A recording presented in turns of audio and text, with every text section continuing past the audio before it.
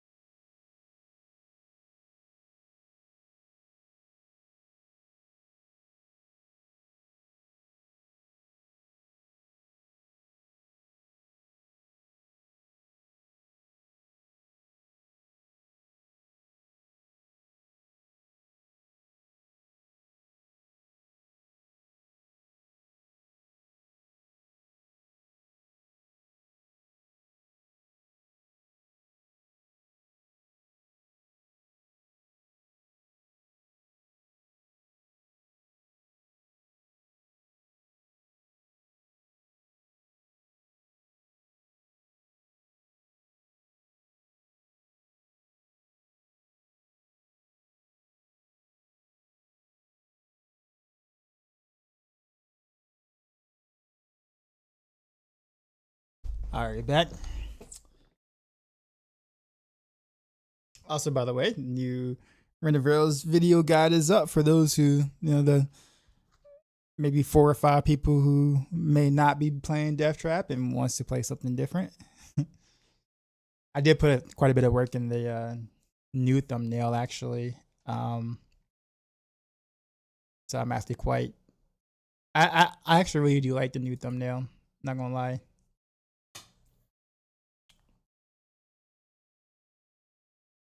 In fact, actually, I think I'm actually show you. What is it? Actually, no, that's not what I want to show. Hold on, let's see.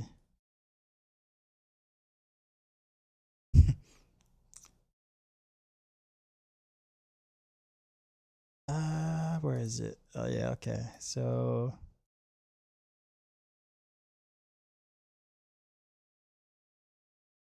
it goes this. Yeah. So yeah. So I actually spent time. And yeah, I'm using Pixar instead of Photoshop because it was free like years ago and it was easier to use at the time. And so now I'm just kind of used to it. But yeah. But this is my did I paint it? Nah. But I did spend quite a bit of time like doing like a new template. Or whatnot, something that's a bit cleaner. So yeah. I spent some hours trying to figure out how do I make this like how do I make it look good while still maintaining the signature.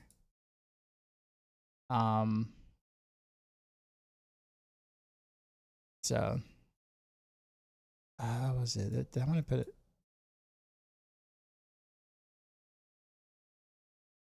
This should actually be a little bit brighter. Actually, now that I think about it,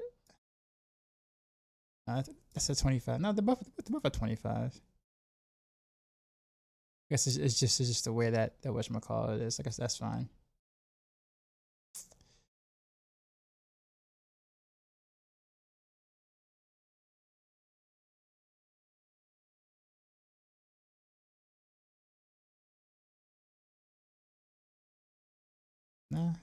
I guess it's there.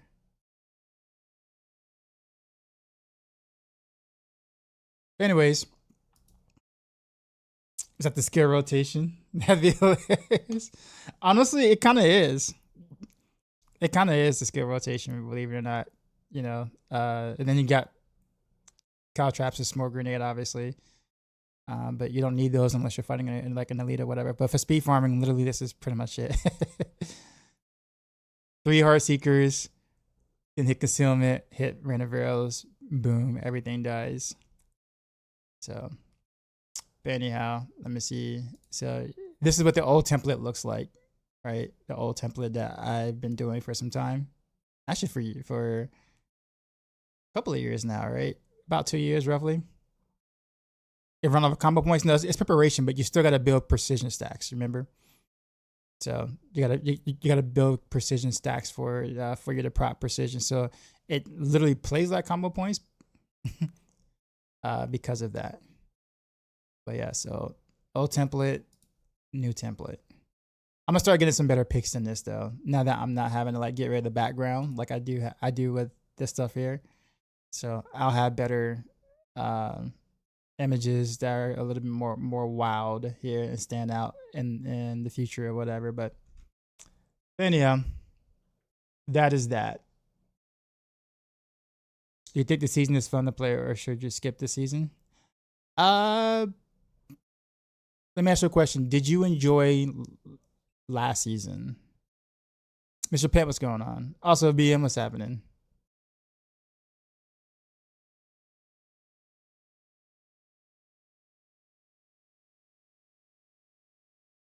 Then consume for the guaranteed crit. No, it's not for the crit. It's for the vulnerable. Otherwise, you won't have a way to guarantee getting vulnerable. And also the dance macabre legendary node. So it does like quite a few things. Anyhow, we're gonna log in. Let's go. Gym leader Steph, what's going on? Also violent himbo is happening. But yeah, that's my thumbnail going forward. I think it's a cleaner look. It's gonna be a little bit before people catch on to it, but that's what happens when you make any sort of changes to anything that's been a staple for so long. So, not to mention, you know, it's not gonna get many clicks anyway, because let's be real, it's Death Trap season. So, yeah, what happened to my thing?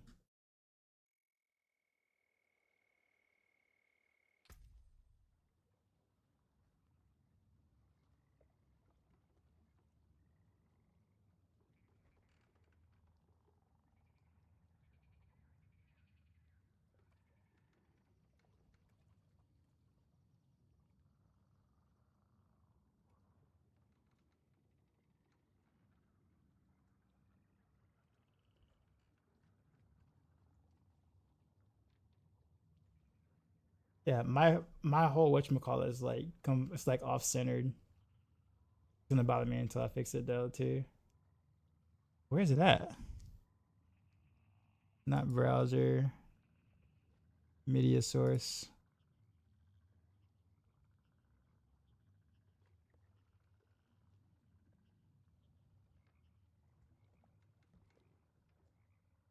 There it is. How did I get off centered though?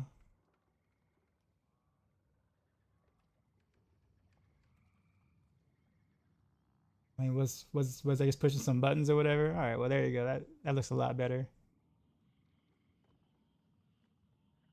And yeah, goals this week, by the way, is to put together Heartseeker Rogue, Invigorating Strike Rogue, Rapid Fire Rogue, and then I'm going to I don't know if I'll be able to get all 3 of those done this week, but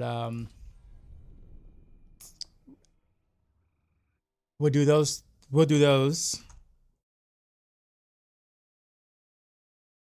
And then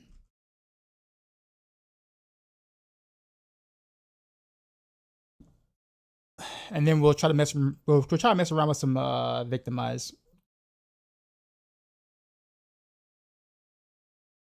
And see if we can do anything remotely interesting with victimize. It is some sort of secret bug or something that like we may have missed with some scaling of it with the power or something. It's unlikely, but you never know.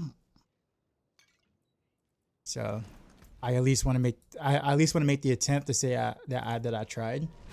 And it'll be like with Heartseeker. Like I'll probably try to do victimize with Heartseeker, see if we can kind of get a ranged play style, whether it's pure victimize or is it kind of like a hybrid between like a damage Heartseeker from range with victimized support. I haven't really decided how I want to go about it yet, but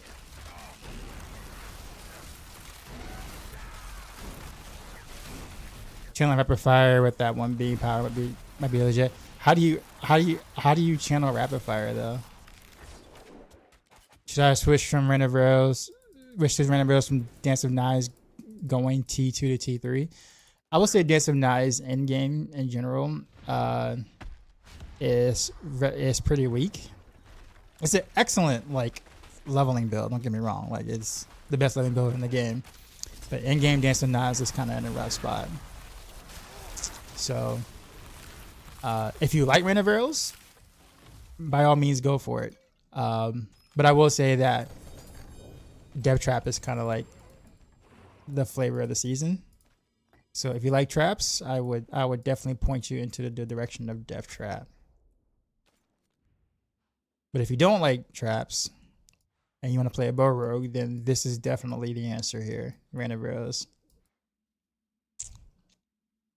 Eric, what's up? You said you started a new video on Random Rails. Yeah, thanks, man.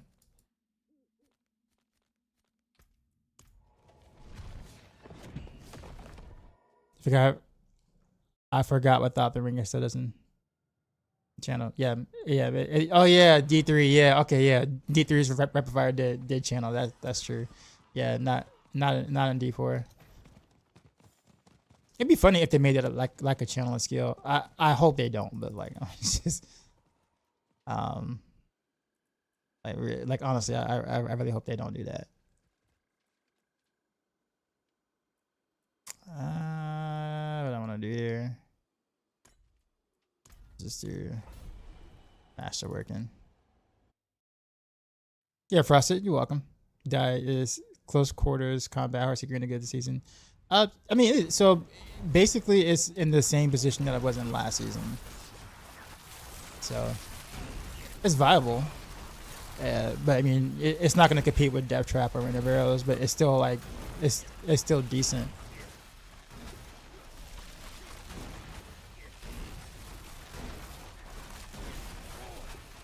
Blame SB, what's up, man? Did this season's kind of worse than last? Are you talking about like the theme or just like overall? In my opinion, what makes the season better than last season is it's not the season theme, but the quality of life. I prefer the quality of life of this season versus the quality of life of last season for sure. But I would say I enjoyed the season theme more last season, to be honest.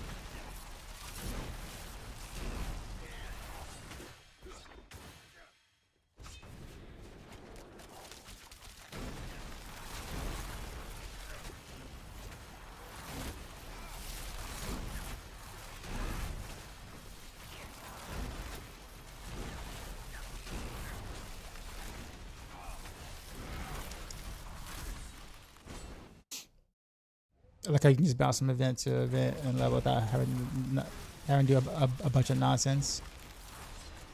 Yeah. Also, Master Worker, what's going on?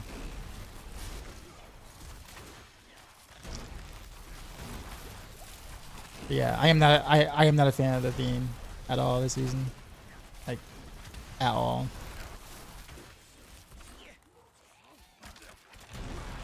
The boss powers are.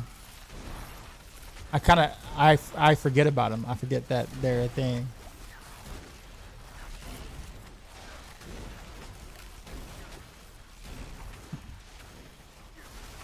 Party cube boss is the only thing I improve in your opinion. I agree. I agree. But those are pretty big improvements, though. I know, like, it seems like for, like, you know, a 4.5 month wait, it may not seem like much. I get it. But the new bossing system is way better. I do think that the loot isn't the loot that isn't Belial, I guess you could say, it is lacking quite a bit. But I think the concept of what they were trying to do, they did a pretty decent job on it. But yeah, I do like the. I will say the Green Tide or Wish Tide was definitely better than Incursion for sure. Like no contest. I would much prefer Wish Tide. So agreed.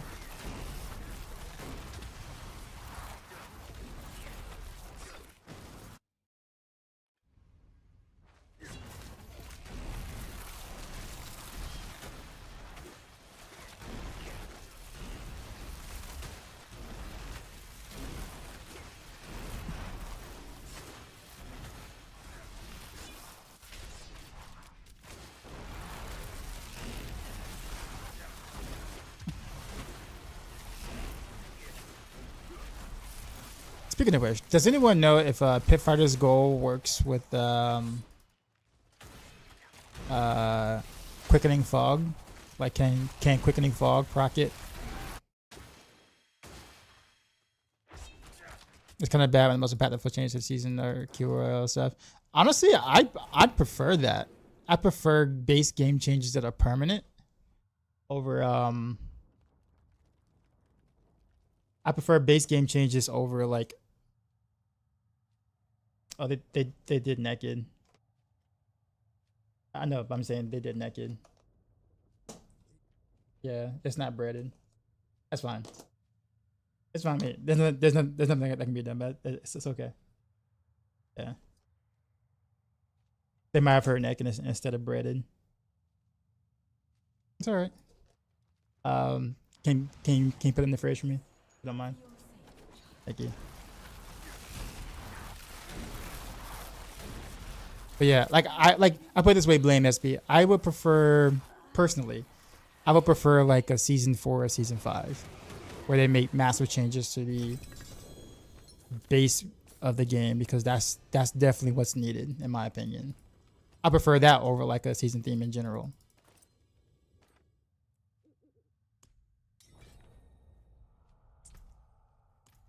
So when the quality of life is definitely like the better key point of it, I prefer that. Now I will say that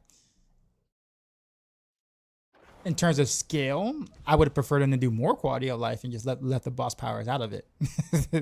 You know, if it meant that we could have gotten like a change to the master working system, or some updates to Infernal Hordes or something, yeah, screw the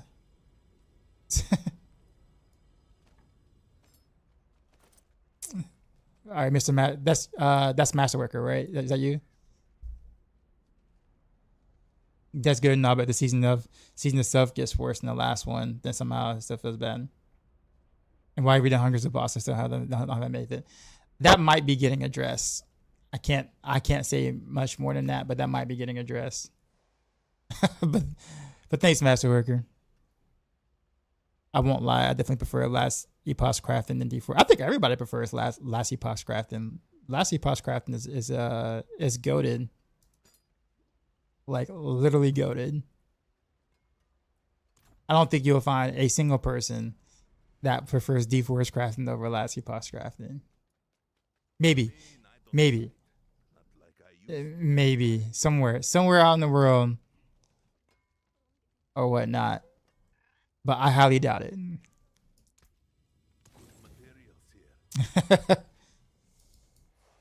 So much says D4's crafting is so much better. You can't trust those people. Yeah, pretty much. I agree. I agree with that. Last Epoch has some goated systems. I would love the same solo self-found or the Circle of Fortune type thing in a game like this as well, amongst some other stuffs. I will say that I enjoy the combat significantly more in D4. I feel like it's a bit more engaging, and the enemies feel like it feels good to kill stuff in Diablo, which is pretty much Diablo's saving grace, and has been for some time. The art, the visuals, the combat, stories, It's always been a strong suit. Everything else, well, yeah, but. All right, thanks, sir. What are we gonna do now? Pit, I think. And there's some things I want to try.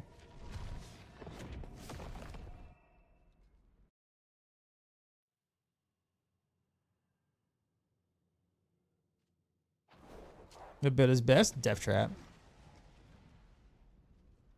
And no, I can still get runes, mercenaries without Vessel of Hatred DLC. You can't get runes without the DLC. Like that comes with the DLC pack.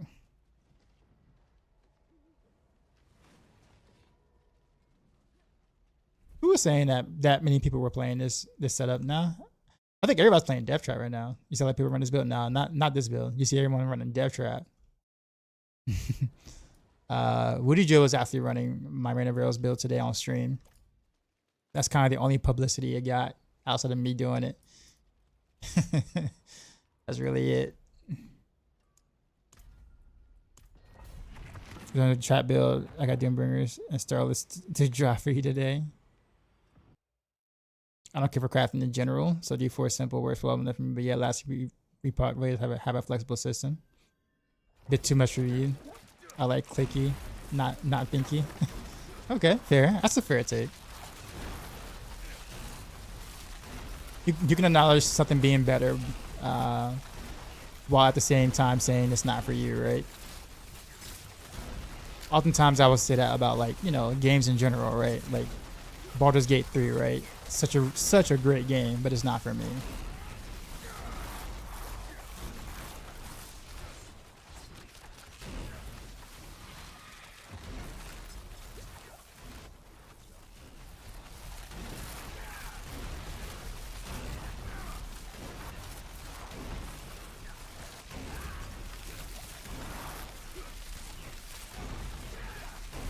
I hear PoE 2 crafting is what the rage is all about these days.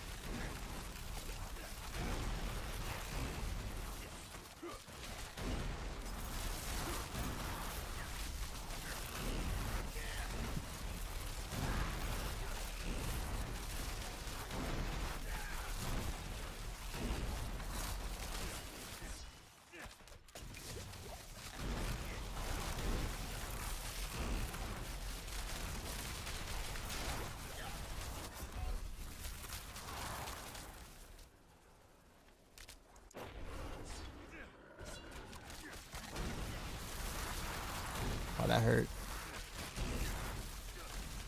Yeah, I'm playing poor this run, like really bad.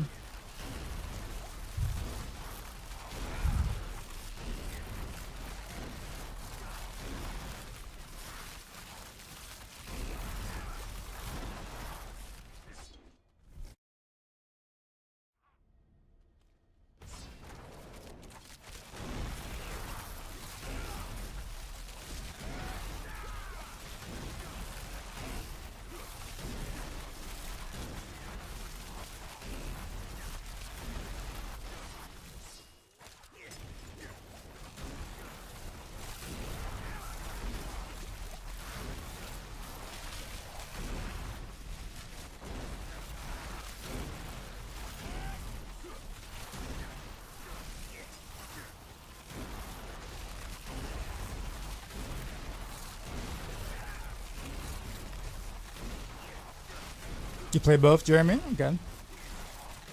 You got the gear to be able to do both already? That's sick. I can't figure out how to get my death trap to be even 0. I'm running everything the build says. So usually when people say that, they're missing the energy. Like having the pieces isn't necessarily the same thing as having the correct stats or the correct master working or enough of a stat.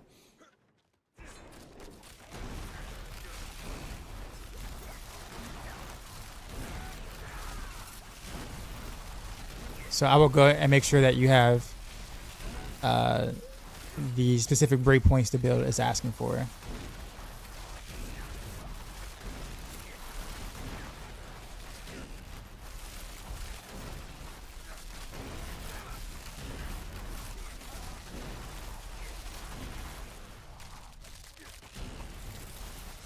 Yeah, this is a really bad run. I don't think I ever did like a... This is about to be 5 minutes for 85. That's like terrible. What am I doing? Also, I'm gonna change up my ring for LOLs.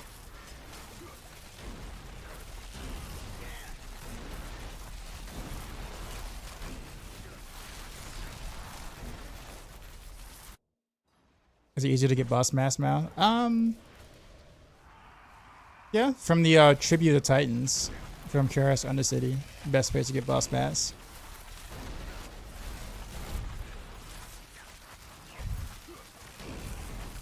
Weird. I couldn't cast. What is going on today, man? What did I do? I took a day off to do video edit or to edit a video, make a video, and all of a sudden I can't play the build anymore. That took 2 staggers. What is going on?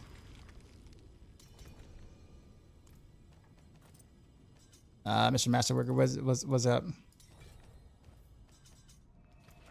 Can Dog, what's going on?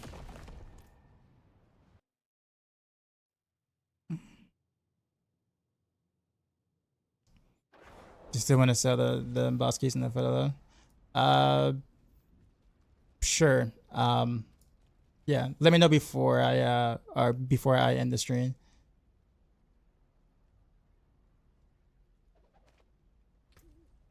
I ain't got no whatchamacallit.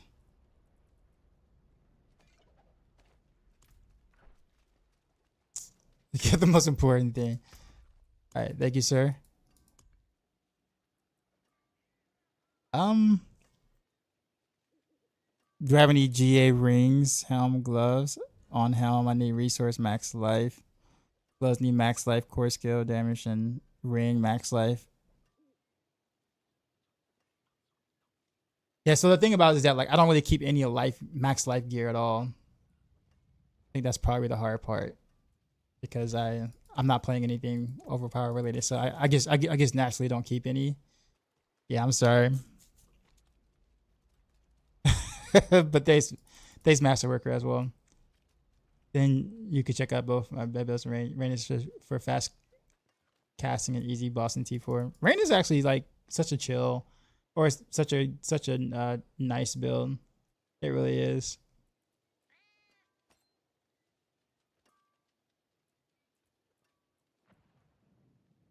I can't wear this, can I? Actually, where is the other ring? I think it's this one, right? Yeah, because this one has resist on it. Let's do that instead of Sterlis. What's a nice build? Oh, I was talking about Rain of Arrows. Why no life gear? No, okay.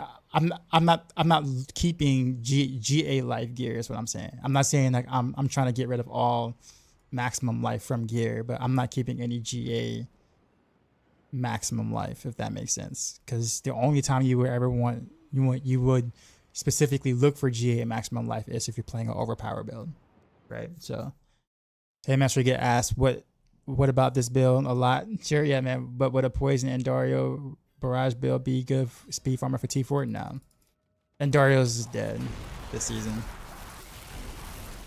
And I say that as from somebody who likes to experiment and do like off meta stuff all the time. But Endarios is dead. Even with a Shaba boss power, that's not gonna save it.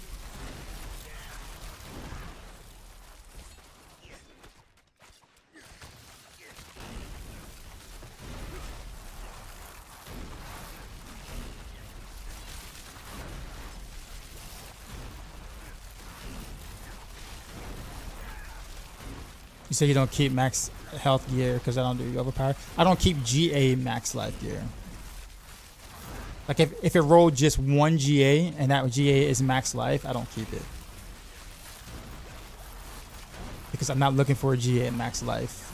If anything, I'm looking for GA on the crit damage or GA on the vulnerable damage if I want to try some victimize later.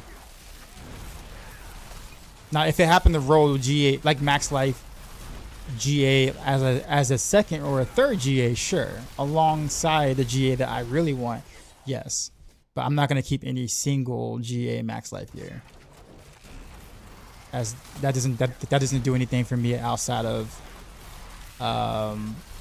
Death Trap at the moment.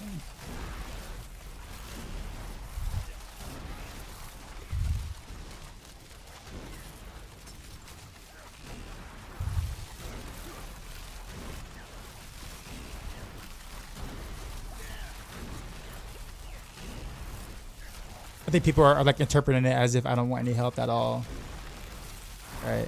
And that's definitely not what I mean.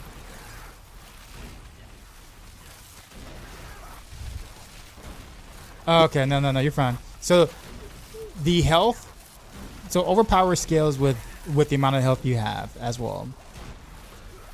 So that's why health pieces are really expensive this season, because there are several builds right now that go into building around the overpower mechanic, such as Depth Trap and, well, Blood Wave, Blood Spear, those kind of things.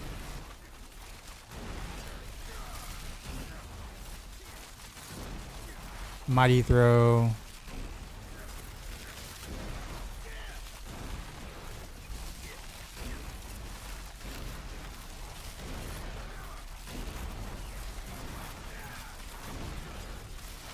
What do I feel weaker than yesterday? I feel like I changed something on accident. I don't know what I did. Not yesterday, the day before yesterday. Yeah, that arm is really rusty.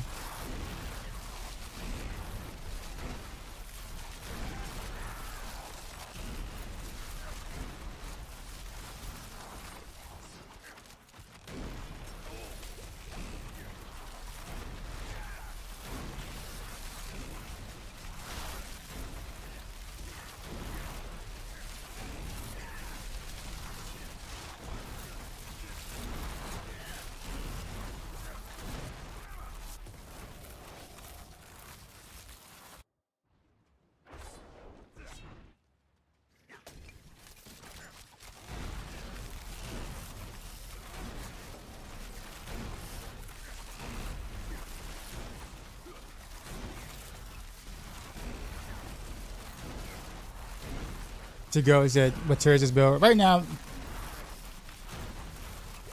Right now we kind of have it in like the top of A tier.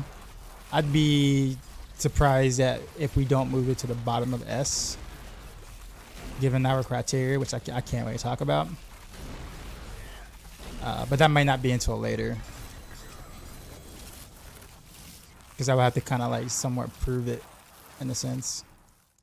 And I don't have all my glyphs leveled and stuff yet to do that. Why can't you talk about it? Because we made a sound decision to not release that information, because what ends up happening is that people tend to, if we give like a certain specific number, then people hold that like as law. And so that's the thing. So like, let's just say, for instance, hypothetically, you know, God tier is like 120 plus or something, or 120 to 125 or something, right? You know, and then one person does a 126, and then all of a sudden someone's coming back, yo, see, this is better than God tier, you know, because your criteria is 120, 125, you're wrong, et cetera, et cetera. So people will get so antsy about the actual specific number that is just not worth, like, you know, yeah, right. So it's like, if we have a pretty roundabout criterion per se, that yeah, so just giving specific numbers isn't gonna, you know, it's almost like, I put it this way, like when a company says we're gonna release this patch at around you know, early afternoon or something, right? You don't give them a number, but the moment that the company says we're gonna release a patch at 2 p.m. your time or whatever like that, and it's 2:01 and the patch is not out, like people flood and be like, "Oh, you lied, you lied." You know, you said you're releasing the patch at 2 o'clock. It's 2:01. Where the f is the patch? You know, and it's just like it's just not worth to give exacts. It's just totally not worth it. I spent the whole day feeling like something's all turns out I changed 3 items. I don't remember doing it. Didn't have any aspects. Yeah. Gotta link them to job applications at this point. I have 38k health with without an instance. Oh yeah, on detail. Oh yeah, it's super super tanky. But I feel like I did change a couple of things. And I probably did because I was like making a video, so I just don't know what I did. I also want to try a different whatchamacallit.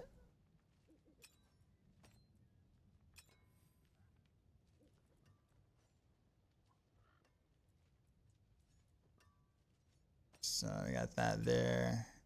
Let's I'm going to attempt Cax.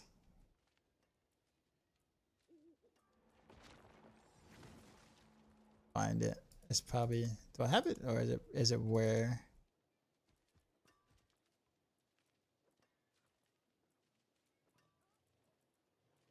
I swear I had it in my inventory right now. All right, we're gonna actually. There it is. I didn't want to do it. I was trying to I was trying to prevent having to try to search for it. Neo, right? Neo Cax. All right, let's go. Bring your pinch shot build at the moment. It's fun. Yeah, see, yeah, the pinch shot build is fun, isn't it? Like it's not like, you know, you're not setting records or anything, but like for just some T4 silly fun, it's actually kind of cool.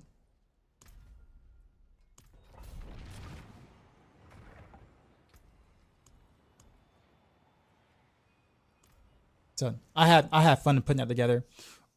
This is why I can't be a game developer. You gotta be stronger than the troops. I know, right? Doctor said his build's God tier, but it was Angel tier, destroyed by fast logic.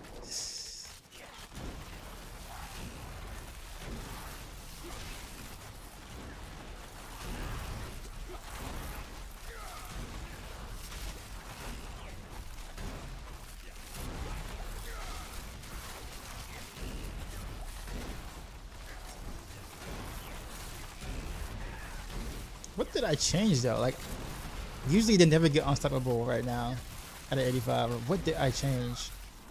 Literally in the video, I was destroying these. That's so weird. It'll come to me later. Watch. It'll be very obvious.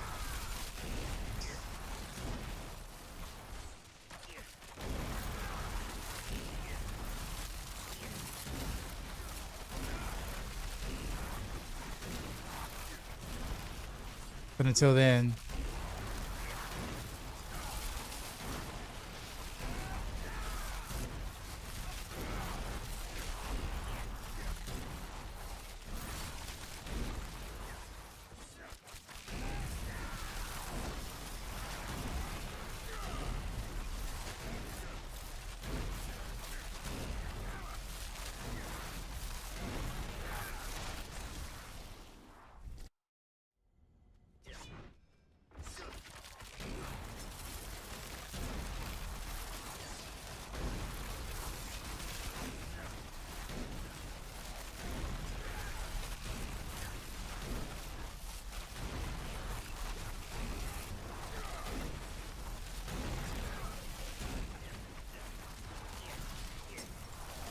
yeah, see.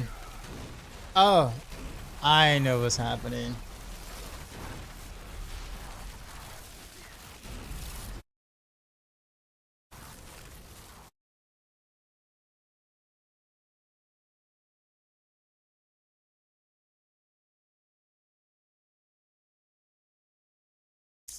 I figured it out.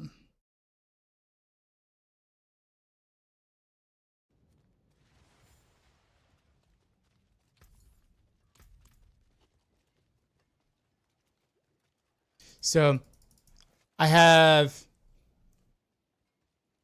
concealment mapped to my mouse button, like my right thumb mouse button or whatever. But I didn't have my Logitech G Hub interface or whatever with my custom hotkeys or whatever. So when I was hitting the side button, I wasn't proccing or I wasn't hitting concealment. So like usually I'll go right mouse button and right click, like right almost simultaneously, so I can get the Dance Macabre buff and the on the vulnerable. I was like, I know something is missing. Yeah, that's 75% damage bonus I've been missing. I'm like, something is off. Like I know something is off. So I was missing the vulnerable and the Dance Macabre buff. I was like, I know it's something. Can we put Heartseeker and Corporal Thunder? Surely it can't be any worse than Death Trap or Rain of Arrows in terms of the amount of buttons you're pushing.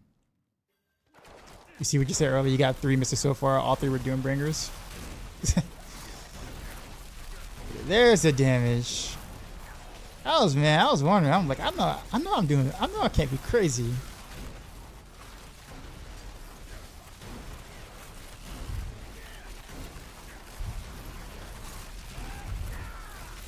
Yeah, there it is. Speaking of which, blame SB or anyone in chat knows. Can Quickening Fog proc the Pit Fighter's goal effect or no? If you know the top of your head. Or do I have to cast it? Like manually cast.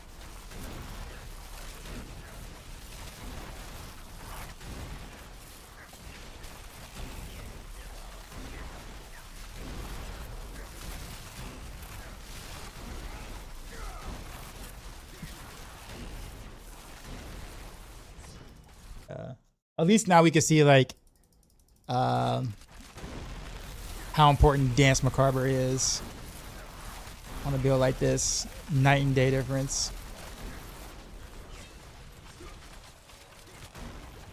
No clue. Okay. I guess it should be easy to test.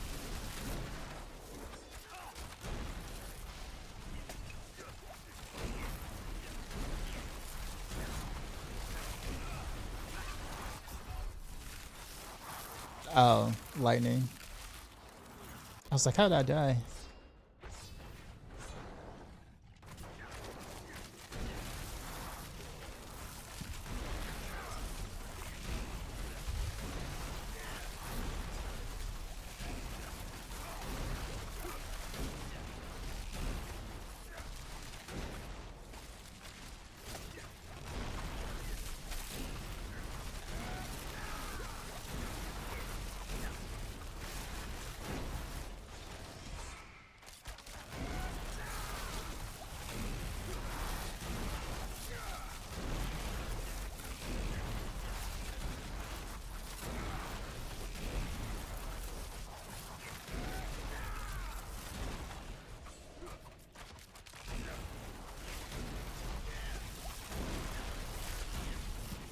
Macabre. You don't pronounce the bray. Okay. But it sounds cooler that way though. No? I think it does.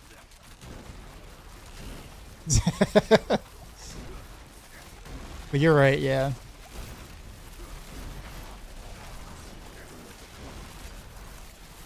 Yeah. If I didn't die. Thankfully, I'm playing control. I can just hold concealment and DT. Don't have to spam. Just hold it. You can pull the same thing off on mouse and keyboard with the right hotkeys, or hotkeying correctly, quote unquote. I guess you could devious up. You're doing a rapid fire later this season? Yeah, I'm gonna do 6 builds. Rain of Arrows is first, but Rain of Arrows, Heartseeker, Invigorating Strike. Sorry, Rain of Arrows, Heartseeker, Vigor Ready Straight, Rapid Fire, Barrage, Pin Shot. Those are the 6 that I am for sure doing. And then from there, I'll probably make up some stuff. Experiment. Okay, so now that we got that working correctly, now let's go back and like test some other stuffs.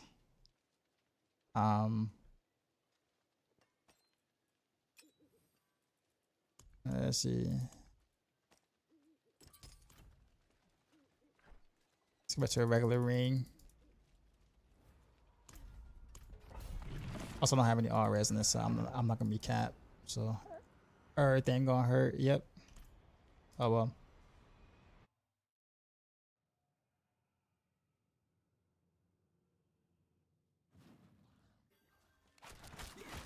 You found a 4GA Shaco.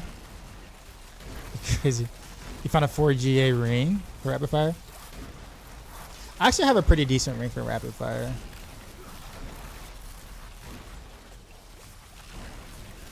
Are you planning on playing rapid fire yourself or nah?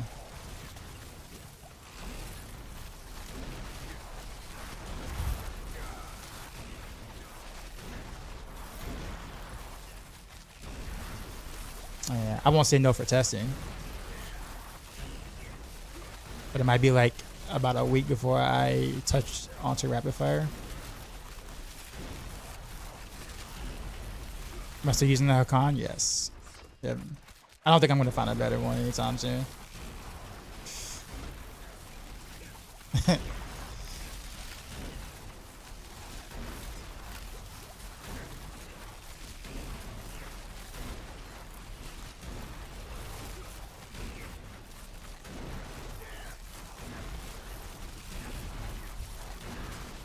And this thing is elusive.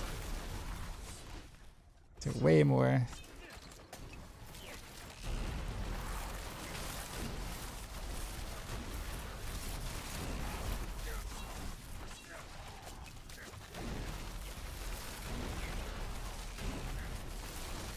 Alright. We're gonna mess with Pit Fighter's goal next.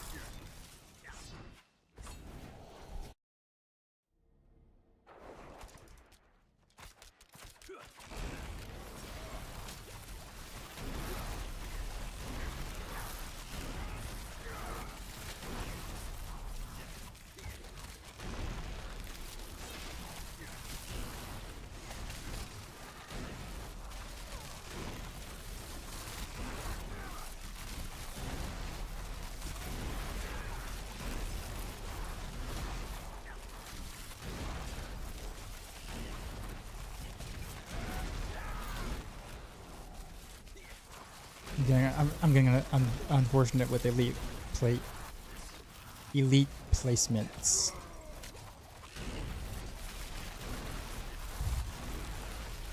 Unique affix is like 51 out of 55. That doesn't matter though.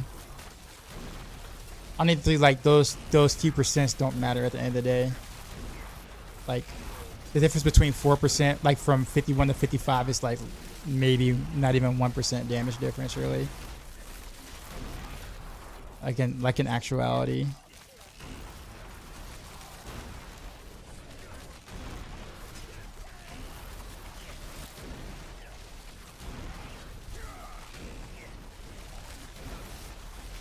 Maybe 1%, 1-ish.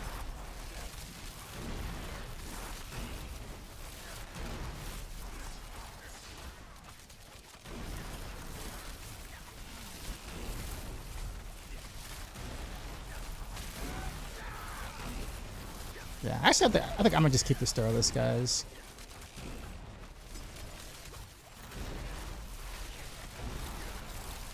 I might have lower numbers, but it just feels way better to play.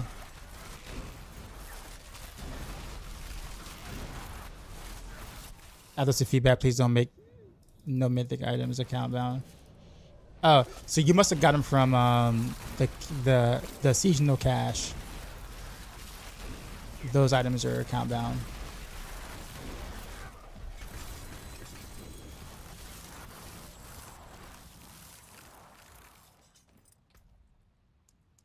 Yeah, I think we're just gonna stick to Starless, but I do want to at least do Pitfall, Pit Fighter's Goal, and Quickening Fog just to see if it procs it. You know, so many horrors bosses that have 7 report chests when you're buffing mercs. I had 1,300 pill marks. You get like 12 masterwork and caches. Yeah, that's it's always nice when you when you forget, like you forget that that's there, right? And then you go like, oh man, all these pill marks. I forgot I had these or whatever. And then you just basically like use all of those on just the mats and stuff. Why did they make Mythics account bound? Because they wanted you to work for it. That's all. They wanted something in the game to be one of those things where it's like, you know, which I kind of get the reasoning behind it. Whether, you know, somebody might agree or not, obviously different story, but I get the original meaning behind it. Work for it and then lower the drop rates of these bitches. Yeah, so I will say that the drop rate is still pretty abysmal. So like, yeah, I actually would love to be able to find mythics in the open world. Like if they had like a slightly higher drop rate in the open world. So like you can get the feeling of actually seeing one drop by doing other activities. You know what I mean? Instead of just being kind of mostly tied to bosses, and then you get all bossed out because you're tired of just doing bosses, right? So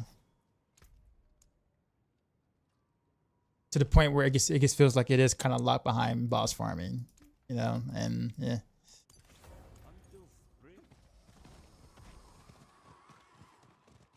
It's the people Mythics won't bounce, people will bounce from not some.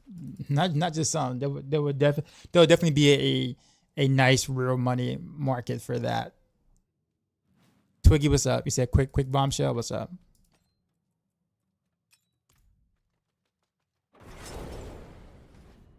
Hey, it works. You sell for cash? Yeah, that's definitely gonna go on the real money trading for sure. Like mythics like Shroud. Like absolutely.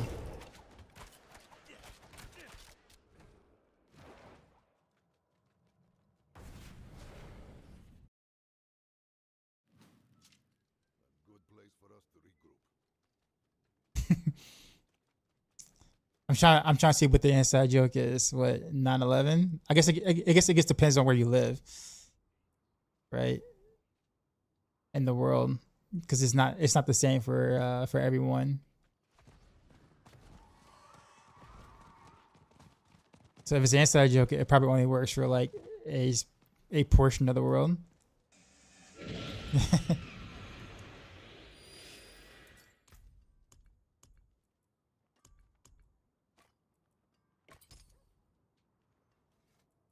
Okay, actually won't even bother to masterwork it. I'm just kind of curious to see how it feels and the thing.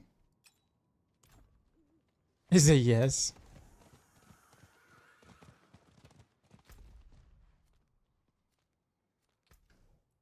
So for those who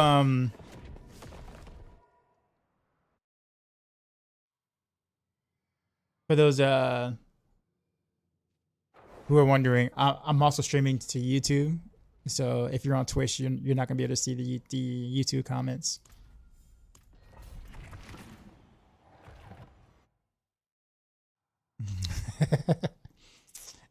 Guess your time. What's up, man? Heartseeker consistent range is your rotation.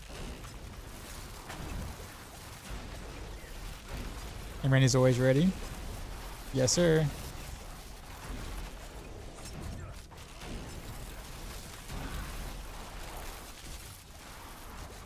Ah.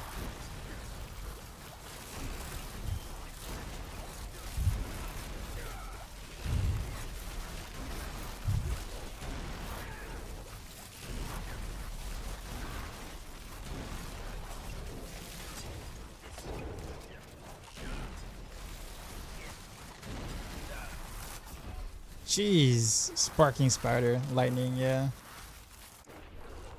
I'm not capped though. Come on to lurk for a bit.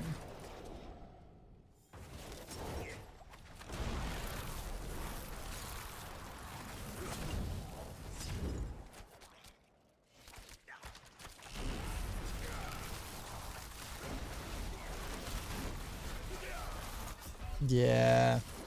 Alright, so I'm not gonna be with lightning damage dealing way more than it's supposed to. And I know I'm not at cap because I just changed the ring out.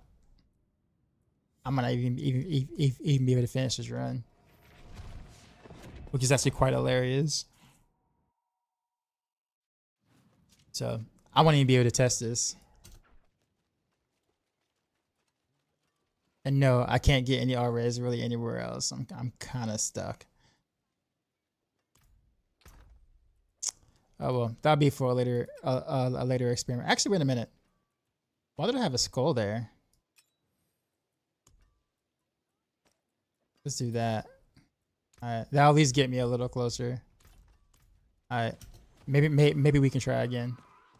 I was starless on random arrows. It feels good. Like the attack speed is what makes is why you want the starless. The 50% multiplicative is actually, you know, fine. Like it works. But what you really want it for is the attack speed. So therefore you can do considerable faster rotations.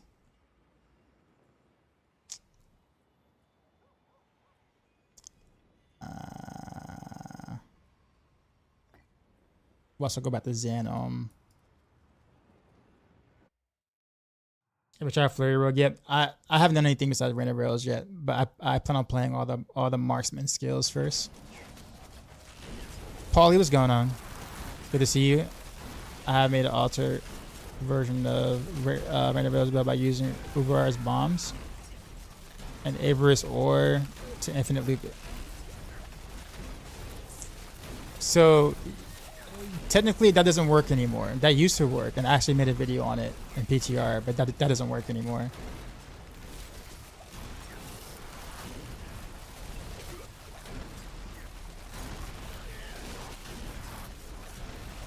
Because the Urivar boss power gives you 15% cooldown reduction, and it no longer reduces your ultimate by 5 seconds like it did in PTR. So you can't infinite loop just random arrows, at least not efficiently. You can kind of do it with a different boss power, somewhat, but it's very clunky and it's slower than just literally just doing a 3-to-1 state.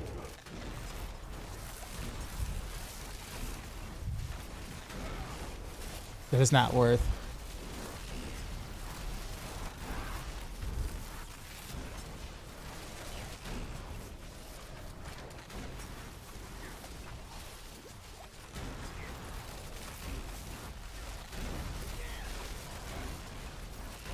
But if you have a clip though, like if you recorded a clip of you doing it, I'll take a look at it.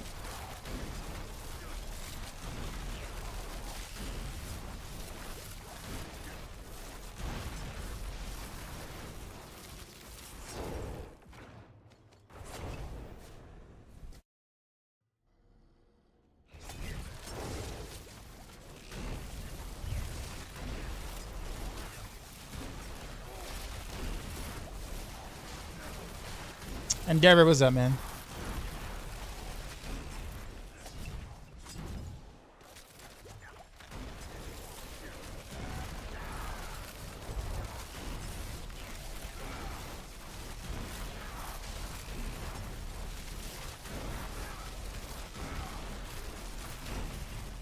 Alright, so I don't like pit fighters either. I think we're just gonna stick with Starless.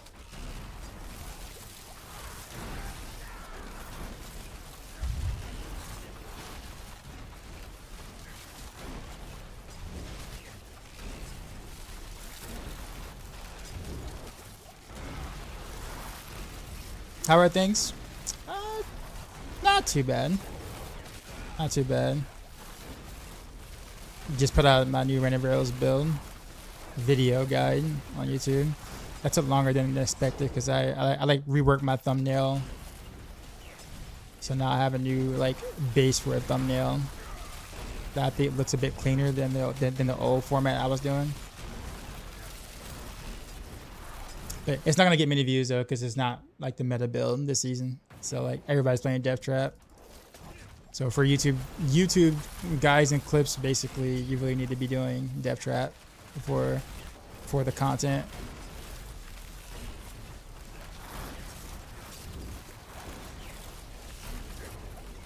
How do I get you to rate your Q transmog? The only matter is the boss power cooldown. Well, see, the problem is that the boss power cooldown is tied into your regular cooldown. So you can't lower your Rain of Arrows cooldown with the boss power because you're already capped.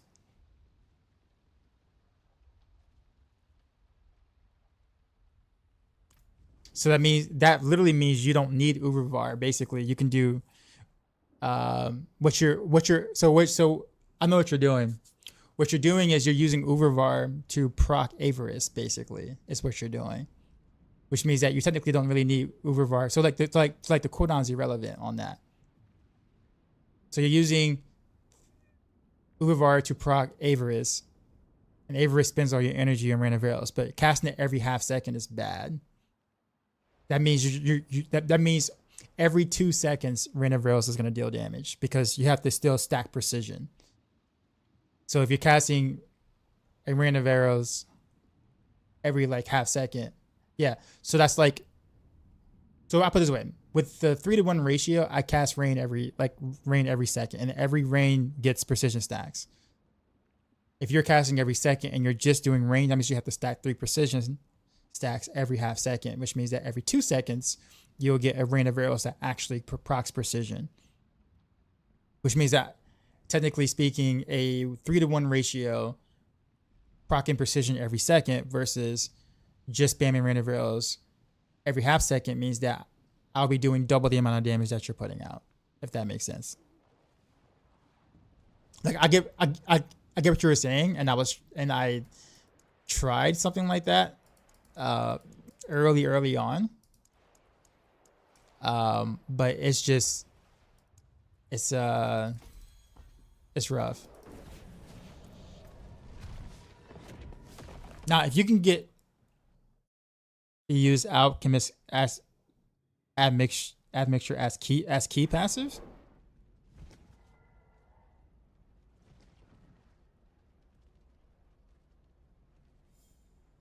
how do you get enough damage out of that though? Because alchemical admixture only really buffs your poison, and Rain of Arrows is not great at stacking poison. Like, you know, like the shadow damage doesn't really matter at all. Honestly, it's pretty pathetic. And then buffing your cold imbuement doesn't do anything either. So you're only getting damage buff bonus out of alchemical or out of alchemical admixture. So the issue with the issue I see with that is that Rain of Arrows is already slow moving. So if you're trying to stack poison with a slow moving waves of Rain of Arrows, then like it would take you a while to speed farm. I'll put it that way. Thunder is up 60-50 by the half. Are we surprised by that? You think Denver's gonna actually win a game?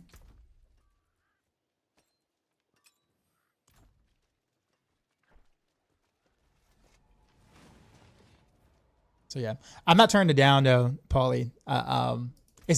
It's unique and it's interesting. It's, I don't know. No way Joker gets swept. You see Denver winning too.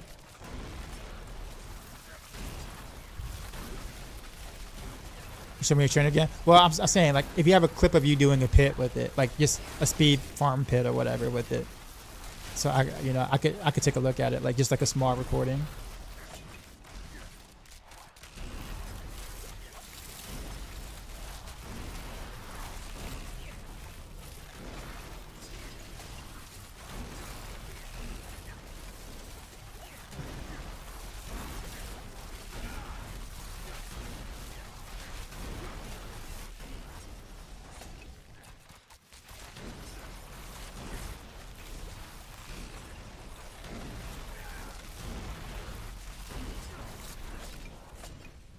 That feels better.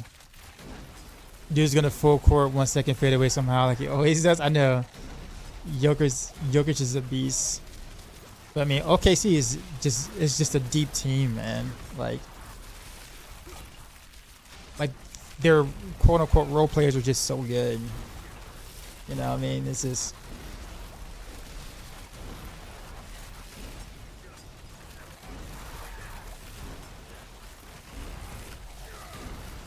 I mean, it's basically gonna be relying on whether or not Jamal Murray and Michael Porter Jr. shows up, or give Aaron Gordon a little bit more shot selection or whatever, because he can kind of carry too, if need be. But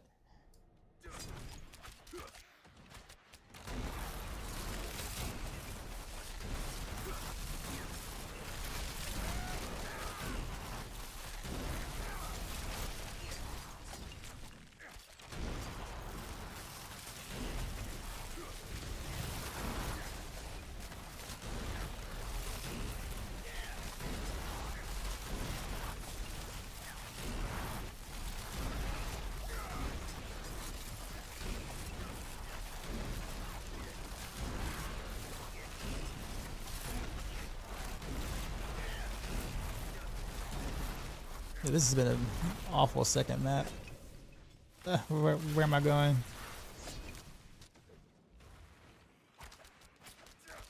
Giannis gonna join Luka in LA. LA can't afford Giannis.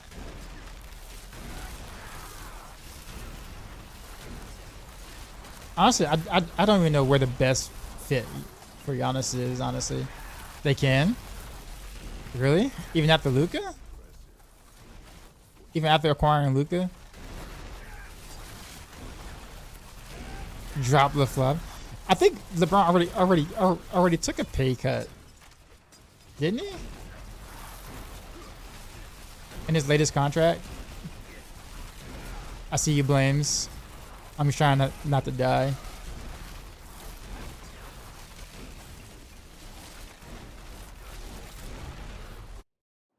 Cheers, that's to Shanghai.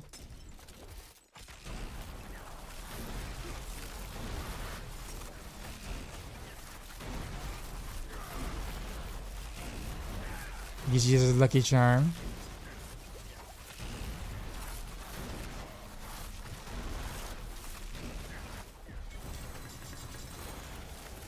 You can say Flurry Rogue is one with the most survivability as a somewhat switch like the rest. Honestly, Death Trap is the tankiest rogue build because of the way that you scale for overpower, which means that you naturally scale life, and scaling life means you're just naturally tougher because you're scaling life. So don't get me wrong. I mean, Flurry is pretty tanky too. I'm just saying that like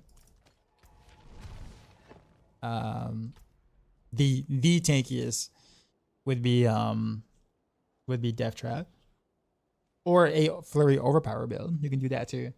Very nice shard of Arathia though. Very nice. When'd you get that?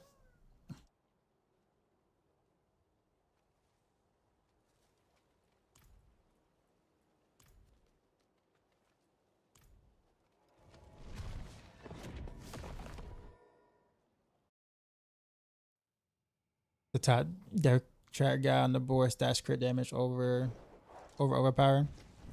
Oh, I know. We're talking about Matthias, right?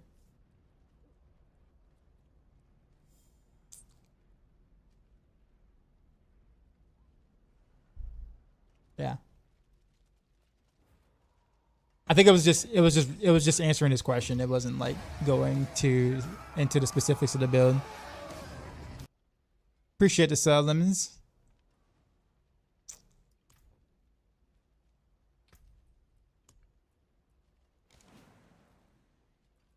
But like the build itself is like naturally just really tanky, whether you go with the BLT route or not.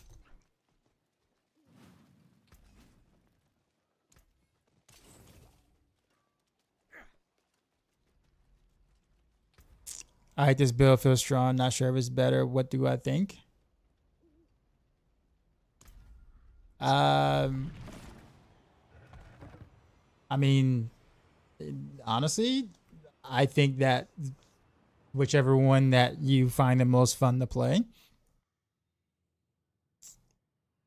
So, and I don't really know what is better than. Like, what are you comparing it to? You say you like this build. I'm not sure if it's better though. What are you better than what exactly?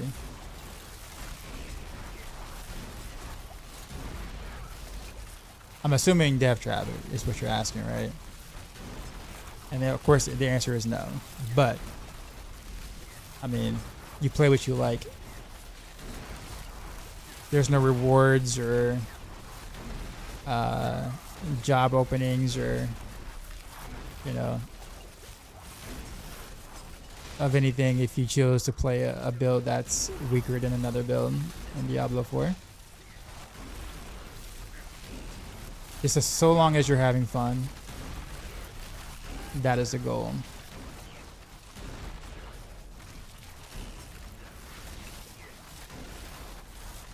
And for a lot of people, seeing lots and lots of zeros at the end of a number is their fun factor, and there's nothing wrong with that. For others, it might just be the mechanics of the build. How does it feel? Does it feel great to play? Well, then that might be their fun.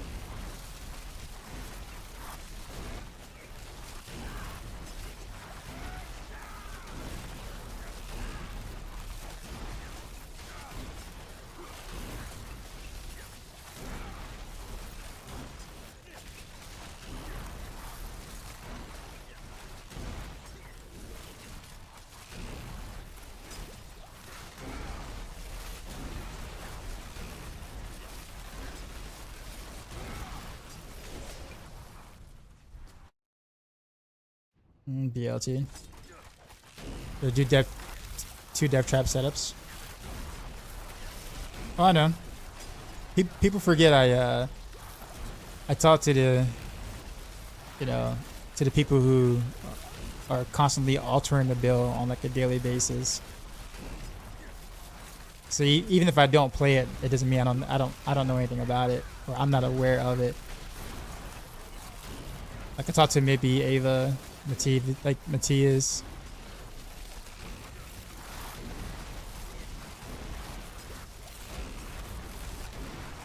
Usually I know about how strong a build is that's meta before the rest of the market does, because of course we have to talk about it internally when we're doing the build guys, right?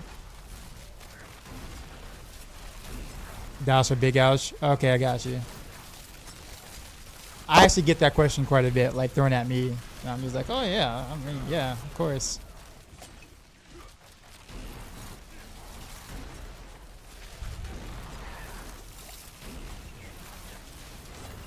I do think the non-BLT version makes more sense. I think. Well, I think it's considerably easier to gear for, and doesn't require as much investment. Although the amulet's probably harder to get though, not gonna lie. But the not having to get 275 energy is nice.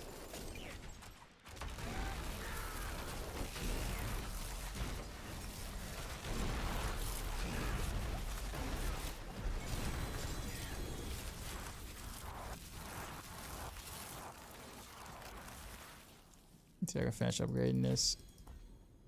Almost got it at 100. Almost. But this has been doing at the Barbarian build, where someone doing the stream has a build plan on mobilytics, so you can follow along. It's been fun. I'm learning a little about why not just following, the guy. That makes sense.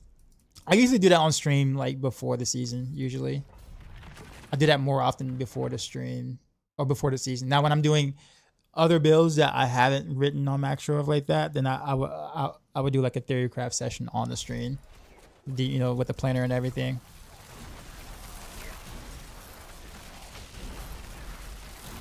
It's a lot of fun.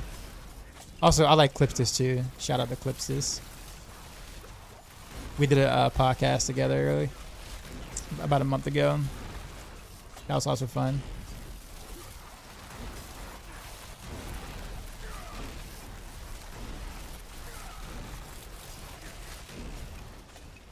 Where I was on his podcast. I'm gonna say we did a podcast together. I was on his podcast.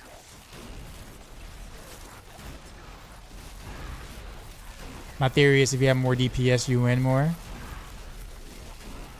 Fair. You get all the ladies, right? All the ladies flock to you.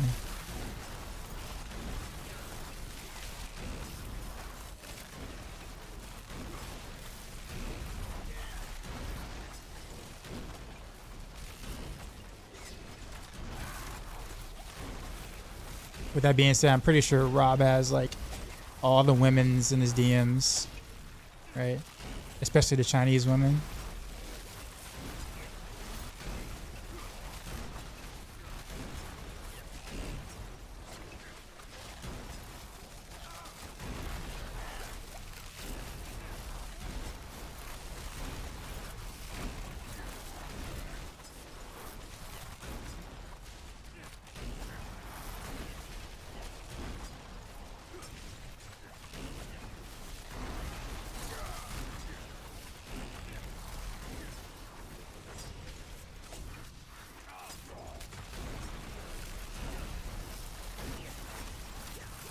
Rogue is more highbrow though.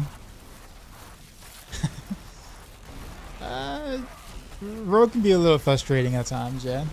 I'll put it that way.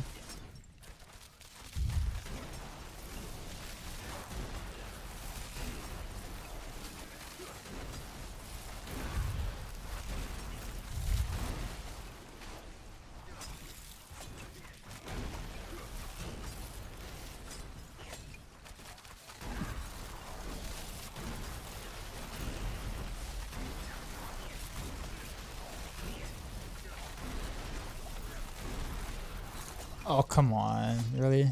One more mob somewhere?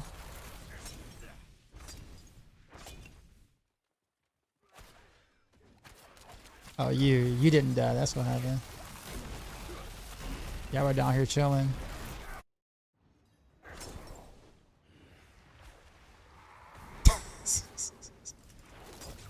No.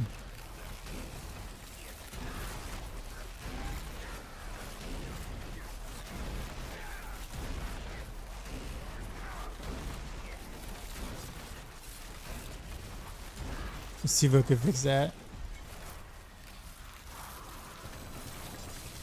Come on, get the one.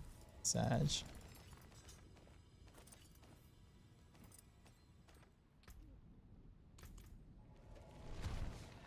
Which is higher DPS, better, or overall build, Death Trap, or random bros? Death Trap.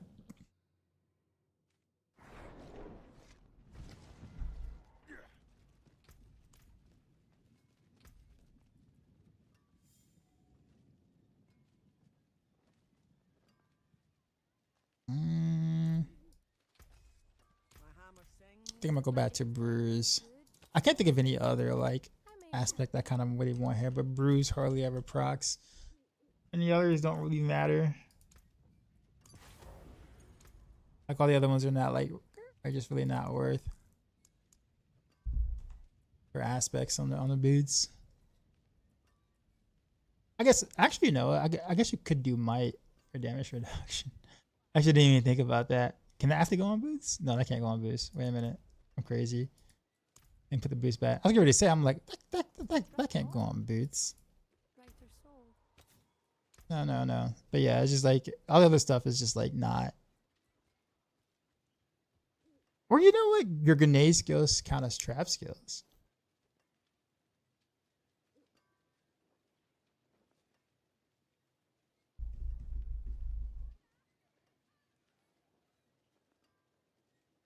I mean, I'm still gonna be running cacao traps no matter what, though. They're sheer misery.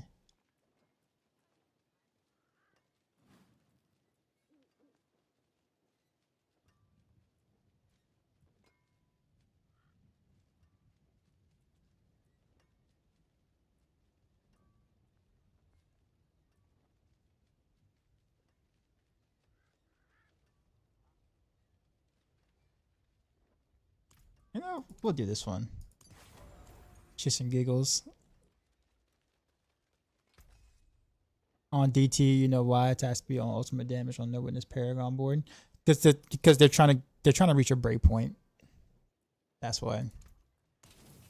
Whereas ultimate damage is just additive damage, and you have so much additive with the build already that like it's not even worth like maybe 1% if that overall damage. So I have a question with Road Tempering, looking for dancing that's double cast, at least with Mobilix says, but I only see double damage. It's double damage, not double cast. It might be like some leftover like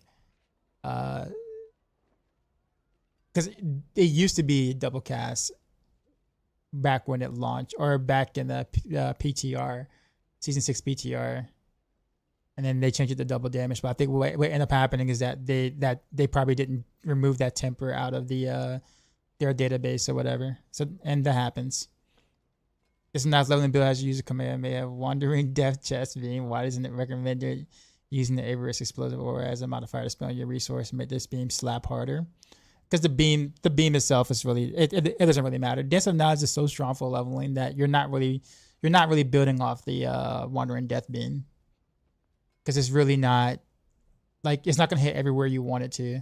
It's almost just like visual cosmetic sort of thing. I mean, it's not bad by any means, but like it's better for you to like oh, also not to mention yeah, I guess you could do that. I mean, there's nothing wrong with it. If that increases your fun factor, yeah, go for it. It kind of said that most high tier builds are mostly based on overpower. We had this conversation before, not like in the stream, but like some me and my friends and whatnot, and other colleagues and creators or whatever like that had the same this very same conversation. Overpower needs some tuning, or not want to say rework, but like they should do something about overpower, because the way it stands right now, overpower builds are going to always overtake the meta every season until something is done about it. Then, like nothing you can do at the moment without like, you know, fixing the core how it works or whatever like that is going to help the situation. They have to like look at it from the base again. So I wish they changed this soon so everyone could enjoy the builds. So I guess that's where we might. So I agree with the first part you said, for sure, like 100%. In terms of enjoying other builds, I mean, honestly, that just depends on the kind of person that you are, right? And I say that because people's enjoyment factor is different, right? For some people, it's like I can only enjoy playing a game if I play a build that's an S tier. If a build is rated A tier, I will not play it. My fun is not. I will have less fun, you know, because my build is not rated S tier, right? Some people are like that. I would say a large portion of player base is like that. Some people just like, oh, I just want to be able to farm T4 comfortably and level my glyphs. Well, in that case, there's a lot of builds that can do that aren't S tier. You know, I will argue B tier and above can pretty much do that comfortably, right? And if that's your goal, then you can still have fun, despite the fact that your build is not a meta build. So in that case, it just depends on the kind of person that you are, right? I mean, there's no right or wrong, right? It just depends on like how how do you enjoy the game.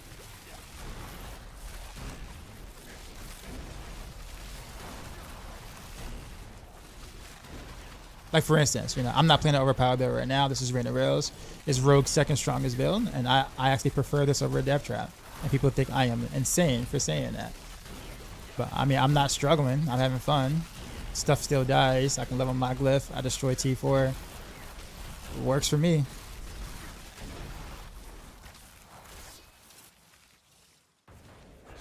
Some builds can't really, yeah, but like that's like the bottom though. That's not the top. So like if it's not meta, it doesn't mean that a build can't progress, right?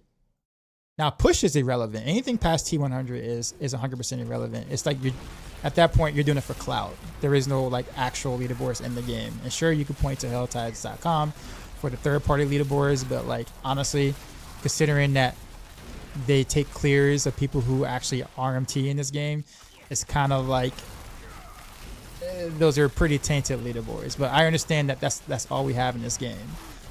All right, so I understand why people do it. I have a lot of friends who do push and stuff like that, who are legit players who push. But like anything past T100 is legit irrelevant in terms of actual value in this game. So if a build cannot push like 110 or something like that, it doesn't make the build bad for everything else. It just means that that build cannot push an irrelevant tier, an irrelevant pit tier.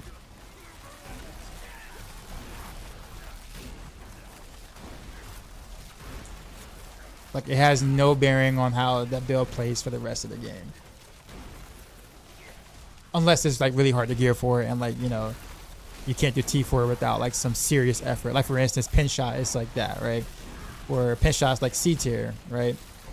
But it takes some investment for it to feel good in T4. Like you're not gonna be able to sit there and like start building it and then get, build it while you're in T4. Like no, you're gonna have to like take your time and get the right pieces and the right master working before it feels good in T4. Now that's some investment.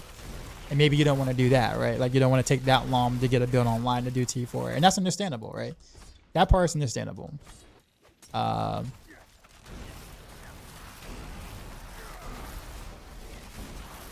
can see what's going on.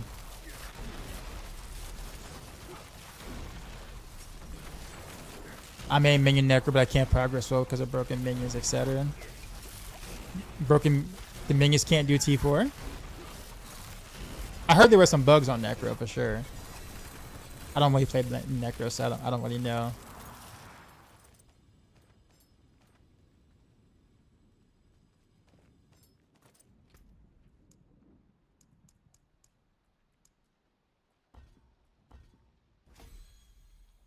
$100, yay! We did it. Get one glyph 200.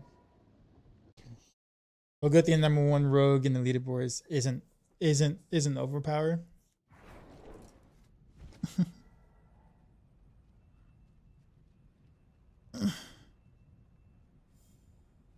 Speaking of which, I mean, honestly, the overpower and the non-overpower version of Death Trap, or I mean, at that point, you can kind of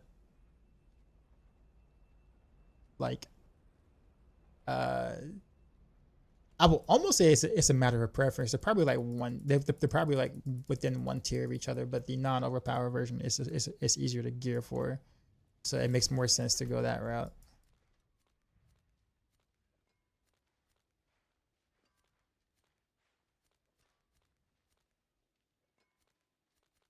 Can't even do under root. We do have a cure S on the city. Oh no, wait a minute. Let's do this one. That whisper. It can be, as you said, the progression is frustrating while the builds breeze through content. Okay, that's fair. That's fair. That's 100% fair.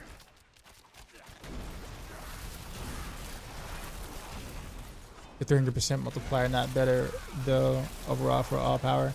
Well, it's not. You have to look at all factors, not just that one factor. So you have to look at the build overall in its entirety. What are you giving up? What are you putting in this place, right? That kind of thing, because you do give up a lot of power by going BLT and Shaco, for instance, and also Doombringer. Like those are 3 important slots that you need for overpower, Death Trap, right? But there are also big slots that are big damage slots. So you're giving up natural damage for the ability to be able to overpower, well, if that makes sense. So it's like a trade-off. And I think honestly, like we should kind of see more builds that are like that, where it's kind of like, we have to question. It's like, oh man, like, is this worth doing this over, in a sense? And you have multiple ways to kind of like approach a build. Like I think Death Trap is a great example of like a build where it's like, oh well, you could do it this way, but you can also do it this way. What's the pros and cons behind doing it like this way or that way, etc. Like we need more builds that have those kind of options versus like, no, this is the way to do it, and that's it. right? Did I just die? I died, right? I guess realize I died. Who is Mippy? You know who Mippy is. Krager, what's going on? And yes, you can trust him.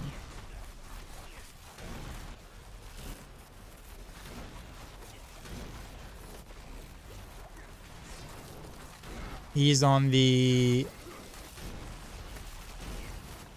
If there was a Mount Rushmore for rogue players, he would definitely be on that. No question.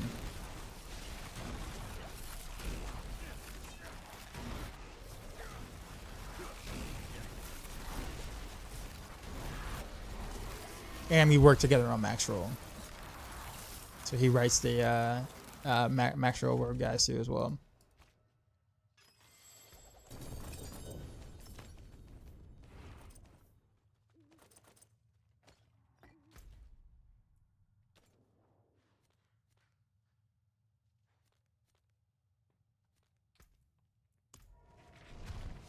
You need to make so much investment that's no longer fun because it's taking so long. That's also fair, yeah.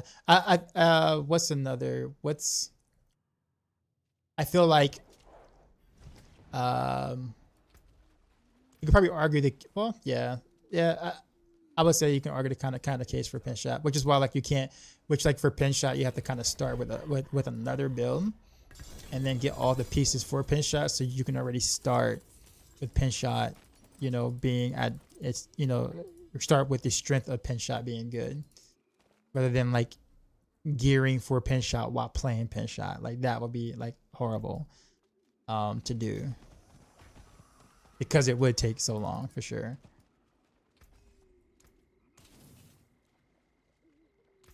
The damage on next attack breaker stuff can go up to 300%. Would that not be as good? It's additive damage. Anything that's additive damage on an in-game setup that's pretty optimized is generally just bad. Now it might be the only option you might have, but it's not like, so when people say 300% damage, it's not 300% damage. You gotta think of how much damage you already have. So like let's say if you have 10% damage and then you were to add 300% damage, that's a massive chunk of damage you just added to your character. But if you already got like 100,000% damage and then you add 300% to that, you're not gonna notice a difference at all. That's like less than 1%, way less than 1% of damage you just added. You can do it like, let's say in the case of money, like let's say if you have $5, right, and someone gave you $100, right? You know, that's a big difference. If all you have is $5 and someone gave you $100, that's a massive increase, right? Massive increase. But if you got $1 billion and someone gives you $100, like, to you is like, oh well, okay, I'm not gonna notice that you just gave me the $100 because I already have a billion already of it. But you're definitely gonna notice it if you have $5, right? So it's like that. It's probably the best way I can kind of put it without like going into like numbers and stuff. Over here. Keep quiet. Oh, very nice. Rubbish. All right, calm down. Put it away before somebody sees. Yeah. That looks worn. I can fix it. And in reality, the way damage works in this game is just kind of messed up anyway. So I can understand why people get a little confused about why we don't take certain things for sure. Like because you know what bucket is what damage type thing, and why is there so much of this, and wouldn't this be better because it's a way higher number, right? But it's like, if people don't know what category is in, like, you know, it's impossible to kind of be like, you know, this is, so like when people ask the questions like that all the time, like I totally understand where it comes from. It's not because they're dumb or whatnot. It's just a matter of the way damage works in this game is really silly. It really is. And the stat that you think you should be stacking is a stat that doesn't matter because, you know, bad category, right?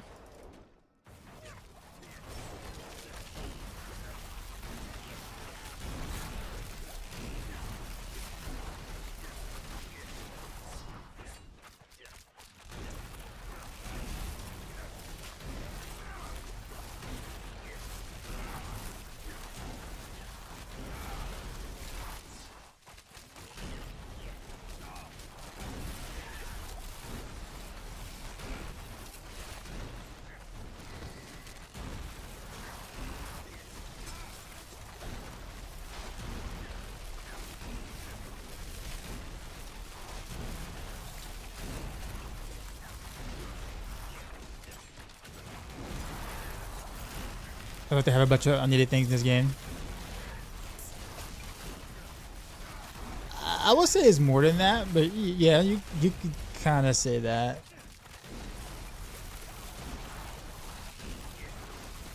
I would just resort back to like damage oftentimes don't make sense in this game.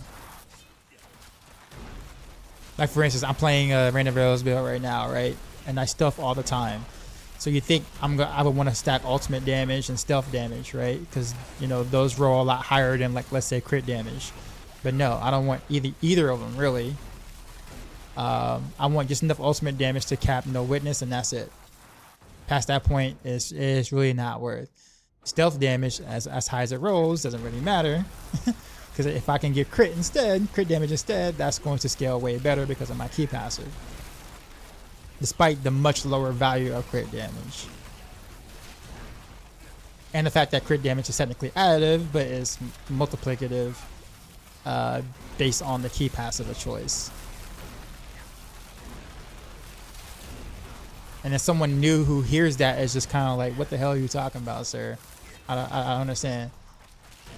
And I'm like, I don't blame you.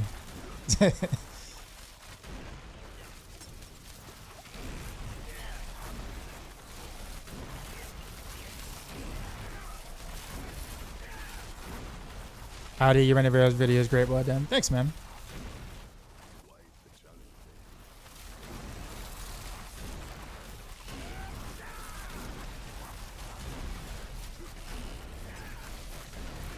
I'm about to drop it down some so I can just level like some other glyphs.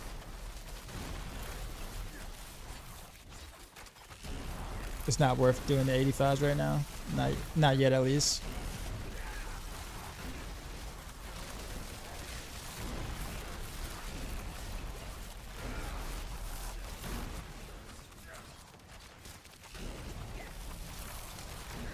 They actually lessened the unneeded things before. Yeah, they did. They got rid of quite a few of the damage on Tuesdays and damage while pumping gas at a 7-Eleven.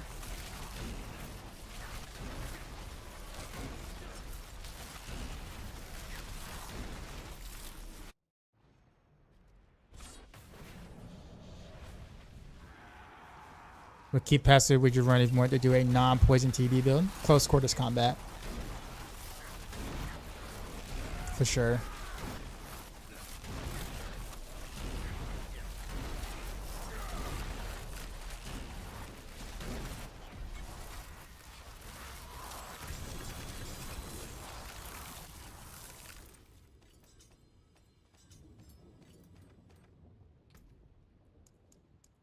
Alright, let's see. You need to level up my closer glyph.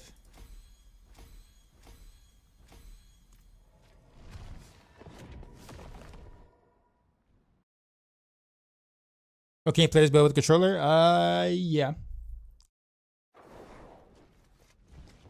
Don't knock the damage while pumping gas at a 7-Eleven. I got stabbed there once, and I'm glad I stacked a little damage reduction because the homeless dude hurt. I have no comment.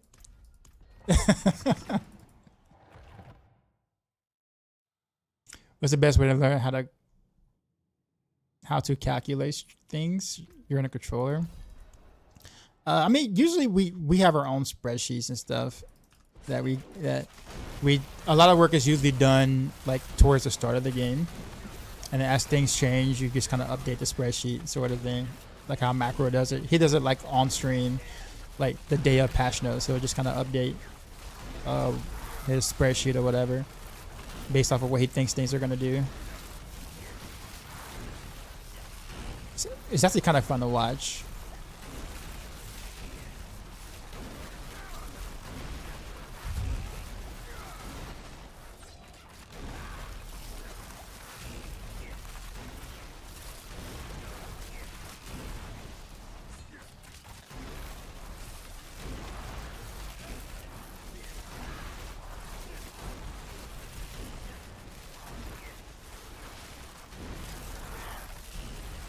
Unlike me though, I don't have a spreadsheet. I kind of memorize how things are in terms of what works, what doesn't work, what's bugged, what's not, what the multipliers are, and what are multipliers, what are not multipliers, any double dipping, triple dipping, all that stuff. I usually do all that by memory. Everything else is I take the Oster approach when it comes to builds and stuff like that. Like you can do all the fancy numbers and stuff, but me, I'm just like, if I just hit it really hard, right? If I just push the buttons really hard and stuff dies, I have accomplished my goal.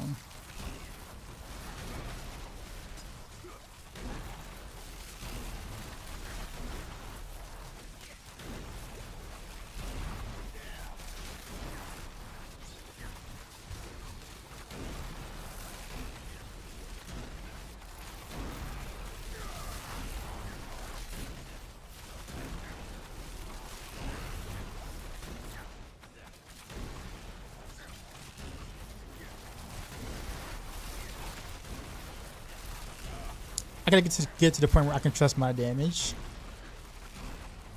where I can just zoom after like 1 or 2 casts after an elite pack, and know that they're gonna die, you know, on the second or third wave, instead of waiting around to see if they actually died.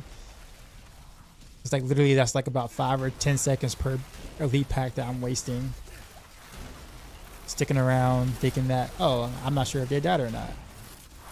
That like saved me like almost like 45 seconds in the run, which is insane when you think about the efficiency aspect of knowing that your ring is gonna kill and you don't have to look back. Peachy, what's going on? Like to learn it? I mean, you can just kind of hang out with people who know, right? Like Sanctuary Discord is usually really good for that, like for that kind of stuff. And usually like the guys who does like the in-depth spreadsheet stuff, like they share their stuff public, so you can kind of just take a look at it and get an idea of why people are doing what they're doing, etc.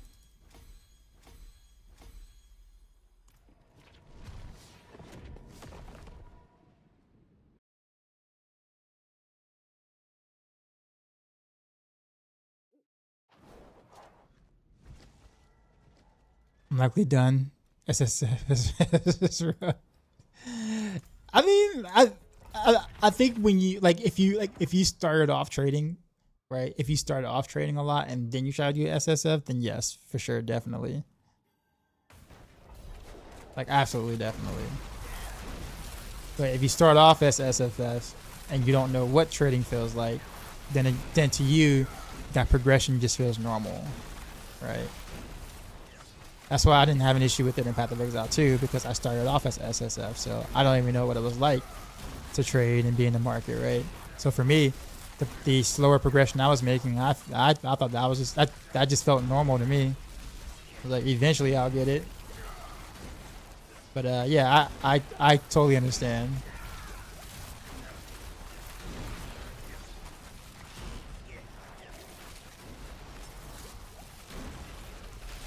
It's also why, like, when it comes to like getting stuff on stream from like my viewers and stuff, like I appreciate it. Don't get me wrong, I absolutely appreciate it. But it can totally like super speed your progression to where you get to the point where it's like, well, what else am I farming for then if I already got these things and people were being so generous. At the same time though, it does speed up testing for multiple different builds, which at the same time I guess does benefit the community in the long run, because I get to test those things a lot faster, which is why I don't have a problem with it. I used to just say no until I kind of understood why people were doing it. It's like, oh, I'm giving you this 4GA Eagle Horn because I want you to, see you do the Eagle Horn build kind of thing, or see you come up with something cool with that. And it's like, oh, okay, I guess that makes sense, right?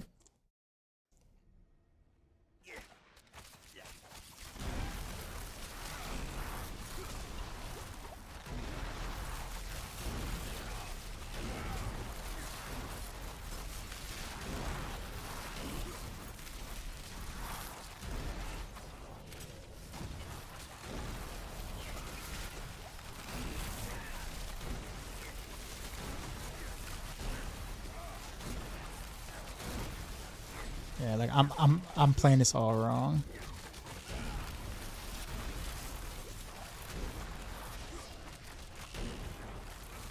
pretty sure I could probably do 2 casts in Elite now, I think. Or 1 cast, actually, yeah. I'm like waiting around for nothing, for no reason.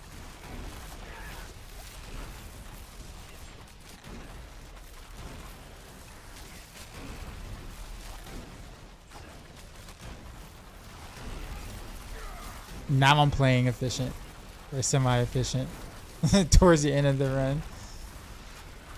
After I already wasted like a minute.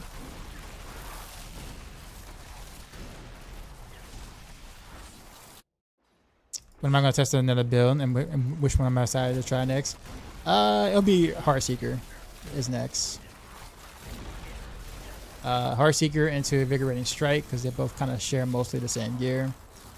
Then it'll be Rain of Arrows. Sorry, not Rain of Arrows. Then it'll be Rapid Fire, and then Barrage, then Pin Shot. Now, in the midst of those things, I also want to test some victimized stuff, because while we know that it's like down bad, like victimized is just kind of terrible this season, I still want to do it just to make sure that like we're not missing anything, you know, like taking a little like you know, dusting each corner for like even the slightest bit of evidence or whatever. Like I want to go back just to make sure that like we're not missing anything, or some interesting interaction with like I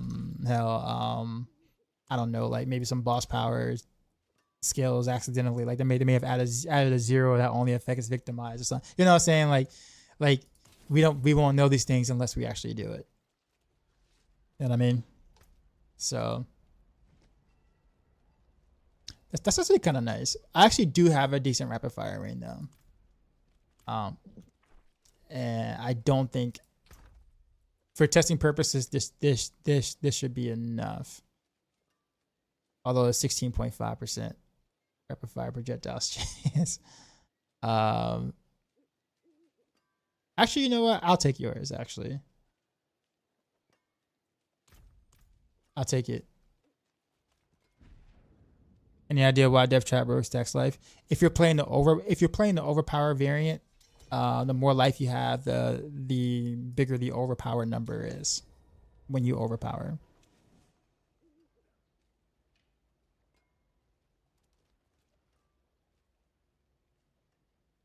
Three GA sword for Death Trap, very nice. Never replacing that MF.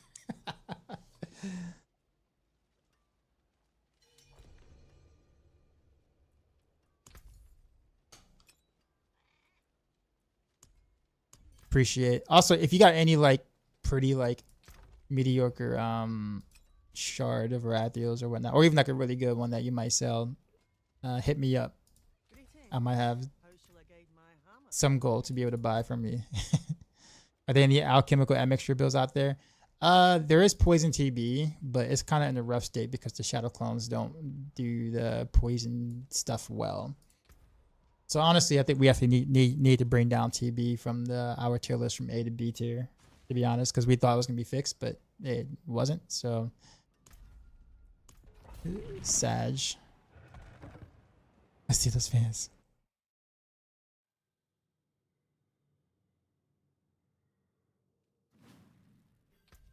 These right here, these beautiful pants.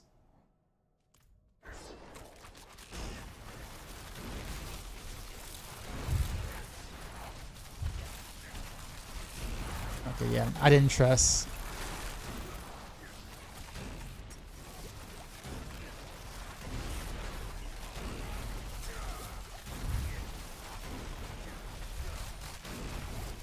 Freaking. Yeah, they need to remove these champions from the game, man.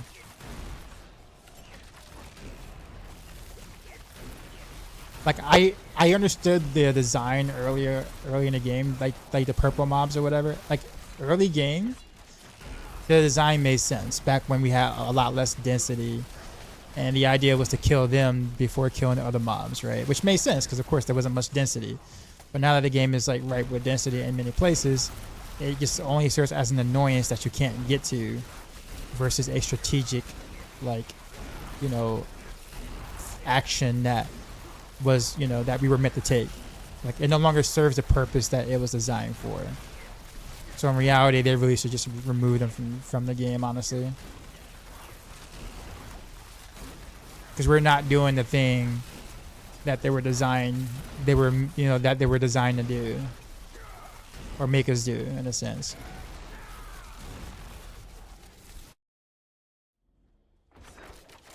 Never seen the key passive used before. That's because it only really buffs it only really buffs your poison imbuement. Like you don't get enough out of shadow because you have to explode things before shadow does anything. Like shadow maybe does anything, and even then you can't get the value high enough for it to matter. So it's only really a poison imbuement key passive at the end of the day. And right now, since Shadow Clone, if you're not playing the ultimate build, Shadow Clone is, you know, basically the crutch of any build that isn't Rain of Arrows or Death Trap. If Shadow Clone can't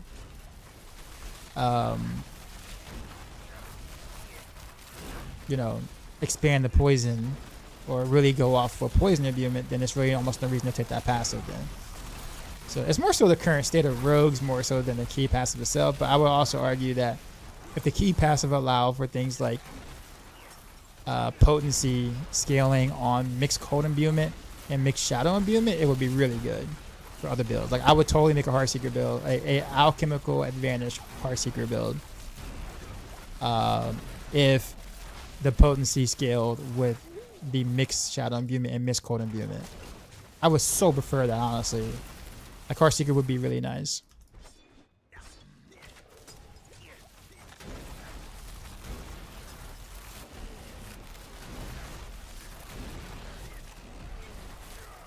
Can I show equipment? Yeah.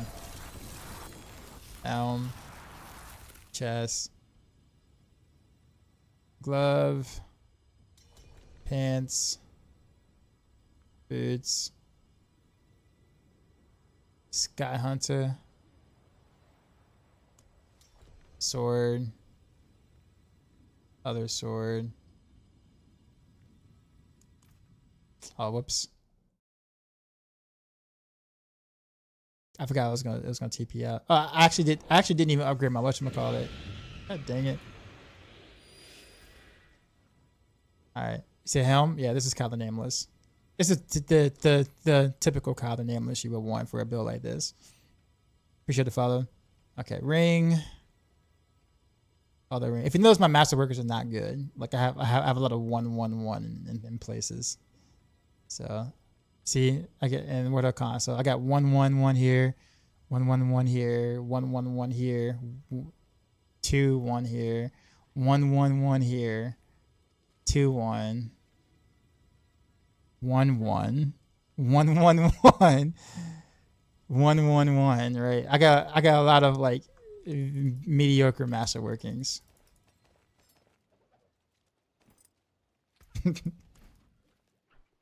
Yeah. I mean, I guess to me, I mean, don't get me wrong. I mean, the proper master workings will increase my damage, but like, I don't even like, I guess because I'm not someone who pushes really. It's just, it's one of those things where it's like, I'll get to eventually. Like I just don't want to sit there and like do like 4 hours of like getting mats to burn it all on like one item on masterworking and not get what I want. And then I'd be like, you know what? Screw this game. And then I leave. Nah, I'm good more times. The GA on the crowd control duration, that doesn't really matter. But my Kyle Nameless is actually nice. The only way that this gets any better is if I get a GA on the unstable elixirs.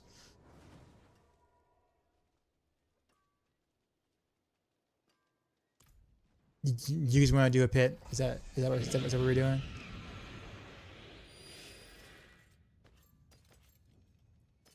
Okay, what am I doing now? I'm not doing what I'm doing. But yeah, Peacha, I gotta make time to do Arch Tempered Raidal at some point.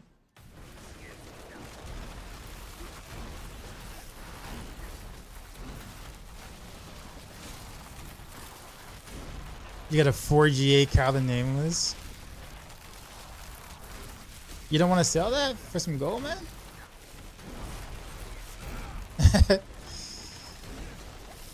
That's nutty.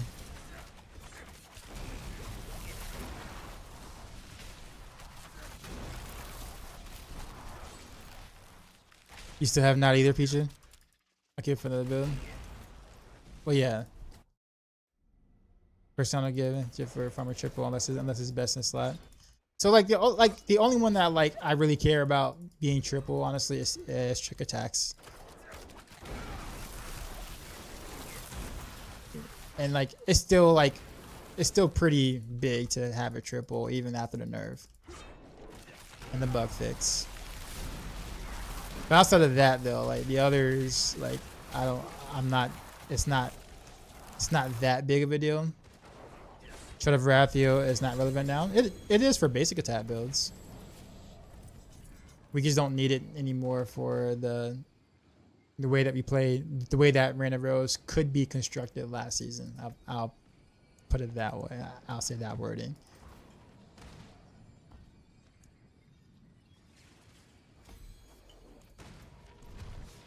Anyone know what pit level is needed for 100% success? I think it is plus 10, right? Or is it plus 5? How much do you think you can get for helping like that? I am not the person to ask. I don't really do any trading, so like I'm not the one to ask. But if anyone in chat knows, a 4GA Kyle the Nameless, what does that go for in the market?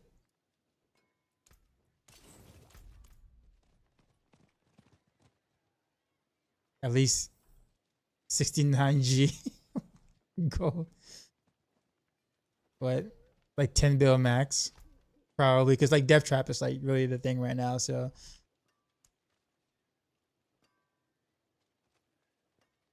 The blast screen got me. All good, man. I'm about to do hold on. Well, this is good for Heartseeker. I'm gonna need multiple different weapons though for oh, actually yeah, this is yeah, so heart victimize again.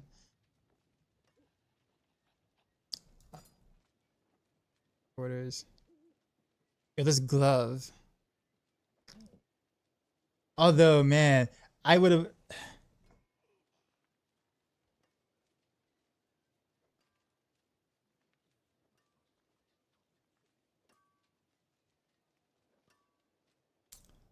I would have to. I don't know if I could figure out my armor situation if I went the other way. So if I did all resistance on my glove and then I did a skull on my jewelry instead, would I still be able to cap?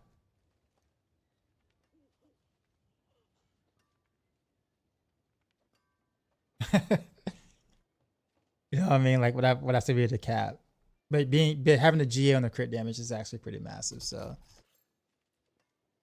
but the question was, can I cap still? Probably with because I'm at 1200 now, right? So like, let's remove this. Yeah, and I don't have any percent armor either, so it'll just be a flat value of removal. So if I do this, put the skull on it instead of that should do it. Yeah, probably. Yeah, so I'll still be able to cap correctly. I guess with the way that I have it. I'll keep my forge hot. Return soon. 4GA is the same as a 2GA cal. Yeah, pretty much. Greetings. But the market does sometimes the market doesn't really care. Like people will actually like think it has more value than it does because there's more GAs on it. But you're right. Like there's no actual like value in game for having a 4GA cal. Max 223 build. Do you need those gloves? The little 2GA, the little 2GA with max life. It is an upgrade because it has GA crit damage on it, and I can just remove. I will have to remove the max life though.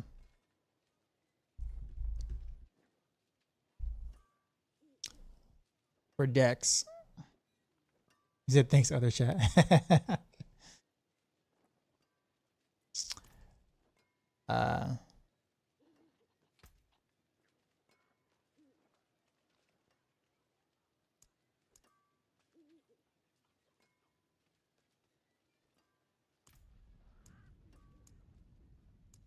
Where's that?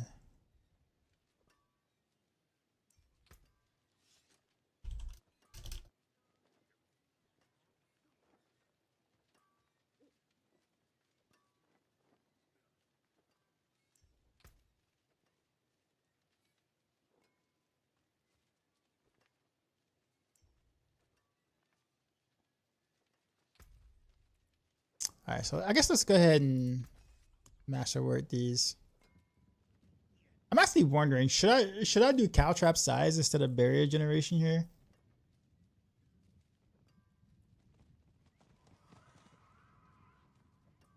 Like, do I want to be do I want to be that ballsy? 'Cause like the caltrap size feels really good.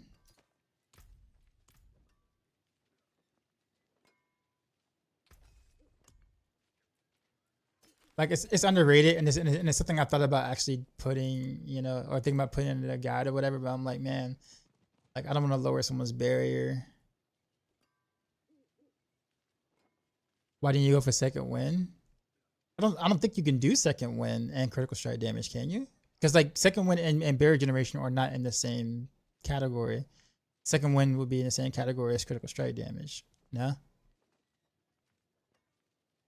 Yeah, so you have to go barrier. You have to go barrier generation if you're gonna do that. Same thing with the pants, because movement speed is in the same category as the barrier as the second win, so you can't do that either. You know what?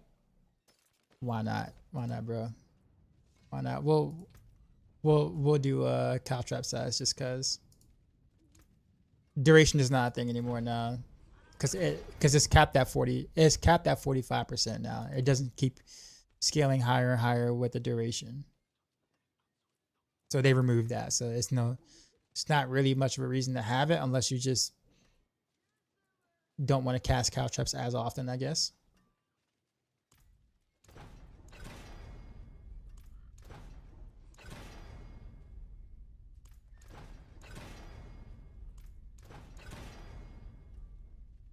Stop giving me duration. Give me, there we go, size. Boom. Alright, we're gonna enchant this real quick. And remove the maximum life.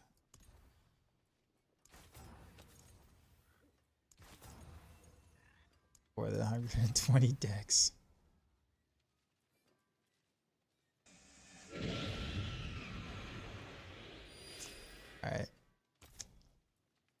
All right, now we masterwork.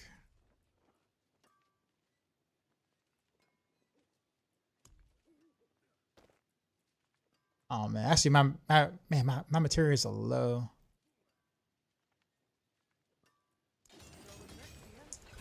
Guess I'm about to start doing some Inferno Hordes.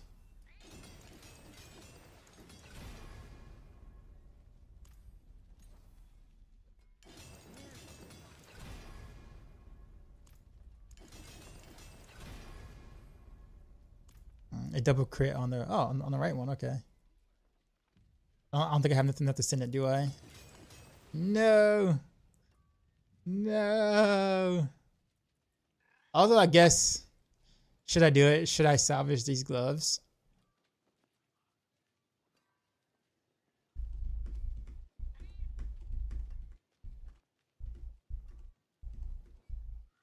Since I'll be using these and get my mask back.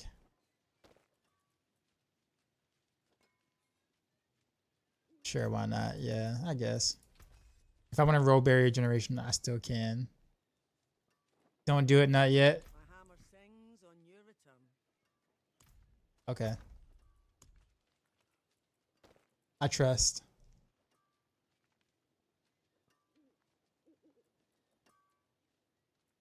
There gotta be something else I can salvage that. I'm not using anymore. Probably this ring here. Yeah, because of the resource. Yeah, we'll salvage this one then. some steel you need. Use it well. And then we'll finish the master working on this. Get the last one. What's it gonna roll? Dex. Okay, I'm not mad about that. I'll take that. Use it well. Just running for an award. Yeah, that's what I'm gonna do anyways in like a minute. Was it for her aspect that was here? Yeah, for I can never say this aspect right. What is it called? The apogeic, a pocket, yeah, apogeic. I always mess with Mippy all the time, and I call it apologetic, apologetic aspect.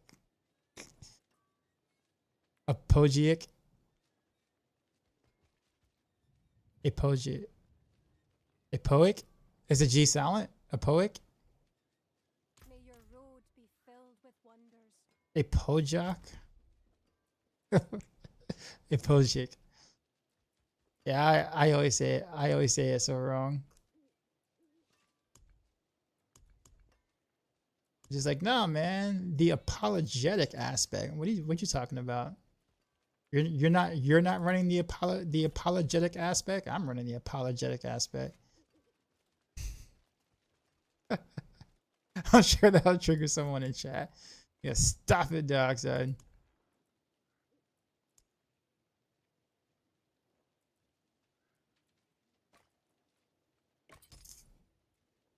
Okay. Okay. So technically speaking, once I get the proper skulls, actually no, that's the best skull. Where's the other skull I had? Why is it a flawless skull? I really need more gem fragments. Look at my gems.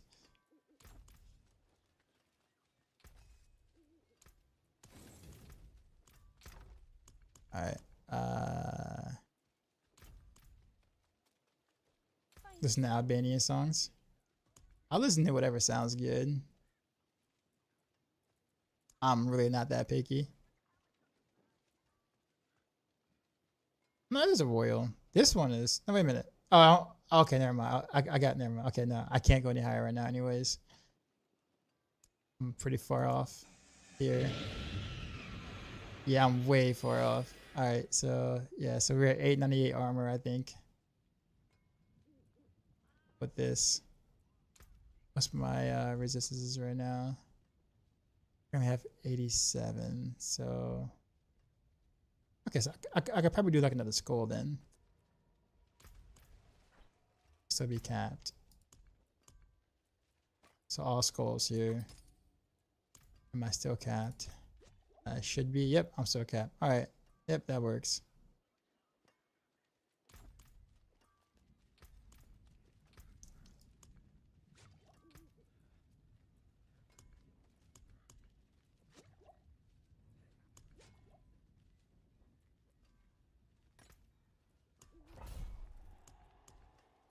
All right, so we did get a slight upgrade there.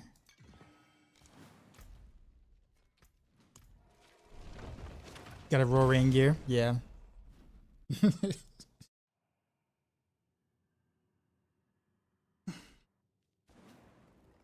Apologetic aspect is what Steven on Moon Knight was using. He hit someone and be like, "Oh, I'm so sorry."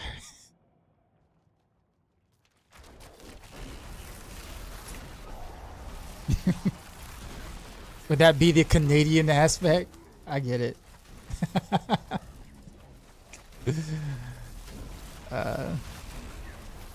Yeah, I make Mippy laugh with that every time. Because I say it with like a straight face every time. And he'll just laugh.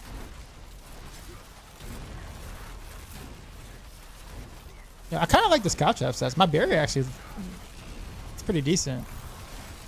My barrier size. I traded barrier size for cow trap size.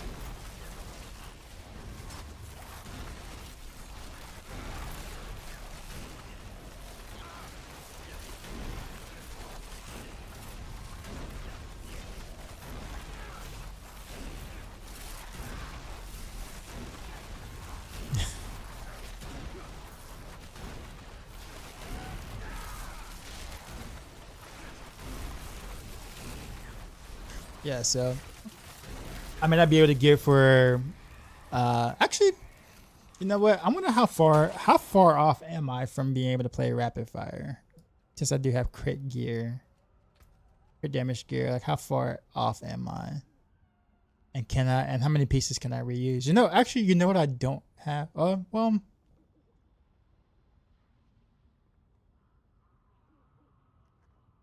probably will be using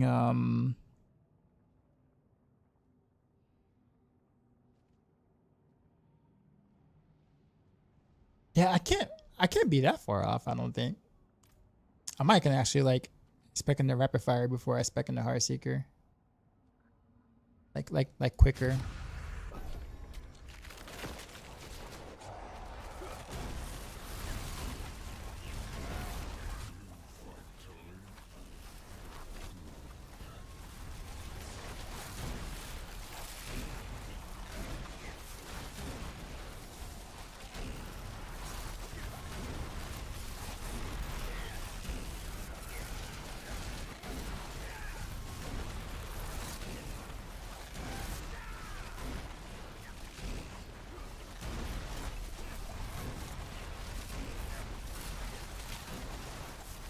But I will have to. It will require masterwork, and so I think my just like hoards it up for a good bit.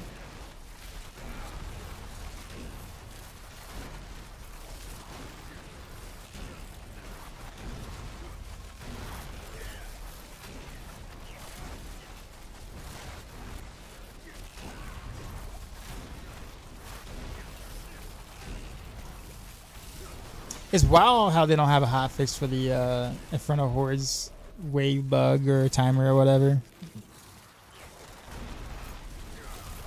I'm sure it may not be as simple as like it may look, but man.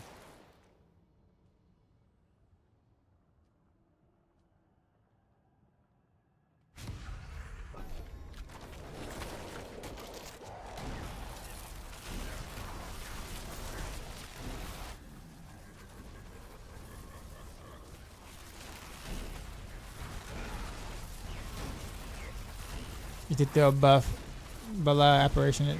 It's also an awful experience. So I will say this, like, it is the first iteration of the rework. So yes, the answer is yes. Look forward to changes to stuff like that, like to the boss layer stuff, because it is the first major rework, right? They know that they're not gonna get it right, like, or completely right at the start. So they are looking for feedback for stuff like that because they're not sure of the tuning and whatnot. Because internal testing versus, you know, hundreds of thousands of people testing, it's just gonna be different.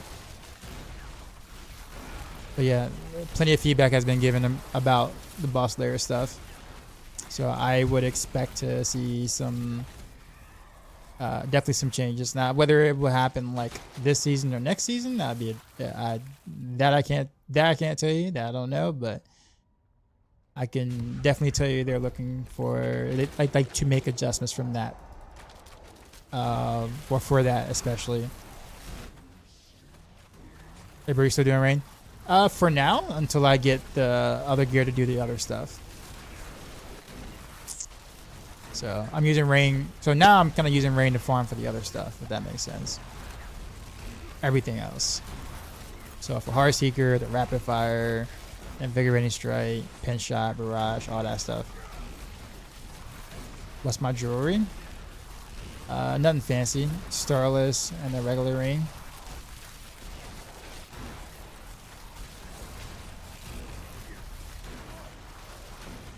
Maverick 3GA. What's on it?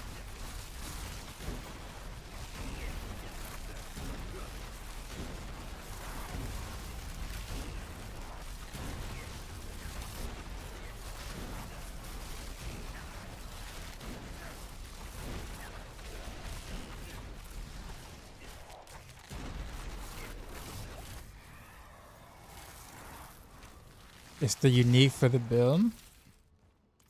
Rain doesn't use a unique ring, unless you're talking about rapid fire.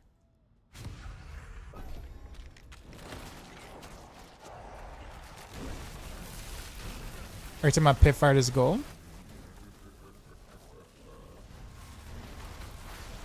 Or Scoundrel's Kiss?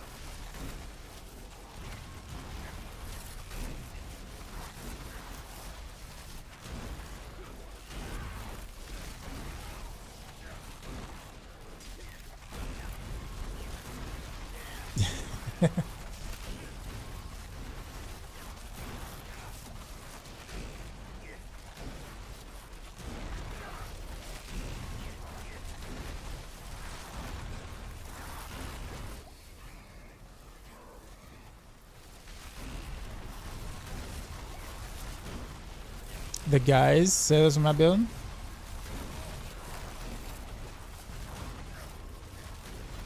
Six-point game with 2 minutes to go. Who's up? I assume OKC is up by 6.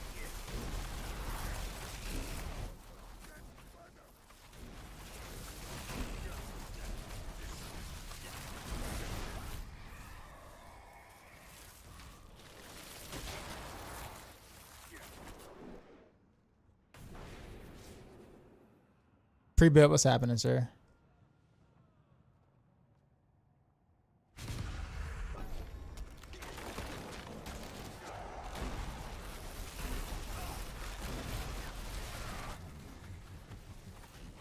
You think we'll see any upsets in the semifinals? Like Denver beating OKC or Knicks beating Boston? Or hell, Indiana beating Cavs?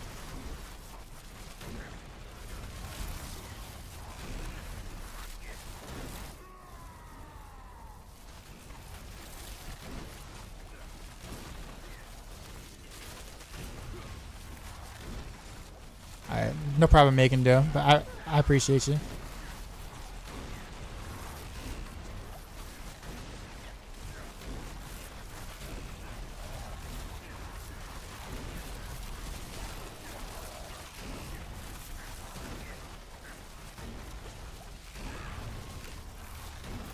Yeah, Pacers have a good chance. We'll have balance there. Honestly, I think once Darius Garland comes back, I kind of think it's a wrap for Pacers. I mean, obviously Donovan Mitchell is like your all-star of the team, but like having another like assassin on your team, basically, you know, to be able to create space for easier shots. If you notice, like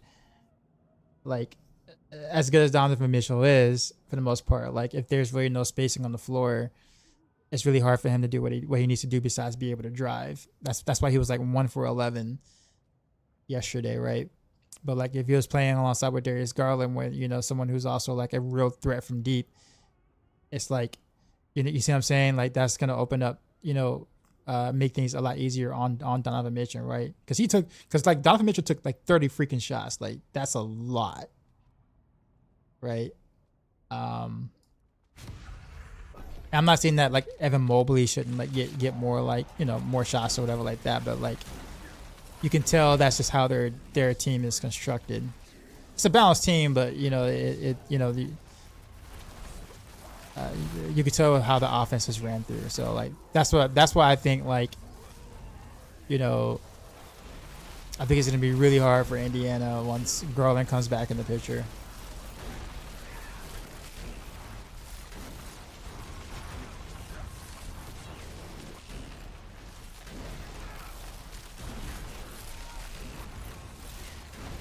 I do want to see Knicks versus Pacers though. Like that's not gonna happen, but like at least I don't think it's gonna happen. I do see Knicks versus Pacers just because of the old school rivalry.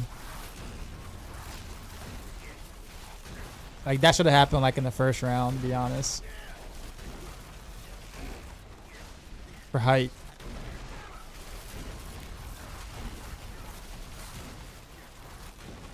Hell yeah, I just did it 80 in about 8 hours. I enjoyed that.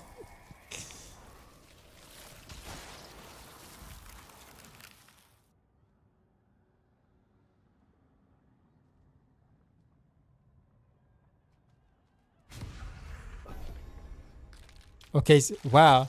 What? Denver got it into 1 point? What?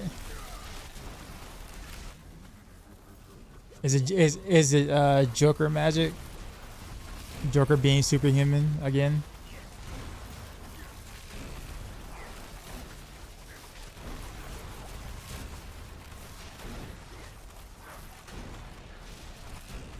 Found a 4 GA and Mass Esper Skyhunter yesterday.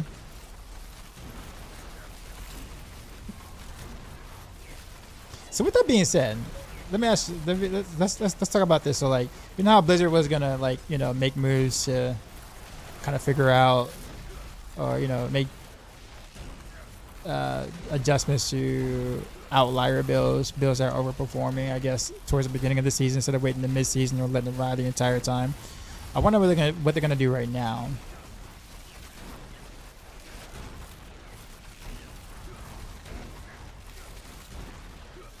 Because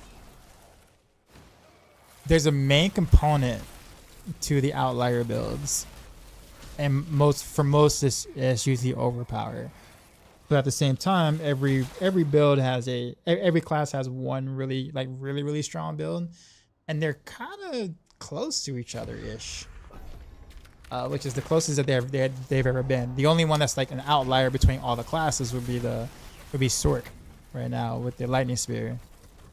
But everyone else is, and of course Spiritborn, by not having really anything really.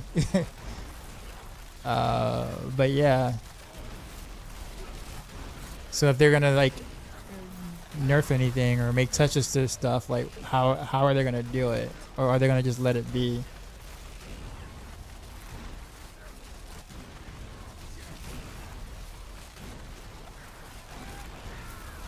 Seems like a relatively balanced season across classes. So when you think about it in the sense of the top end pit clears, yes. Right, per class roughly, like yes. But when you think about it in relative to the rest of the class, per class basically, then no. For most classes, the best build is miles ahead of the even like number 2. And that's kind of how you have to kind of like, you know, when you look at it and it's like, okay, well, are we okay with just every class having one build that's strong, and then kind of call it and be like, okay, cool, you know, we at least got that right, or, you know, that part is good. Should we just leave it at that, or do we make adjustments?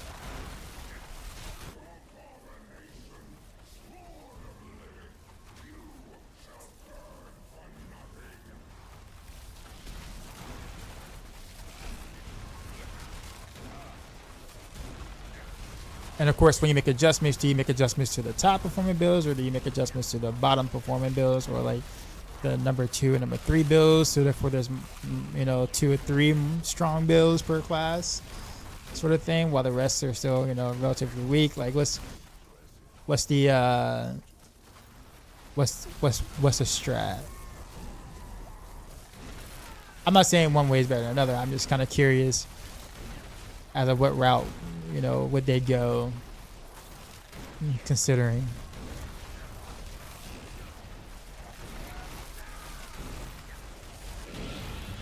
A point gain 12.9 seconds ago. Reroll DT Rogue. Going crazy. Appreciate the follow.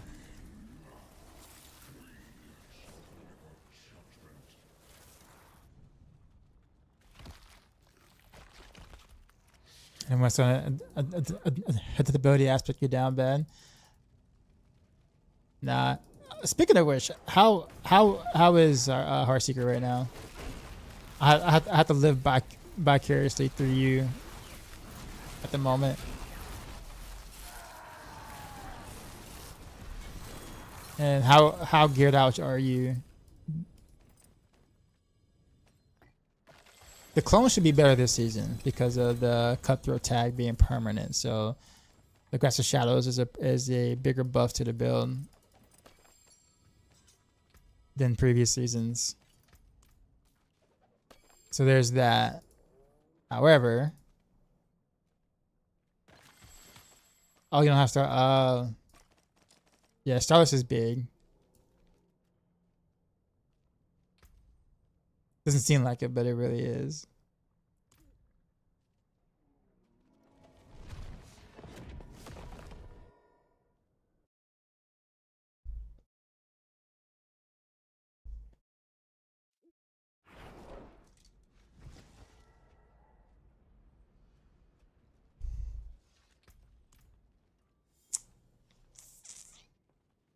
Okay, he's playing. Okay, so he's playing the foul game, so then can't shoot at 3. Need something for it? So this is one of those games that's gonna last like another hour, even though there's only like 10 seconds left on the clock.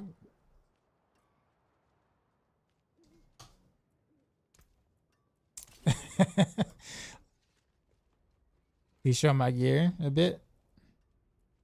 Cal the Nameless. Shroud. Gloves. To Boss Will.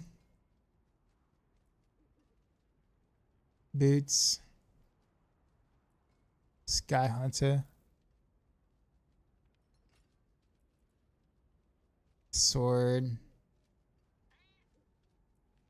Other sword. Ring. Wait.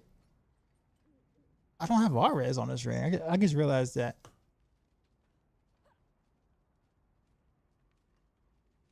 I could have went like not bad, I guess. And Starless Skies. And then what are her con?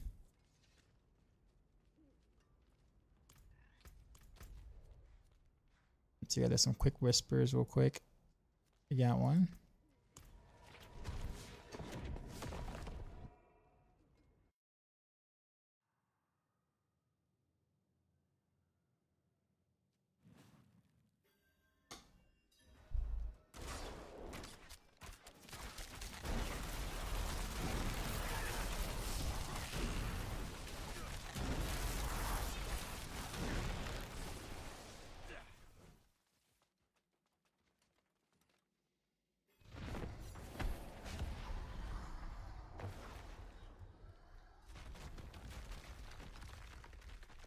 When following the Paragon per glyph level, should you always start at the first board?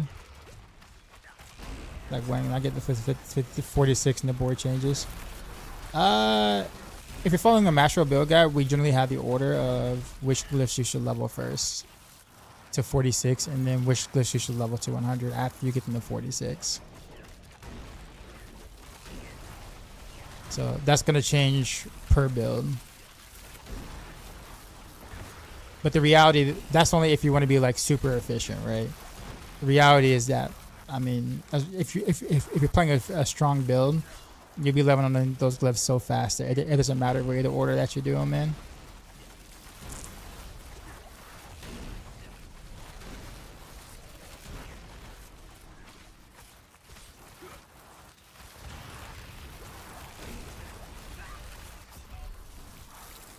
First to 15, then first to 46. Okay. Okay. Not bad. I lit the way and got rolled literally.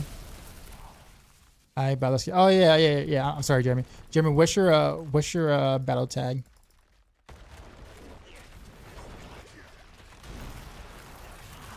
How much does a stack of boss mats go for anyway? Like a 99 stack of boss mats. Anyone in chat know?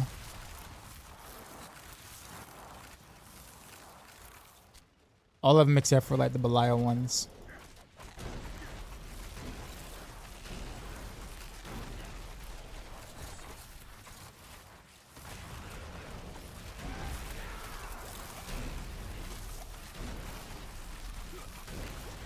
Yeah, so Belial, I'm sure is definitely the most expensive. But what about the others? Denver 121. What?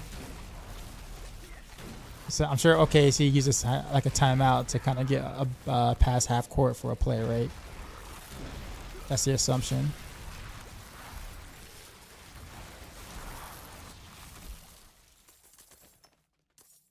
Denver won. Gotcha.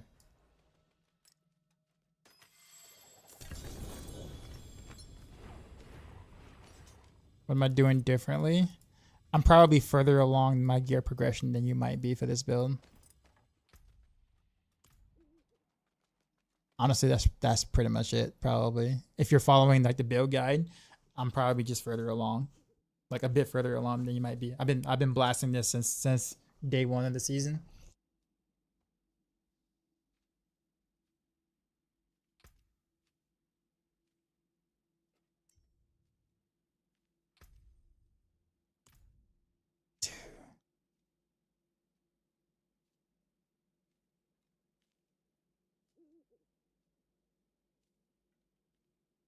Yeah, Jeremy. Just whenever. Let me get your battle pass. Your tag.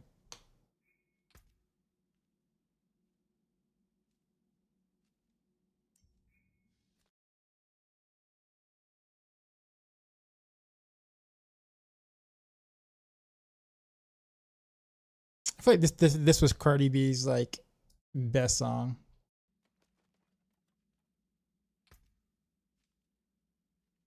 Like this went hard when it first came out. I don't really too much care for most of her other songs, but like this one, yo, that's a crazy Scoundrels kit. Scoundrels leathers. I would never use it, but that's a crazy one, man.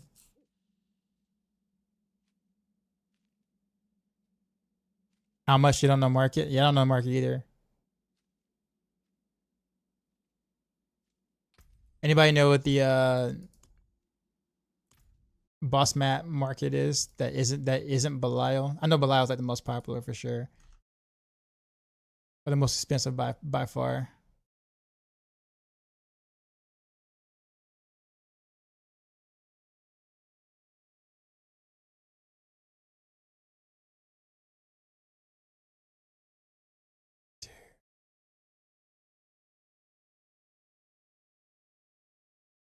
You look it up for me. All right, appreciate it.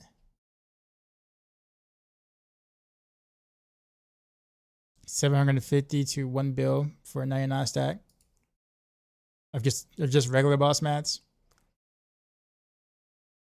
All right, Jeremy, I sent you a yeah, I got it. I sent you a friend's request. Accept when you can. There you go. Request invite. You can't believe you won that game. Oh, the Denver. Yeah, I'm not. I didn't get a chance to watch. I'll watch it later. Like, but yeah, I'm actually surprised they actually took a game off of OKC like that, especially game one.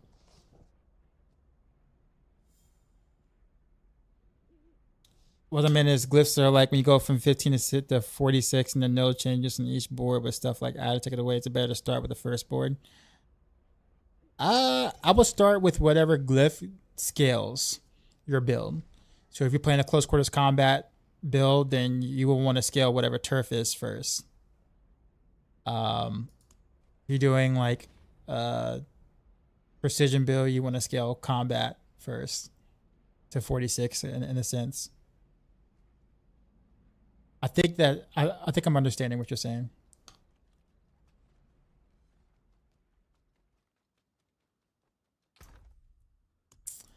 All right, so Jeremy, we'll do 700 mil per 99 stack. I will undercut the market.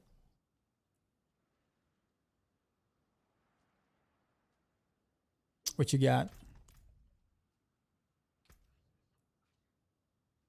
Let me see what I have. I will keep my Bilal mask though. I'm gonna keep those. Some of those were a gift, so I'm not gonna give that up. But I'll give you a stack of steel, stack of Vershawn. I don't have as many as I thought I did. Steel, Vershawn, Still Fear. So yeah, just 2 bill. Just do 2 bill for all three. We'll just make it easy. A flat 2 bill, and I'll give you three stacks.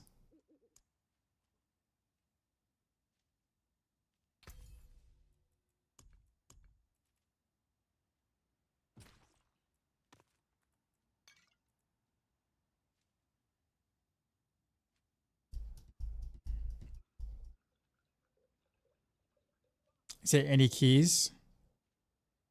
I mean like the Stygian stones?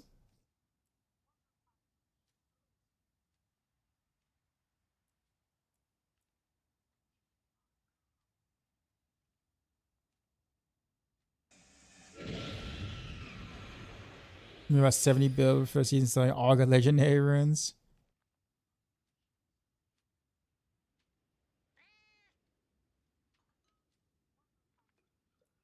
Take one off. I mean, you could pretty much just have the whole 21. That's fine. So 2.5 bill total. If I throw in all these, you can build your damage with cold TB. Oh, nice. And 23 at the moment. I think I can easily switch to T4. I love seeing people do different things. Kamik was happening. Also, Dawn Tracker. What's going on, sir?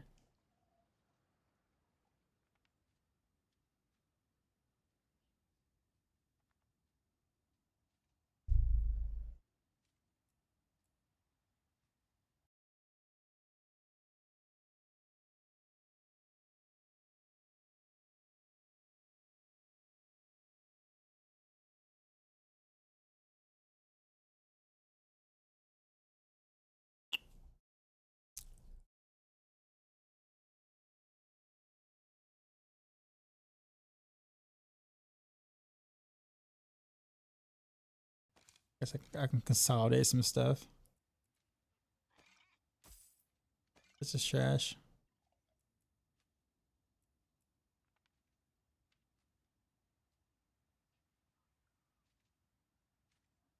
Max funds. All right, that's fine. I'm fine with that.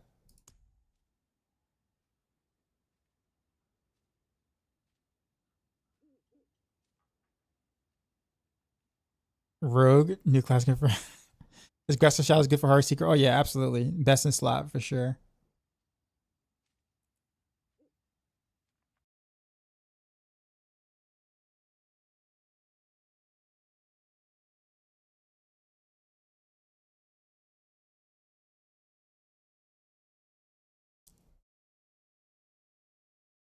You guys were to Taco Bell.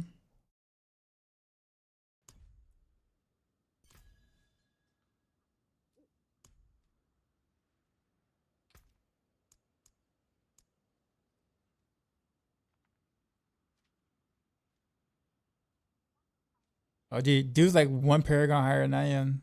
Dude, you're grinding. Thanks. GG's, Jeremy. No problem. Lazy, what's happening?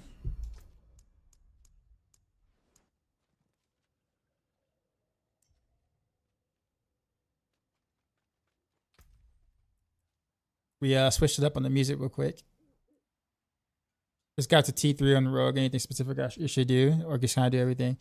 At that point, you want to make sure that like you continue to try to get gear that's going to allow you to cap resistances, because that's kind of what's going to keep you out of T4 is whether or not you can cap resist. So I would be looking for that for sure.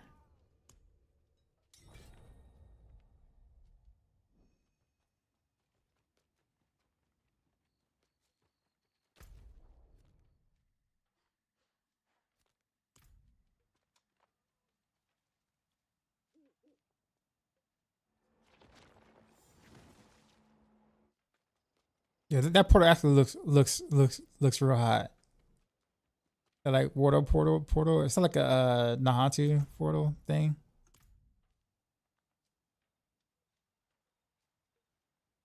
No way, you just did a 95 bit and got to the boss portal and the game. Oof.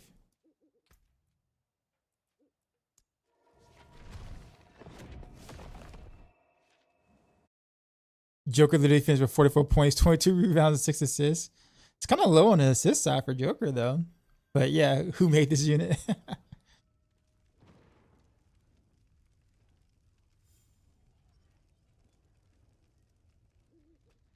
And the pit exists. What's the purpose of Nightmare Dungeons these days? Honestly, it's for the masterwork materials, but honestly, Infernal Horrors is better at that. Um,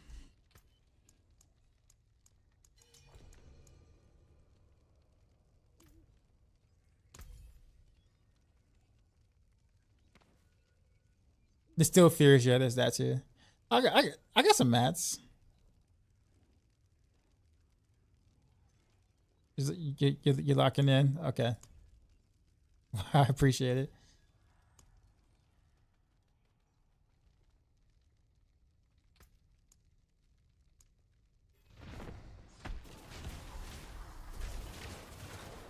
You face the Lord of Lies. Come, be crushed like the insects you are.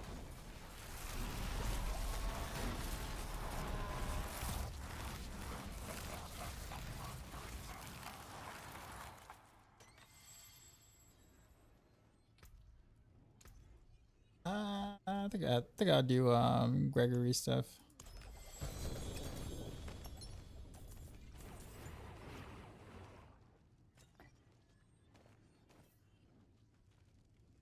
Brought luck with me. Oh, the GA Max Life too. Nice.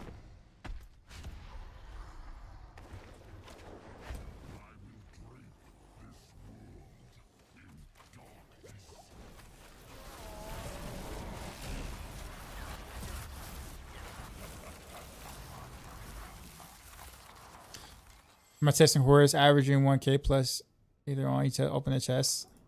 So the thing about Nightmare, do you think about like the thing about Infernal Hordes is that like you're getting a bit of everything, right? The XP isn't bad there, whereas Nightmare Dungeon XP is bad, right? You also get a pretty decent amount of like gem fragments, and the gold is actually not too terrible versus Nightmare Dungeon. So like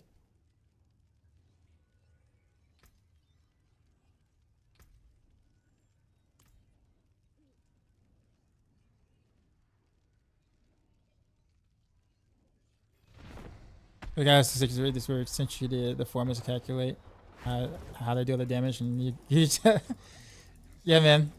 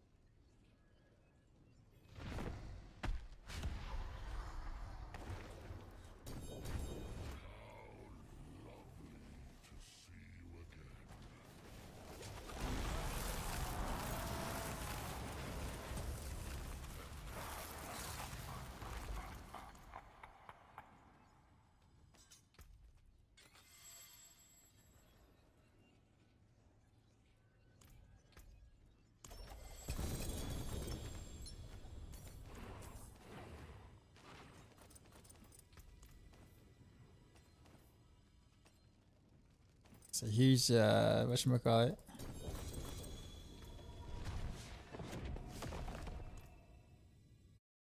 Dominator, what's going on?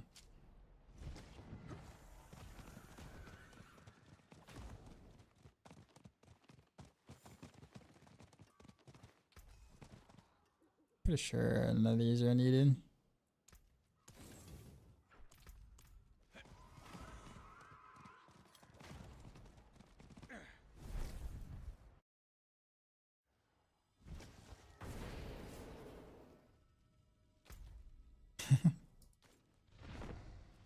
I forget to. I just forget to.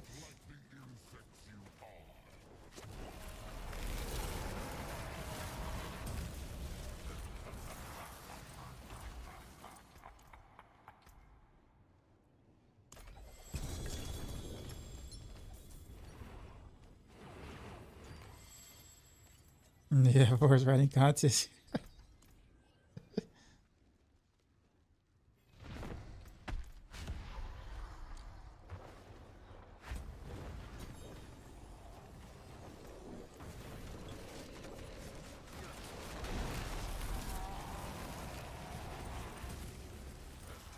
Clean up everything is selling because of crystals. I don't want to be low on those because I haven't redone like any like realistic masterworking yet. And I know that's gonna like destroy me.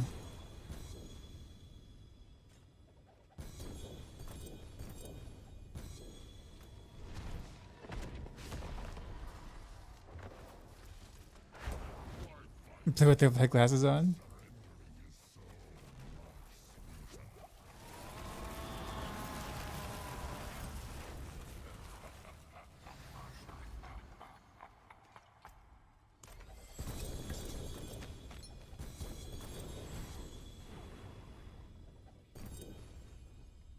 Importing. You don't have to drop all your uniques. We'll be here all day. Me picking them all up. I'm just picking up all of mine, I guess you could say, just so that I can make sure I can. Also, let me get my travel to a different city next time.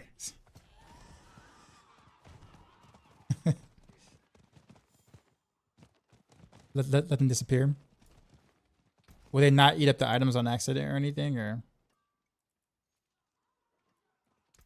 like if you have too many items in the ground, will it just like not drop any more items?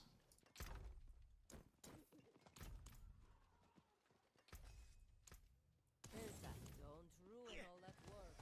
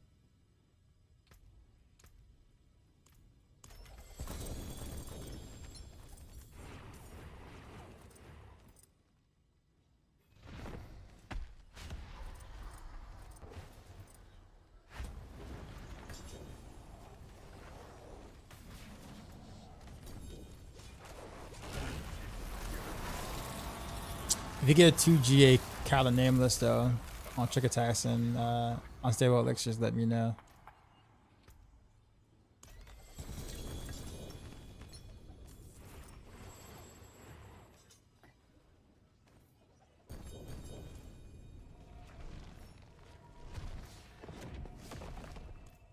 Quick salvage. I wish why don't they just put a blacksmith like at the whatchamacallit, like a blacksmith and like maybe like a weapon vendor or something at the boss.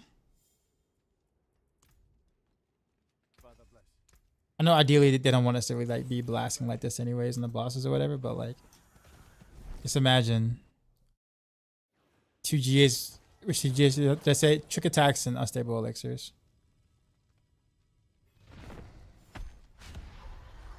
But imagine like a blacksmith being on one side or something like that.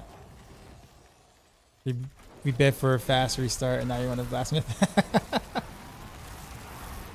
Are you fair? It's just one of those things where, like, you know, maybe we can, you know, I don't know. Just a thought. Like, it's just a quality of life at this point. It's probably like not like 100% necessary, but like, you know, it's almost like a, if it's not a difficult thing to do, you know, why not? Kind of thing. That'd be a Christmas present. Yeah, yeah, yeah.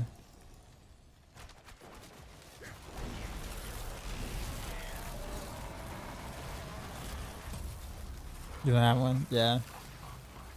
Usually the good ones get, you know, get put in the market, even if the main build doesn't, or, you know,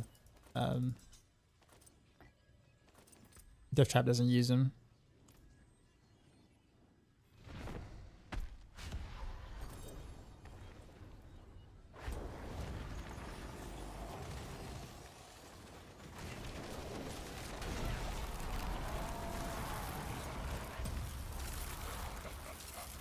I thought Death Trap was speed farm when you need good equipment. Yeah, but yeah, it does. Well, I mean, actually, I mean, Death Trap is just strong in general. So, like, if you just get Eyes in the Dark, you can kind of get the build going, at least.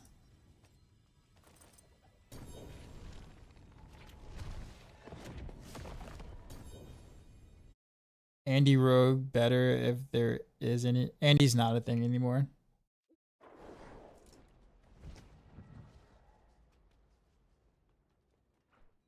What am I looking for? I mean, it's kind of other than, like, I think the amulet is really like the big thing right now. I think because like just like I mean, I'll take a G. Like, I'm actually looking for a GA Dex with either Malice or Frigid Finesse on it.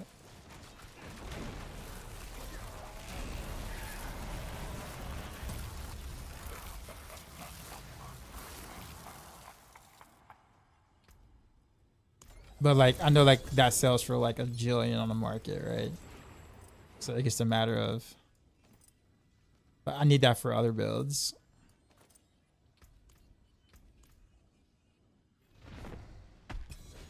Other than season 4, did you see Andy Rodas out with the chat? Well, yeah, I mean, I worked.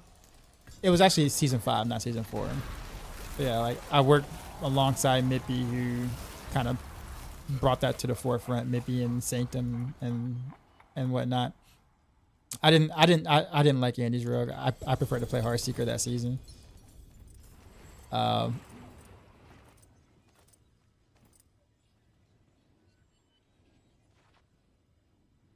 Which item? Amulet with Dex percent and either Frigid Finesse or Malice. So Dex percent Frigid or Dex percent Malice, and I can roll the other passive. But like those are hard to find, like super hard to find.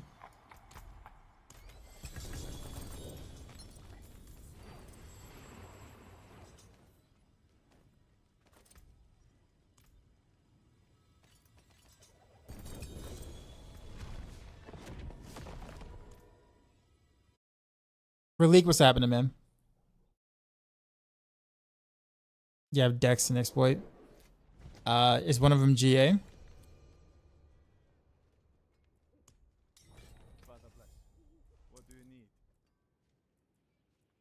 Yeah. At this point, it has to have one GA on it. I don't care what the GA is on. If it's on Dex percent, Frigid Finesse, Malice, or like that, like whatever is lucky enough to have on it.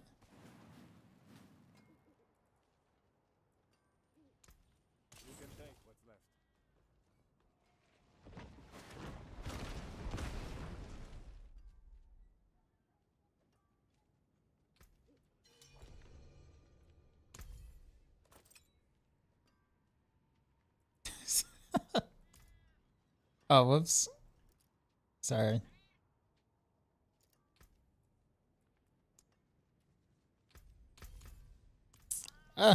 I keep pushing buttons.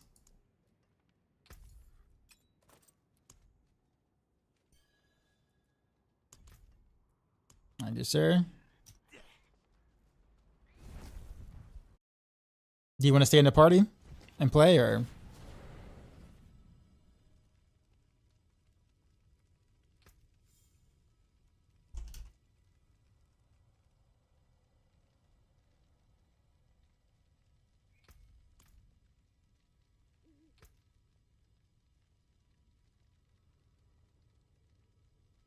It's +1 exploit too. Exploits were not a great passive, and then I also don't only have +1.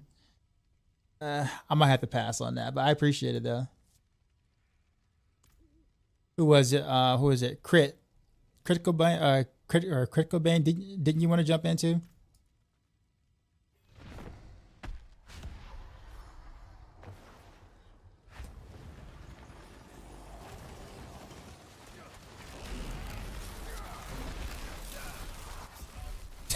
I wasn't paying attention. You can. I think you're on my friends list. Just hop in.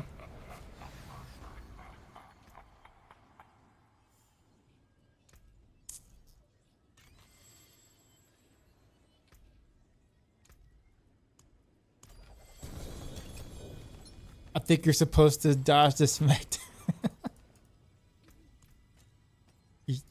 I wasn't supposed to face tank it, literally, no. I mean, he just jabbed my face. Like that hurt a lot.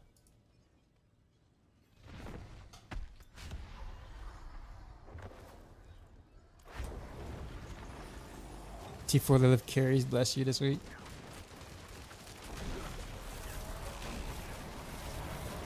We're not friends, but I have Taco Bell. We're gonna be in this. So you said, okay, all right.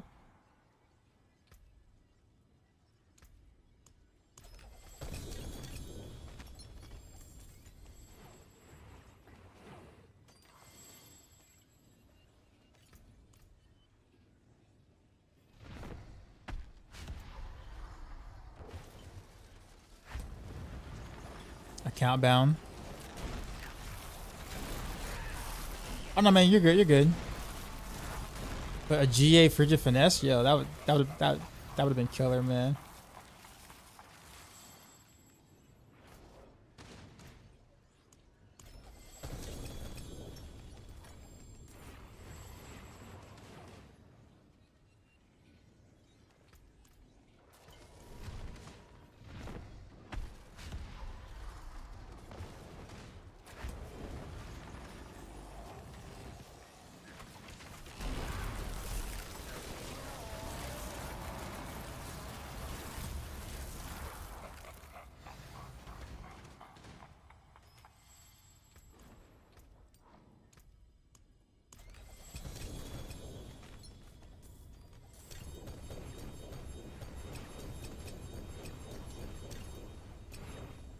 Oh, blames. Okay, cool. That works.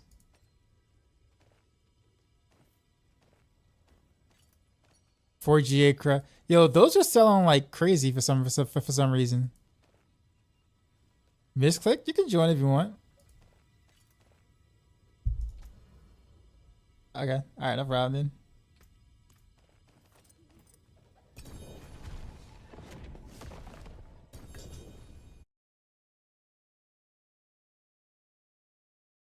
You didn't use all your mass earlier. Oh, he doesn't have mass. Okay.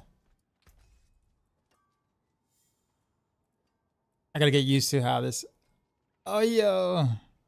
Oh, he gave me that one. That's what it was. I was like, wait a minute. Did I just found that? Did I just find that?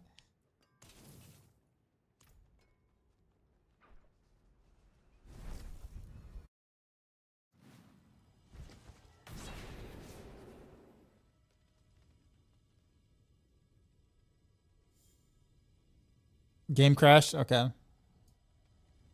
No problem. I'll just pick up all this stuff. Salvage it real quick just cause.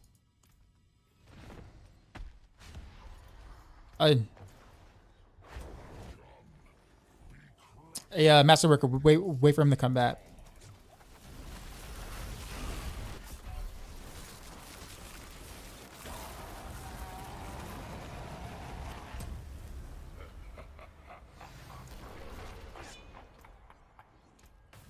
I agree.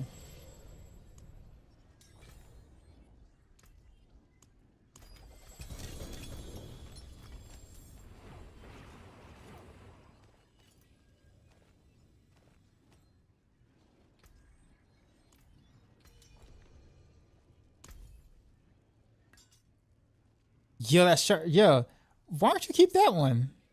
Well, I guess you masterworked the other one, didn't you? Yeah, that's a 6 shard. Are you sure?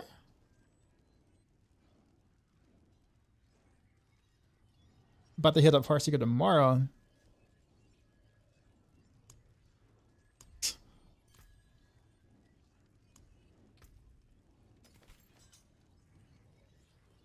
Put that there. Make sure I don't.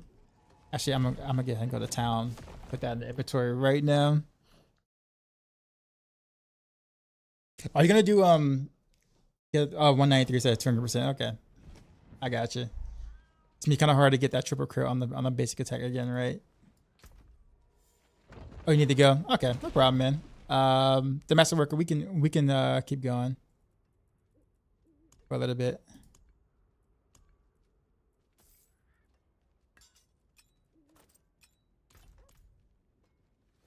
Father bless. What do you need?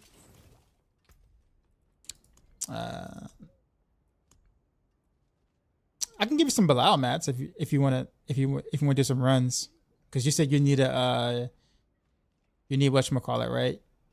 Blame. You need like was it Sterlis? Yeah, where you at?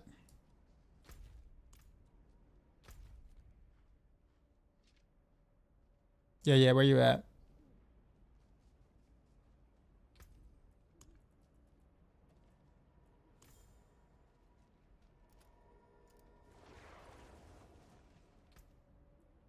Oh no, you just ported. Yeah, Bilal, okay.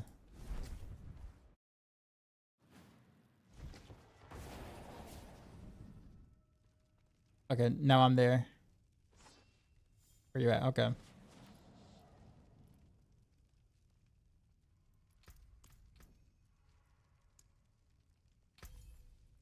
Need to carry, yeah, that's fine.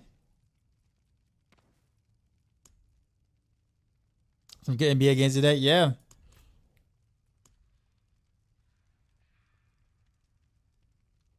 Chasing decent 2GA ability. All right, I'll let you know.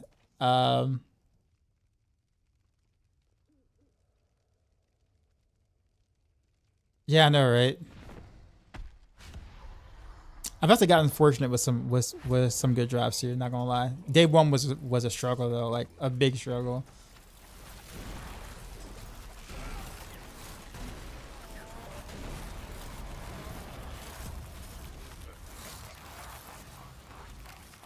If you're setting a dungeon, do anything? Not no. What loot do you pick? Whichever one you need. So like if you need like I don't know like Zir whatchamacallit, you go for that, etc.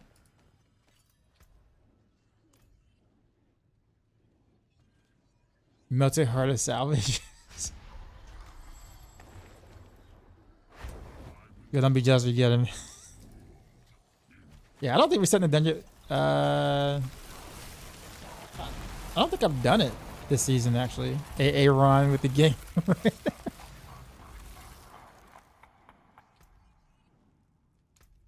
I'm going for Gregory right now just because I can use a better Grasp of Shadows. But that's about it. In terms of uniques is concerned, I don't know what else I can like go for.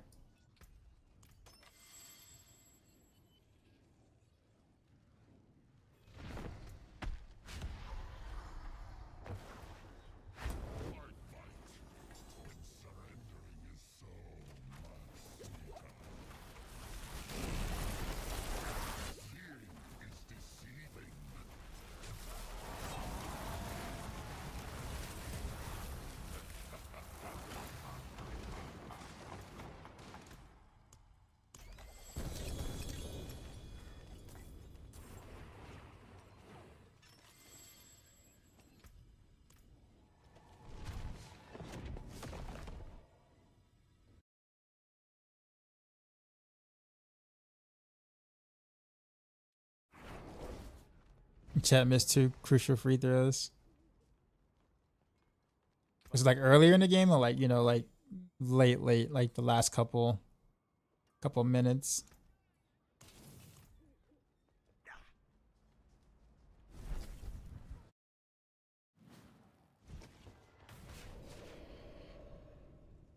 Oh man, that's horrible. That's bad. And also Val did it way too quick. I gotta go back and watch. Is the Umbercrust Barrage build from season 5 viable for anything? You love that build? You can technically still do it. But like if you want to do it, you can. It still works. It'll be very easy to gear for it because no one's looking for an Umbercrux, so you can probably get one like super cheap and stuff.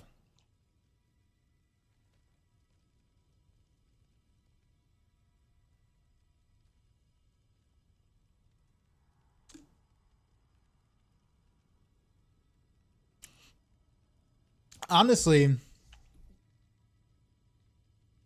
this might be a hot take. I really think that Aaron Gordon should be like Denver's number 2 instead of Jamal Murray. Just being real.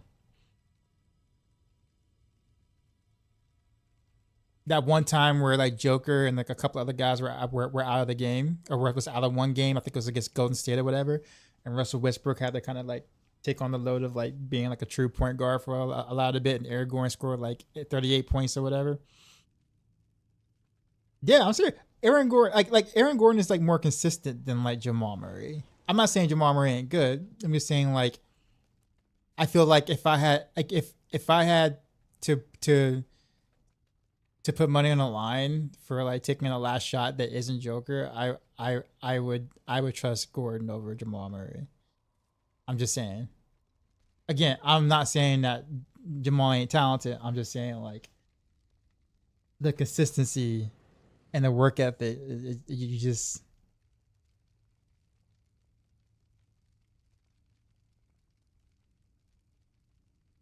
Cause he can be that number 2. He's not authorized to be in that role.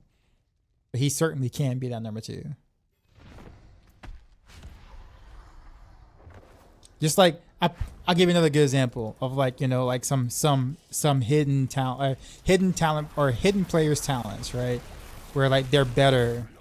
He's a good. No, I mean he can. But he can like if you give him the keys to like be able to do more on the offensive end, I really think he can be a consistent like 20-30 point scorer easily for the Nuggets. Think about it this way. I'll give you a good example of like people who I feel like were held back, right? That once they kind of got on their own to like a different team and system, they thrived. Think about Jalen Brunson, right? Remember how he was on the Dallas Mavericks with Luka, and he was like a secondary or like number 2 or whatever, but he didn't really get much like, you know, touches in the ball because Luka basically has like a 95%, you know, ball usage or whatever. Right? We didn't really see Jalen Brunson explode until he went to the Knicks, right? And now Jalen Brunson's like that guy. But he just couldn't be that guy or, you know, the side guy in Denver or in Dallas because of Luka. Again, I'm not saying that Aaron Gordon is as good as Brunson, but what I'm saying is like, you know, sometimes you just don't know. Like, hell, you can even argue the case with James Harden, way back in the day in OKC when there was Kevin Durant and Russell Westbrook, right? You know, when those two had the keys and James Harden was like a third, or, you know, was like a, you know, good, but, you know, not really getting anything. He went to Houston, and guess what happens? Right? See what I'm saying? I feel like Aaron Gordon has been proven to be more trustworthy than anyone else on the team besides Joker.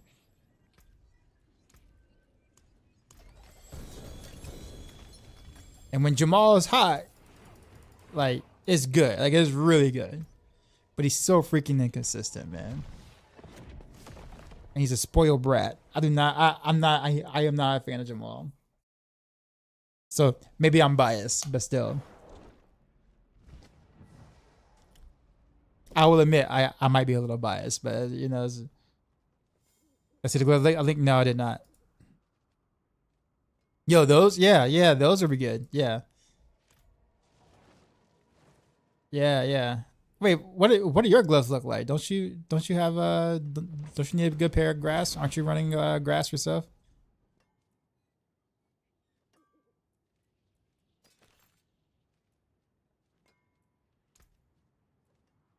Like, isn't that an upgrade for you? Should be.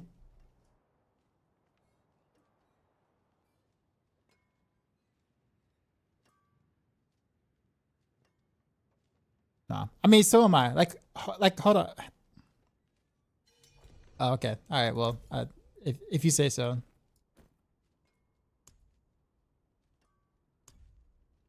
Appreciate. Hope you do get at least a mythic during these runs.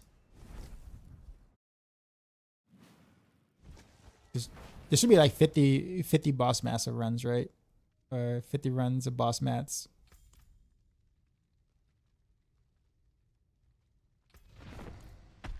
Gotta get some luck in there somewhere. Can I find a decent core skill pair of gloves with a chance, crit chance? What build are you playing?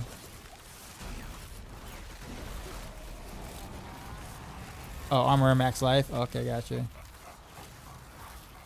Okay, so death trap then.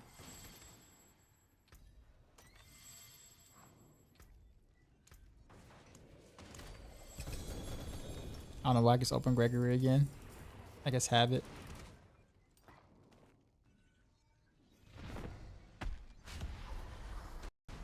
I'm surprised Pacers get 1-1 game. That's because I think I was telling my chat earlier, right?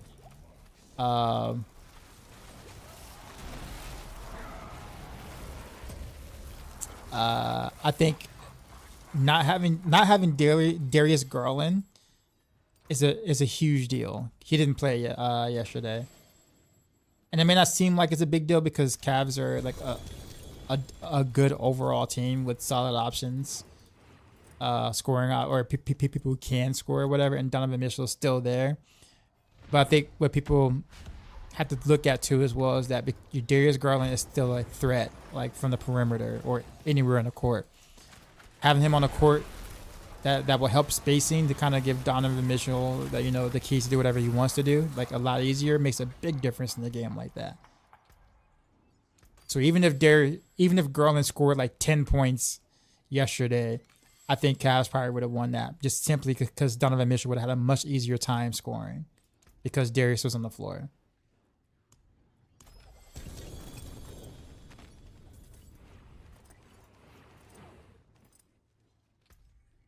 And it could be the other way around too, where it's kind of like, maybe Mitchell has a bad night and then Garland just goes off. But yeah, I do not see Pacers taking that series though. I would love to see how Cleveland and Boston kind of stack up against each other though. But like, we're kind of seeing some upsets right now in game one, right? We have three game one upsets, right? Pacers over Cavs is an upset. Knicks over Boston is upset. And then what was it? Denver over OKC. Yeah, so yeah, literally the first game of the semifinals has been all upsets.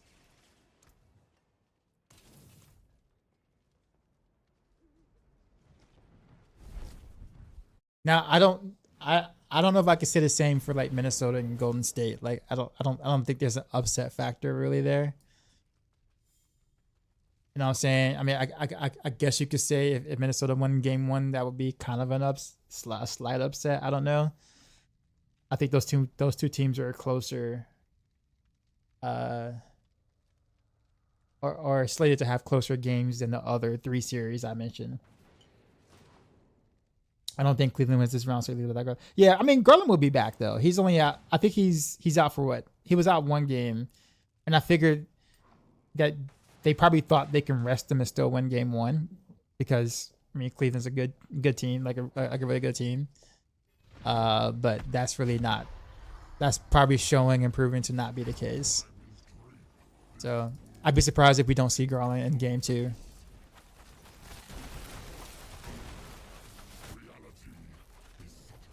You got Turf Toe. How long is he, or how long do you think he's out for?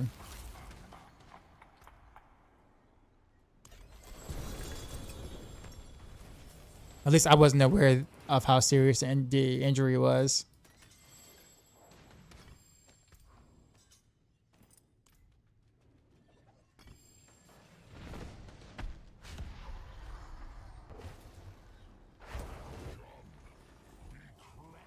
Doombringer.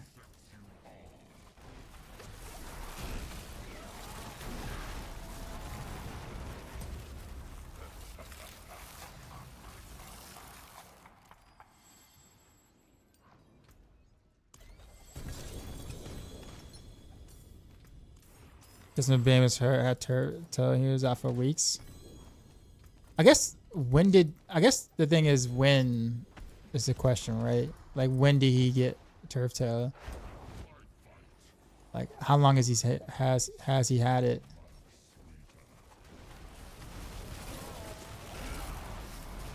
So I guess we can kind of gauge a timeline of when he could be back, I guess. Maybe.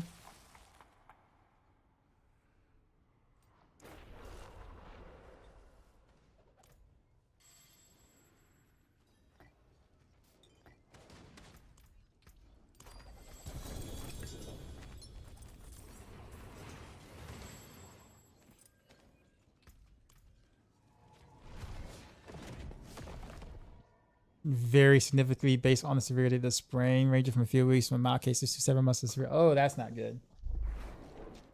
What a terrible time for that to happen, man. That's not good. I guess the Pacers series, the series with the Pacers might be closer than I thought.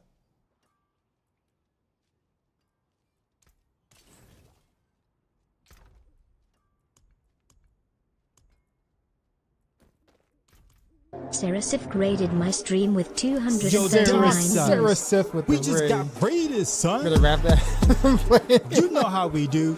The new skins. Drop I my don't new know. beat I don't for know. these new viewers.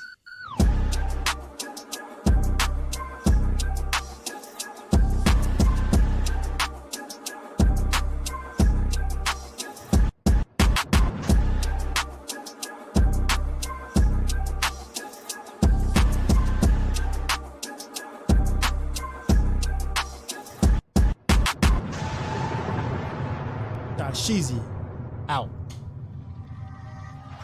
It's a refollow. What's up, sir?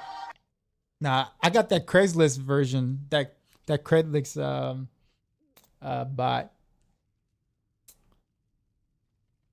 I was told it works fine. But the only time where the bot actually pronounced someone's name right and I was pronouncing it wrong the entire time was Peachapile.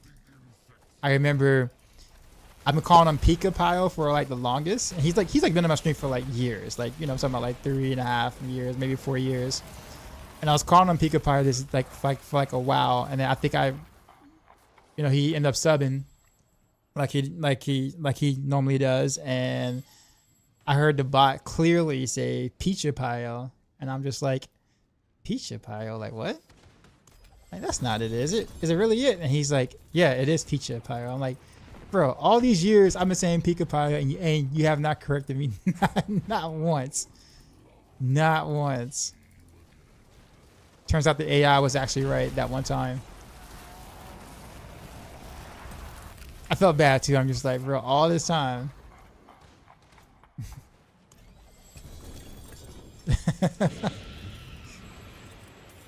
I never really invested in sports, but it's always fun seeing my local team win.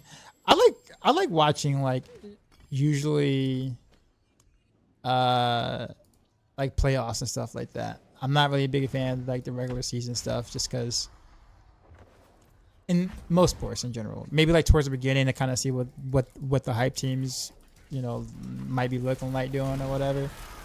But when it comes to playoff time, it's kind of when I'm really engaged, especially basketball. There's way too many damn games, and like the season's too long for me to really care. You know, before the playoffs. For me, that is.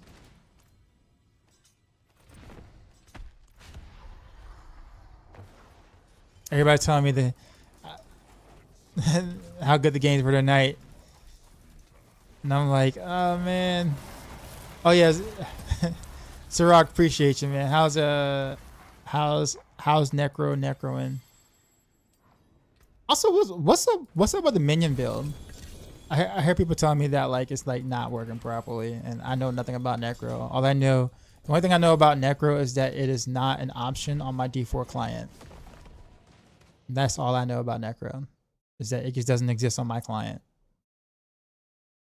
That's it. So, figured you guys might, you know, here to answer like what's buggy there, what's happening.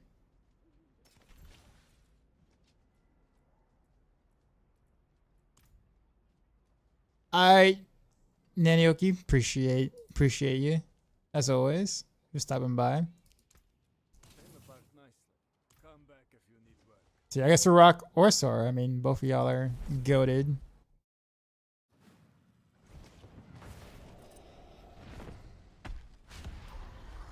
What's the next build I'm gonna do? Heartseeker. Heartseeker tomorrow for sure. We're gonna put that together tomorrow.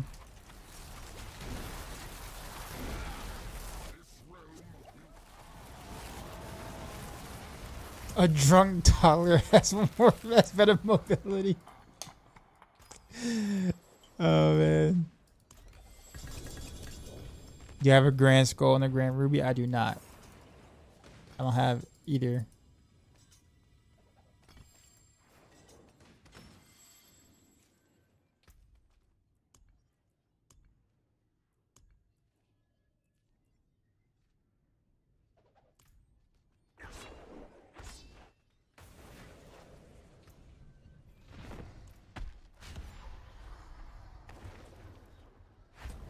Can you trade gems? Yeah. Oh yeah. It's possible to trade gems.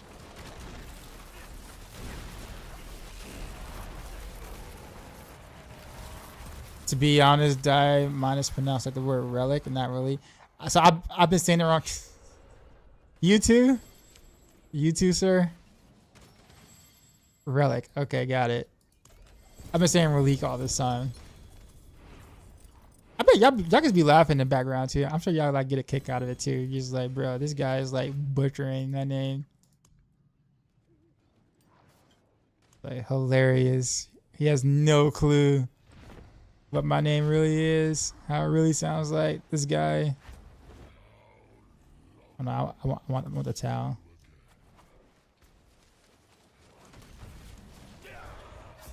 Ow. I just never corrected it because I think that's what happened with Peaches in the same boat. He's just like, you know, he's just like, it is what it is.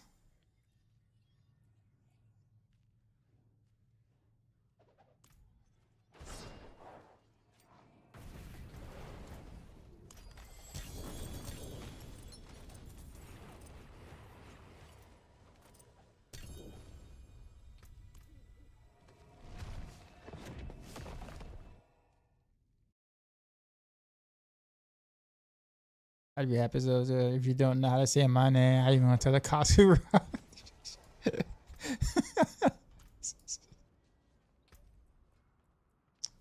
I mean,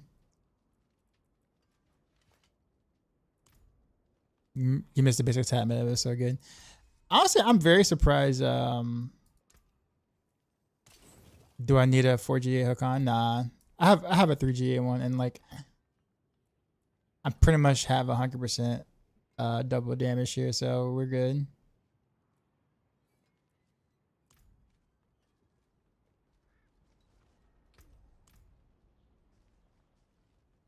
Actually, I don't even know if I'm even at, like, properly masterwork. Am I even at 100%? 55. Actually, I'm not even at 100% double damage. Actually, I actually might want that Hakan actually.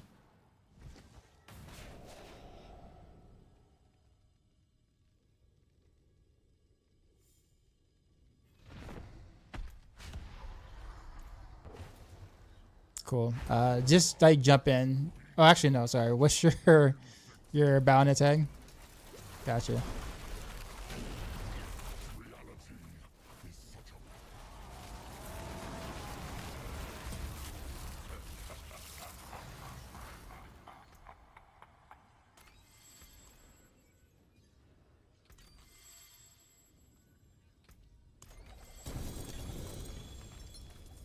I don't think I've seen a mythic yet.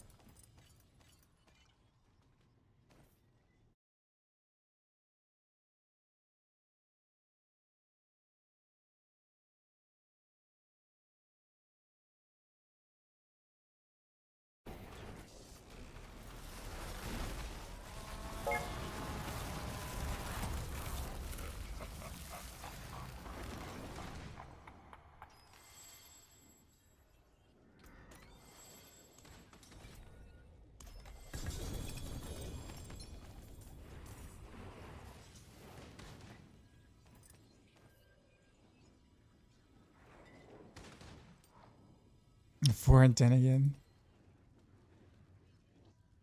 Sage, what's going on? It's Williams from you. Oh, what's up, man? How's it going? What? Welcome to the Twitch side of things. You get to at least hear the playlist now.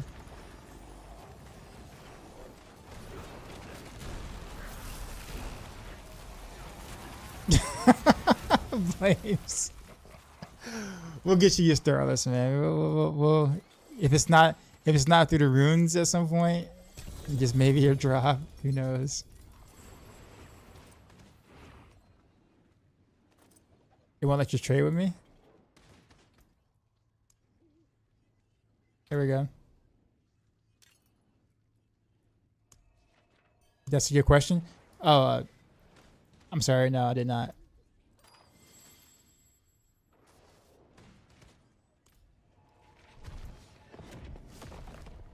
I level another alt. I got another spark from rep. Should I gamble at the vendor again for Shaco or for Om rooms? Or EM rooms? That's a good question. I mean, honestly, just do you have a Shaco already? Your other character?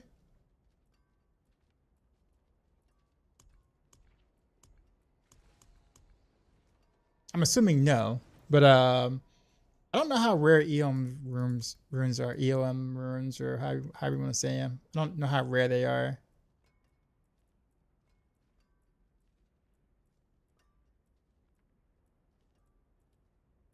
But I know they go for a lot on the market though. But yeah, I'd probably, yeah, I don't know. I don't know if I would. I don't know. That's a good question. I don't know. I don't want to tell you just randomly gamble and then you get like something else you don't want at all. But how many? Yeah, how many do you have already? I guess that's also the question too. Like if you have none, then yeah, I would just go gamble. Like gamble for a random one. But like if you got like 4 or something, maybe 5. Relic? No, we can't. You can't trade mythics still.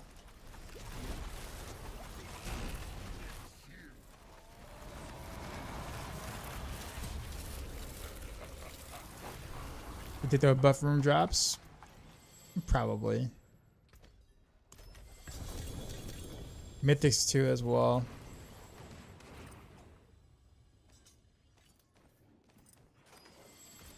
Like this is like the first iteration of this new boss ladder thing. They are looking for feedback to be able to make this better.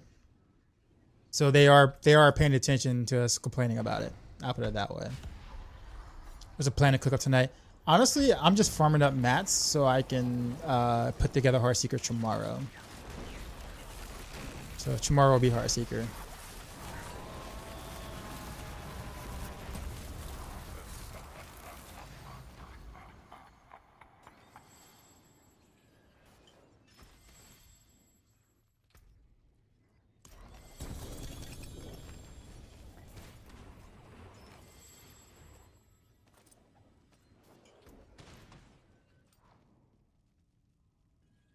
I mean, I'm sparking for Mythic anyways too.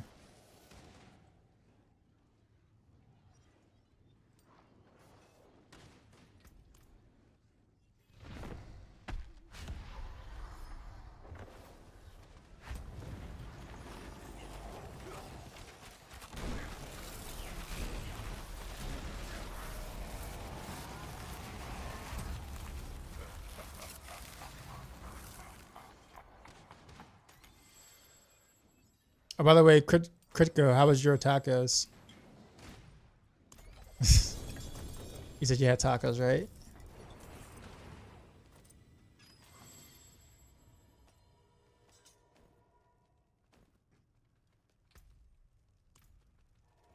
That's exactly what happened to me, Critico. Like literally, I had 2 Doom Ringers that drop, and then I salvaged them both and crafted a random one and got another Doom Ringer.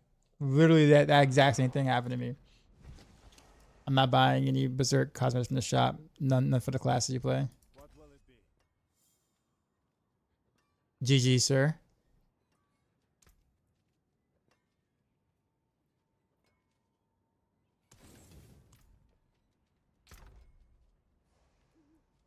Blame. Do you want to keep going?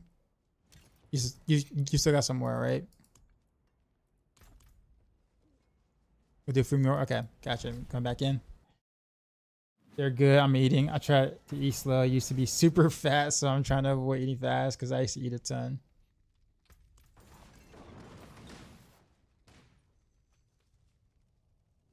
Yo, this song.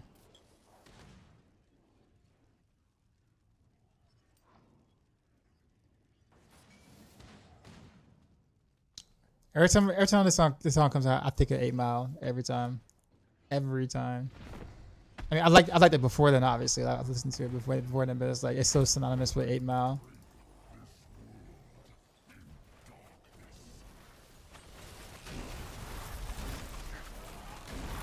From 340 to 220, yo, that's huge, man. Congrats. I was the opposite, which I know like people who might, feel like they're overweight might be mad at, but like I was the opposite. I couldn't gain any weight, like at all whatsoever. So like I went through, which was bad because like when I was thinking about trying to play sports like basketball, I was really into basketball, but like being short and I had like no weight at all. Like while I was really good in middle school and like recreational centers, and I was pulling MVPs and things for seasons, like it's just like, but I just could not gain the weight nor the at least some weight and like some sort of height to continue to like play. So like I was maybe not even 100 pounds in high school, like my freshman year of high school. When I graduated high school, I was like 115, 120 maybe, if that. Not even that. And throughout all of college, I lingered around 115, 120. It wasn't until like my 30s that I actually crept up into the 130 and until I was like 130, 135, 140 kind of thing. I'm sitting at like 165 now, which is like a healthy weight, but I was always considered underweight the entire time, and like nothing I could do to gain. How tall am I? 5'9".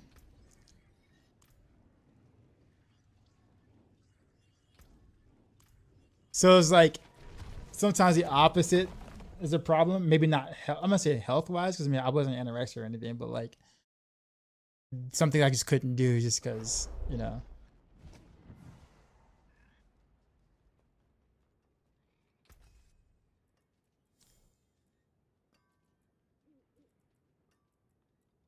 Also, not to mention, not that there's a problem now because I'm married, but it was also an issue with girls too, because of course you're like, if you're skinny and you're short, especially like in high school and college, man, that's not that nah.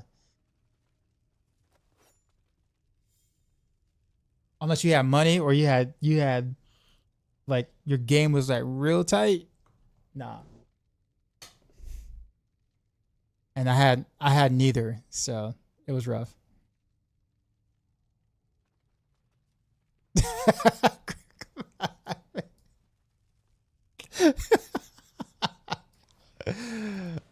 Oh man, good old Mobby. Yes. Am I from New York? Yeah. How'd you know?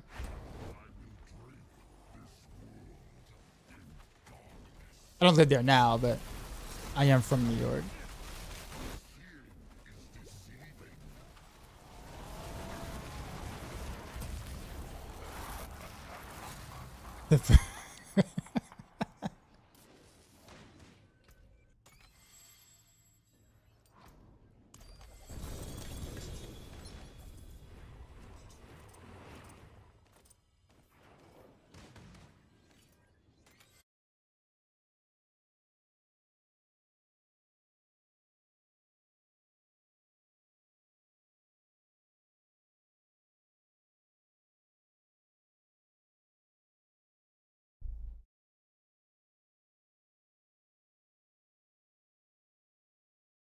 Hold on.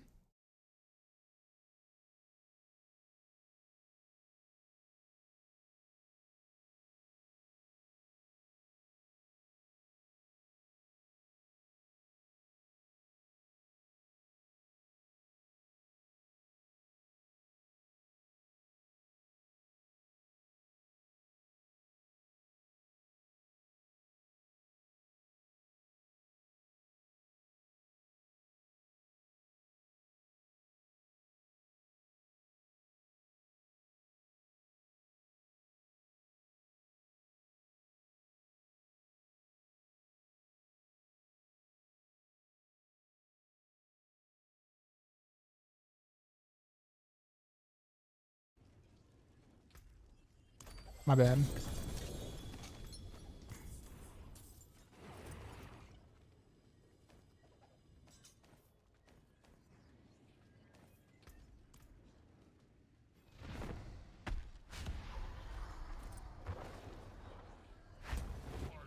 Bronx lived in Thursday. So I was born in Brooklyn, but Staten Island was where a chunk of my family was. Staten Island and also Queens.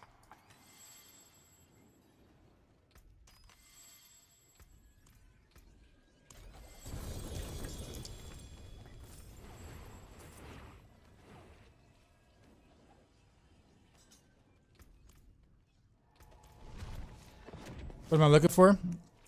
Honestly, not much of anything. I mean, better uniques or mythics would be nice, but like I don't. There's not like a specific item I'm looking for. Kind of just farming with the guys here. I think we're all rooting for Blame SB to get a Starless, so that's kind of what we're rooting for.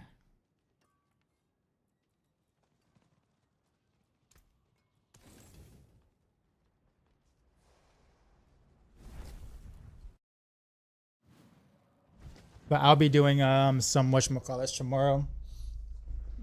I'll be playing Heartseeker tomorrow, or putting together Heartseeker as a build. I want to chop cheese.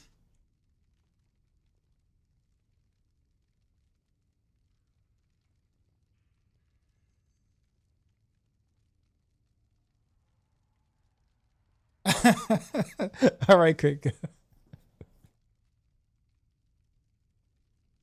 Said my youngest is at least tall, but he's like 115 at 6 foot. Makes playing basketball tough for him. Yeah, unless he's like Wimbiana, where he's like overly tall for his age, right? Then that's okay. But like,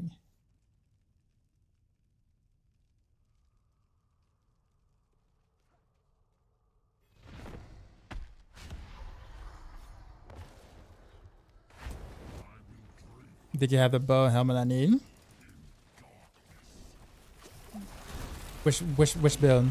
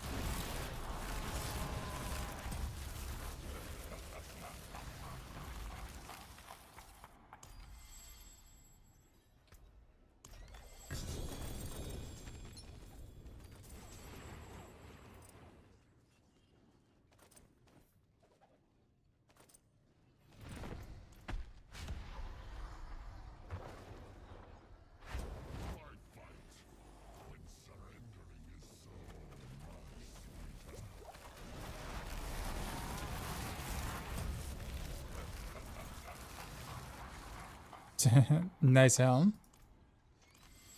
A Skyhunter. My Skyhunter is just like really good, but I appreciate it. I actually have a 4GA one, which is nutty. Morphin times with the Shroud of False Death. Nice. Congrats.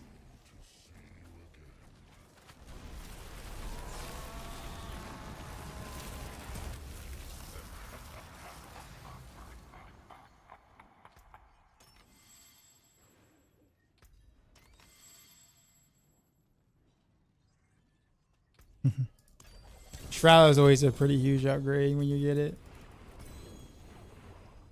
Oh, I got an Ahu rune. I'm gonna pick that up for sure.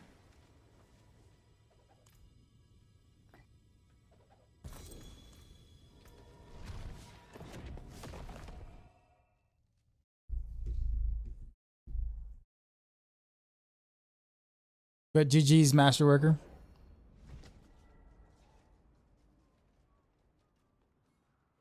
Blame, how many matches you got left? We can keep going for a little bit if you want.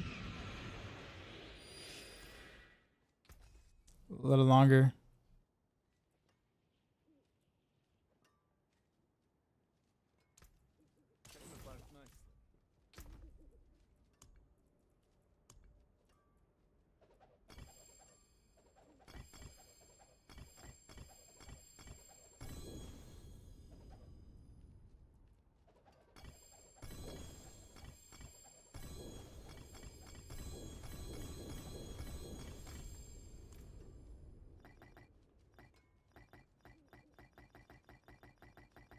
I just realized what I was doing just now. I thought I was putting my inventory, but I hit control instead of just right click. All these boss runs got me so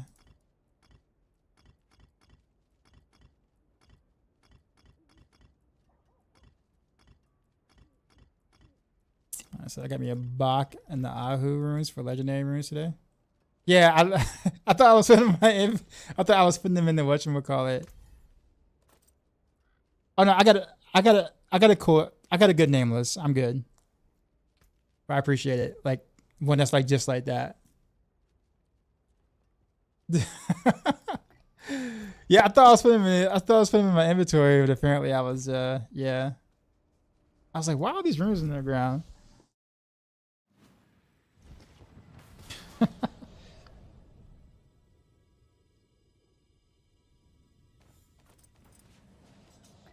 How many EMs do I have? I think I only have one.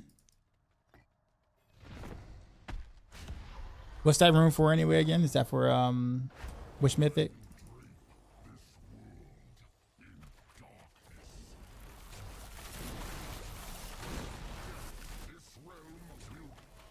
Shaker? Yeah, I think I only have one. I mean, I'd help you. I mean, that's one more than what you had. So I'll hold on to it.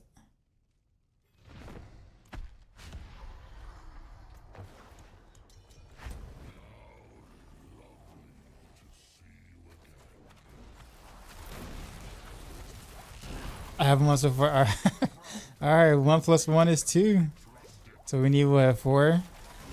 We need. Look at that quick maths. MAFS.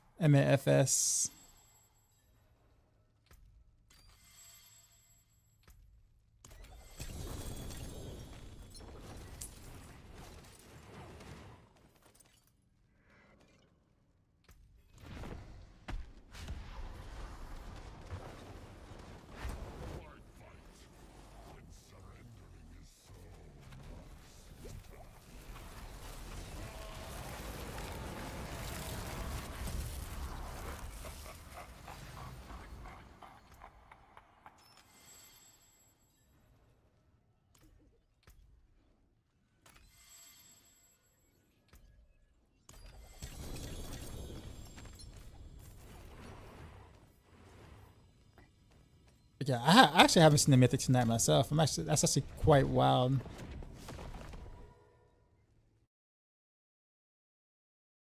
Like not even like a shitty one.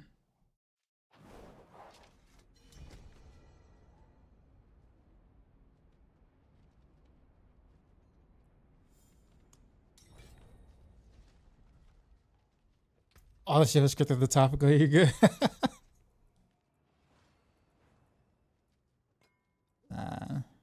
I mean, I don't like tacos. Period. So, which means that Rax and I could probably never be friends ever.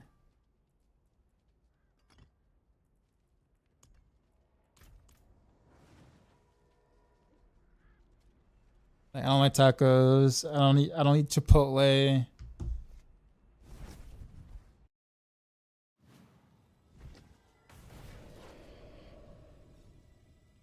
Where you at, Krika?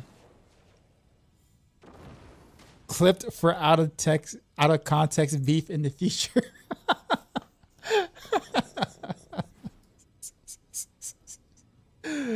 uh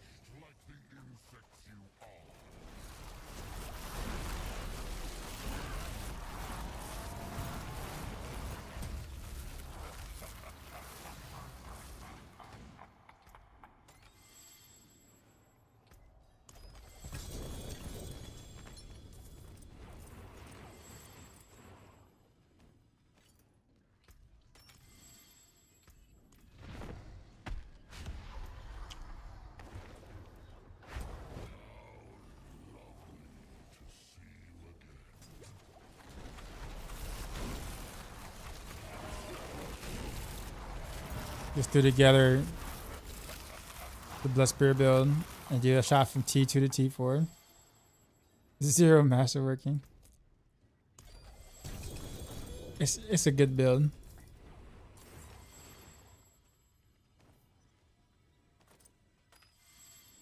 Dirty center.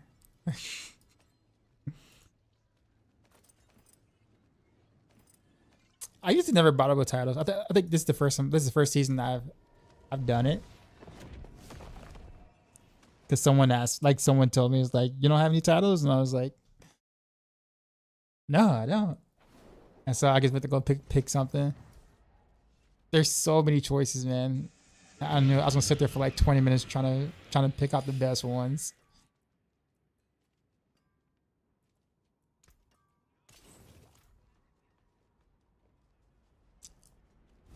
Hey man, awesome build. Makes me happy to see every build is actually viable now. I've been waiting for a build that is good for 7 seasons. It was actually the best build last season by a long shot on Rogue. Like, oh whoops. I should wait for crit go. Yeah, I was yeah, so like last season it was Rogue's best build. And actually in season 6 it kind of was too, once people figured it out. That it was stronger than Rapid Fire at the time. So this season, Death Trap is definitely Rogue's strongest build, but Rain of Arrows is the second strongest, and it's still very viable. But yeah.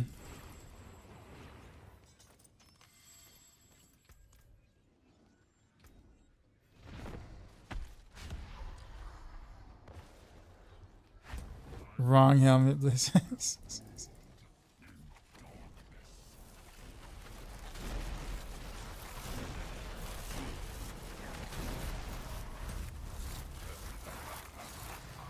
Nice Mythic.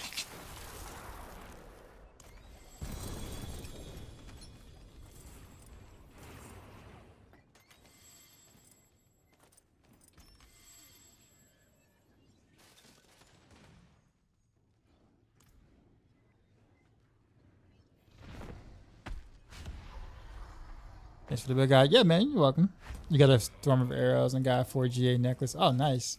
Very nice. Also glad you're enjoying the build. I'm a bow rogue at heart.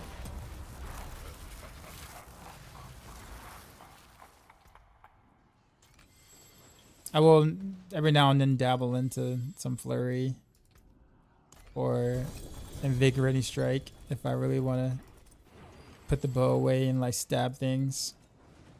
In game, that is. But yeah. I'm gonna see if Duri is friendlier. So no, so the drop rate is definitely better with Belial. Are you talking about the chest Duriel or is it about like the actual boss Duriel? Ashen with the lurk super, appreciate you.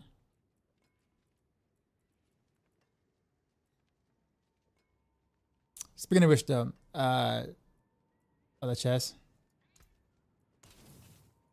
I got you. So, just letting you guys know for the rest of the week, I'm gonna be trying to stream or get on a little earlier than usual, or start my stream a little earlier than usual. So, probably like 4 hours earlier, 3 hours earlier than today, or than I did today. And I'll be doing that for like the rest of the week. Wednesday I will not stream because it is the wife's birthday. So also a heads up. But then we'll be Gucci for the rest of the week.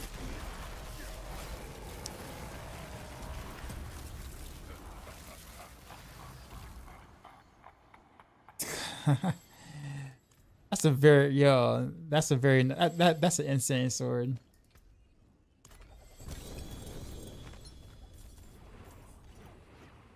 I don't know. Maybe I need to change the chest here from Endar to something else. Playing the Vase season. The season was sad, but I did no damage to bosses, but I can clear T4 super fast. Just give me a false sense that the progression of the game is that actually feels engaging. But I'll open stream to see people one-shotting bosses and doing TP at 100s. On evade or?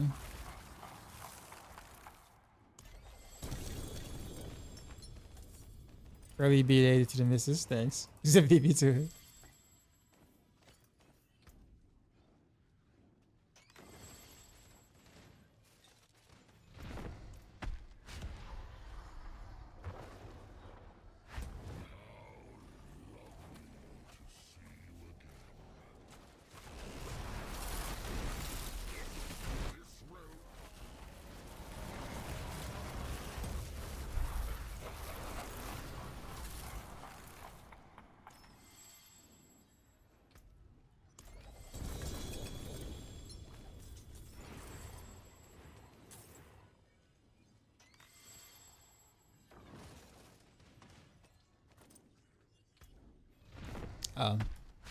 I meant to sell, but alright. I'll do that afterwards.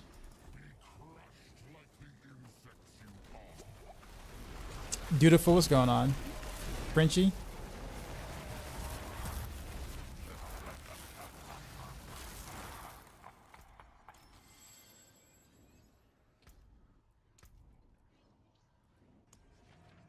I'm gonna try Beast in the Ice. Let's switch it up.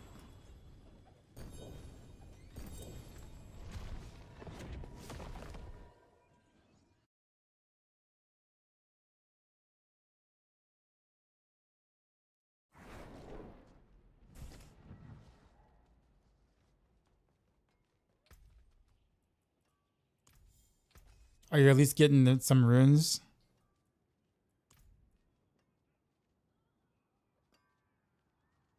$265. Come back if you need work.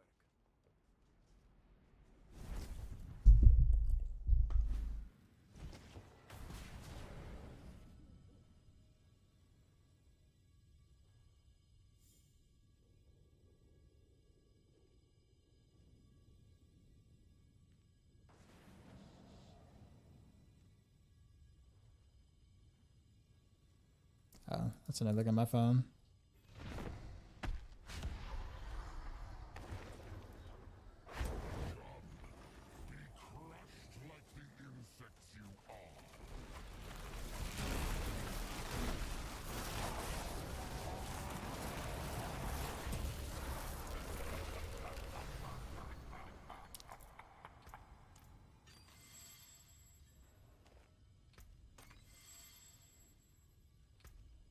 you mean every class is doing way more damage than Spirit. Okay, I got you. Yeah, that is fair.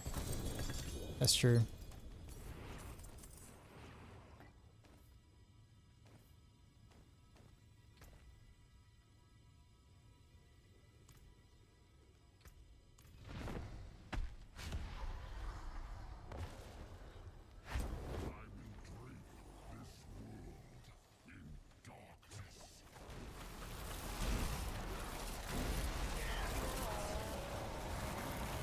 Just having fun with it.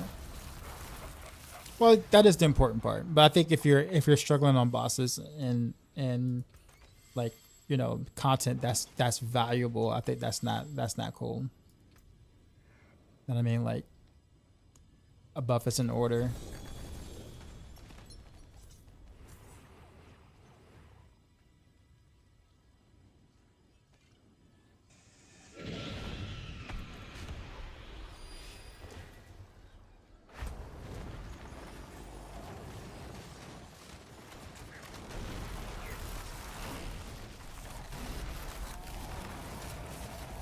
I appreciate it, Father.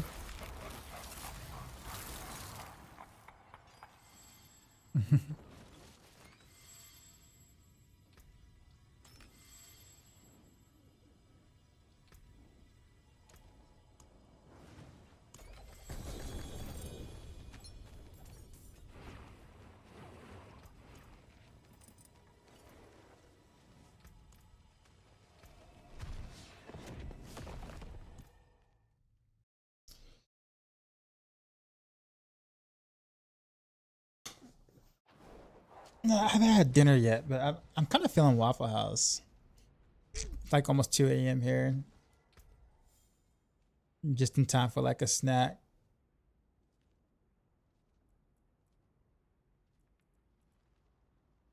Anytime now, Blizzard. We're rooting for you, man. I haven't seen the Mythic drop either. This stream.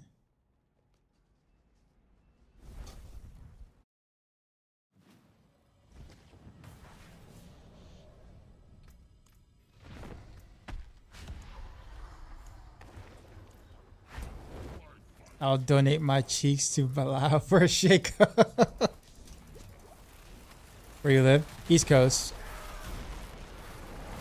East Coast, US.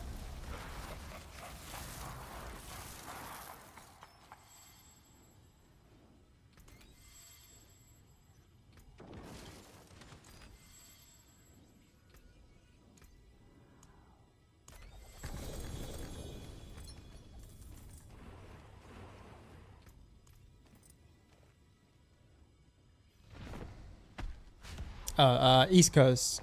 East Coast, US.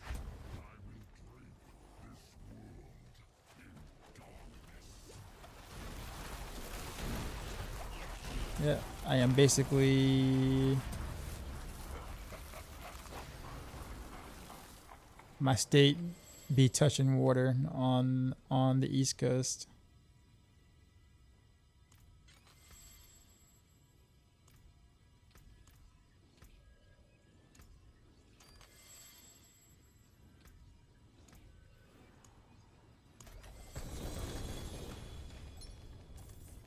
This guy's a 4GA cow, the nameless.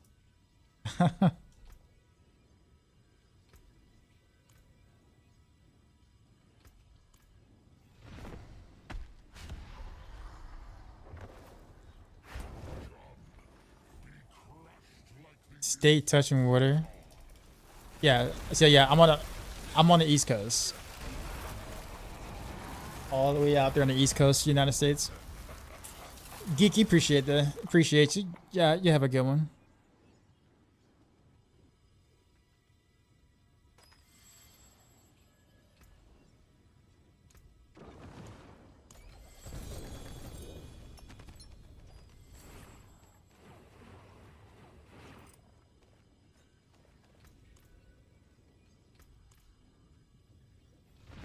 Yeah, I appreciate that.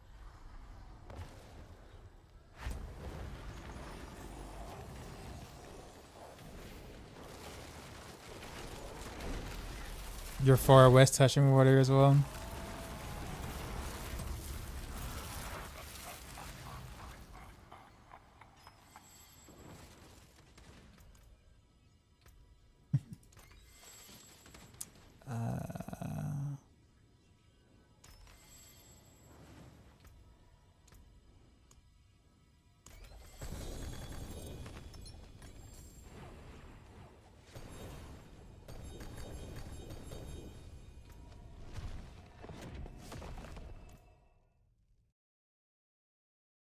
You can go for a sausage hash brown bow. Yo, I do that. I do that. I get that all the time, actually.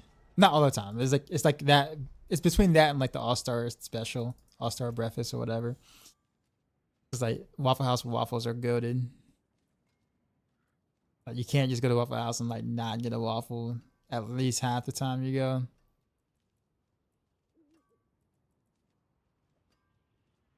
So, but yeah. Yeah, the hash brown bows are so good though. Need something forged? But do I smother it in my bowl? I do. Then preserve it.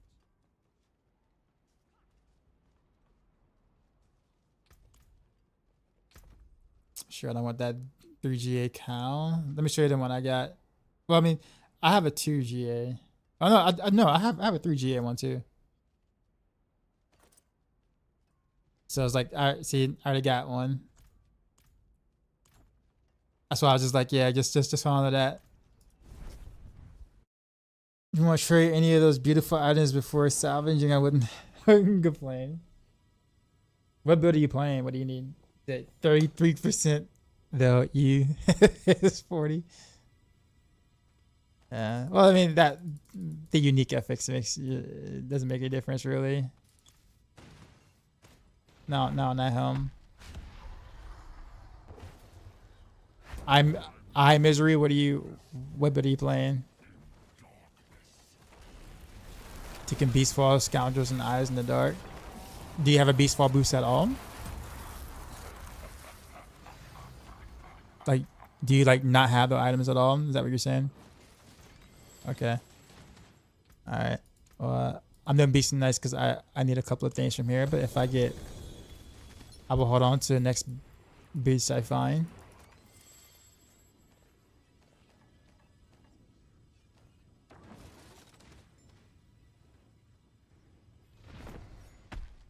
Speaking of which, I got two. But let me see if I can get a GA one for you.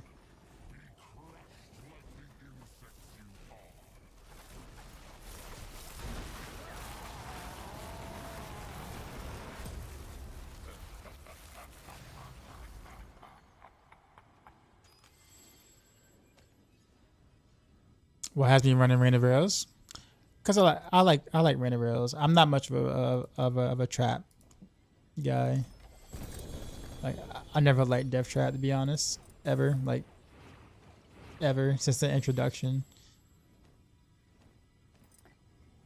I mean, I know it's super strong and it's super good, but Rain of Arrows actually gets the job done too as well. It's a strong second build, not as good as Death Trap obviously, but it gets the job done, and I'm having a lot of fun with it. Here we go. Actually, this is a good pair actually. It's got 70% of point 70.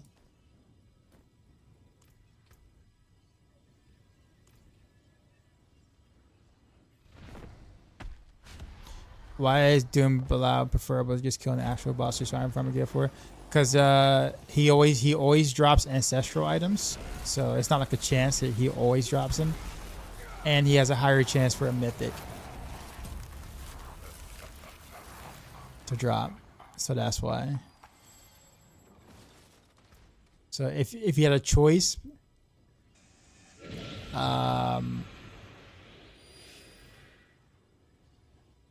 then that's what you would do.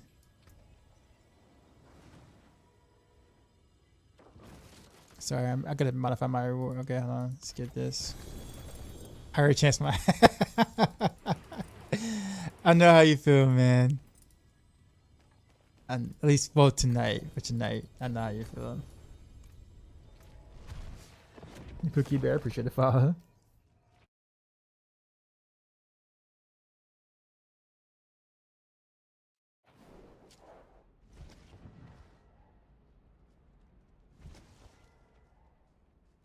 Said PC feels unreasonable and unrewarding.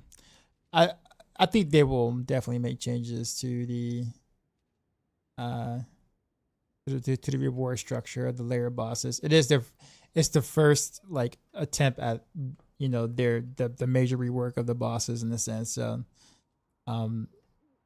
they definitely got some some ways to go, but they are listening to feedback for sure on it. That I can tell you. I can't give you more information than that, but I can tell you that much, that they're definitely watching and seeing like the vibes of how we're feeling about it. Whether we'll see like massive changes to it this season or next is the question. But even if they do like some small tidy fixes, like maybe have Belial, the mini Belial, like show up a little more often, would be not, would be kind of nice, amongst some other things.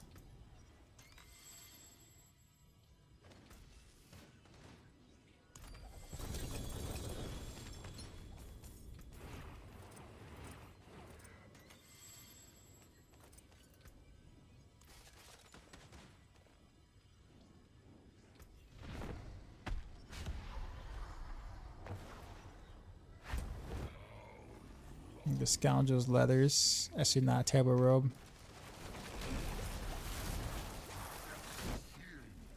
You see more GA in general. I barely get to see any 3-4 GA items. I do think that there needs to be, to have a point. I think the 3 and 4 GA items for the rarity, I think is where it needs to be.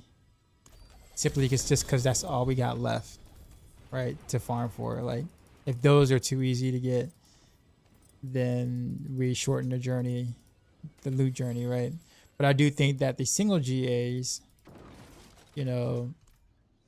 could use a bump for sure.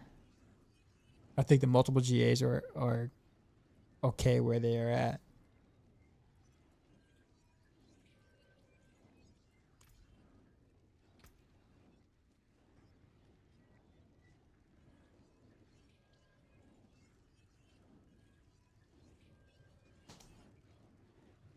That was my last mat. Death Trap players have some sort of boosted RNG or what?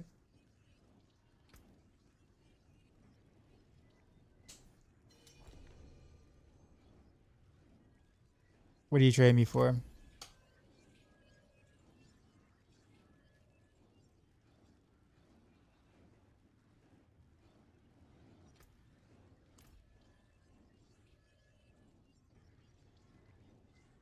We get a Heartseeker Flurry gunner.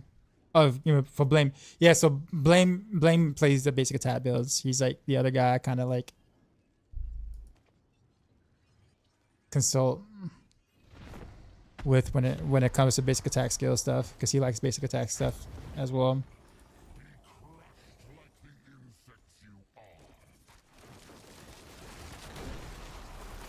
No, you're fine. This is fine.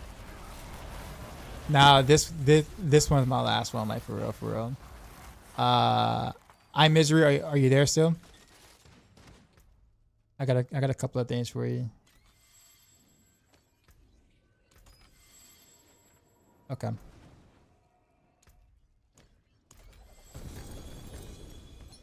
Macro got lucky for I found 4 GA Bone Spirit Parents to sell for 65 billion. Jeez.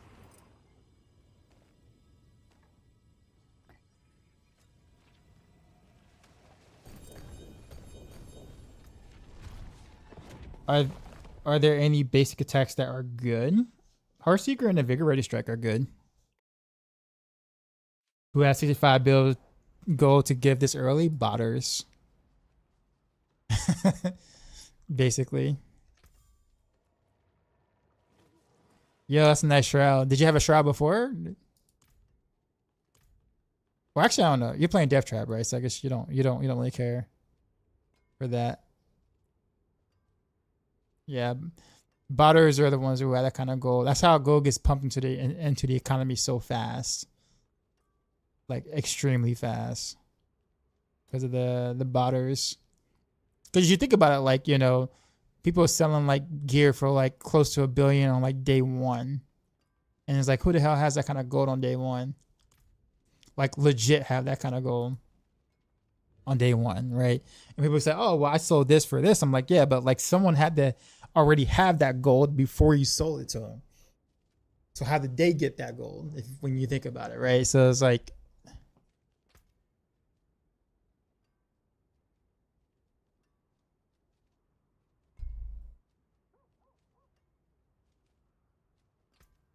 so yeah. So that's generally how like prices start to become inflated at the beginning. There's more to it than that, but like at the start, that's kind of where that comes from. And then other factors kind of make it doesn't really help the situation. Cause then so iMisery, what's your battle tag? Berserker collab today? Is it today? Tuesday? On Tuesday, whatever. From whispers, as in whispering gold sellers.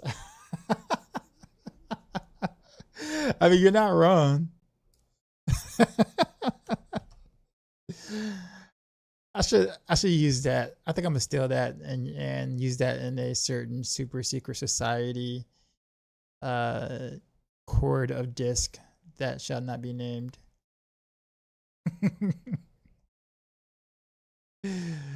That's good.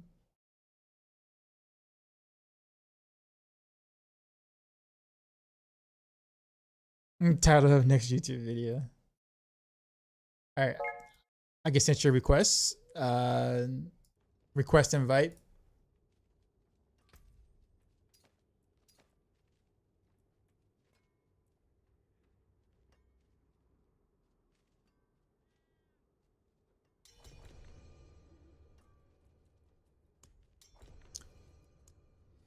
So Peacha, let me ask you a question, man. Honest thoughts on the new revised thumbnail for my latest video.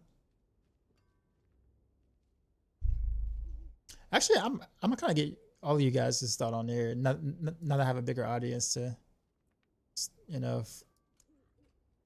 bigger audience right now that can pick on me.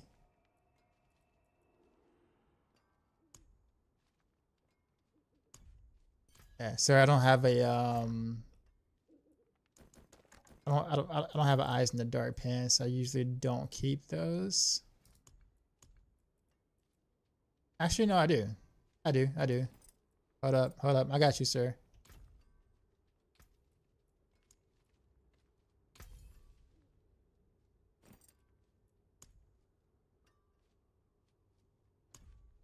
There you go. Have fun death trapping.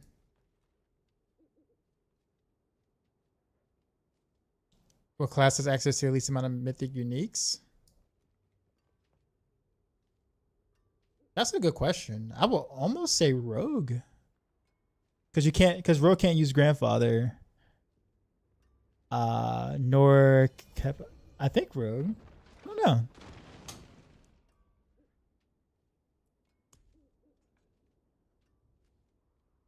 Is Klinger more readable, but still not as clickbaity as other popular videos?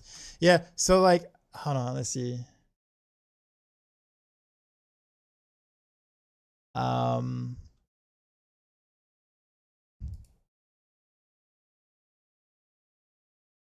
Yeah. So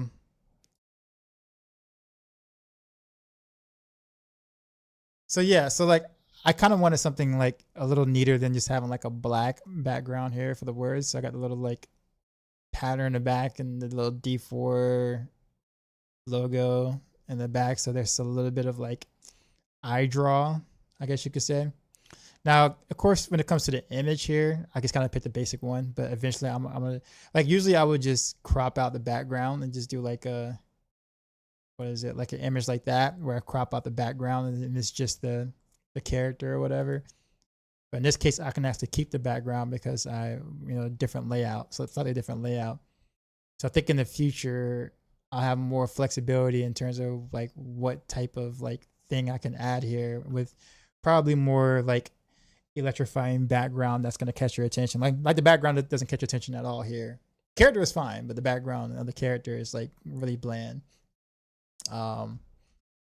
So I might update this a little bit in the future or whatever, but I figured in the meantime,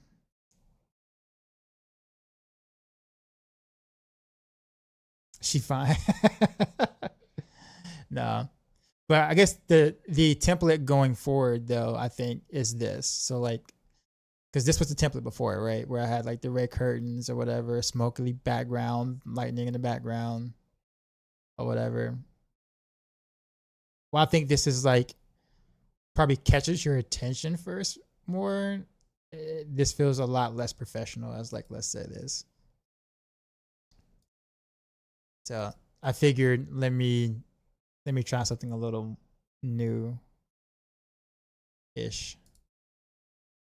So I was just curious on some feedback, but yeah, I get what you're saying. You said not as clickbaity as some of the other popular videos. Yeah. Oh no, the D4 logo is here. The D4 logo is in the background. You see it? You see how like the little green D4, like it's there, but not overly present.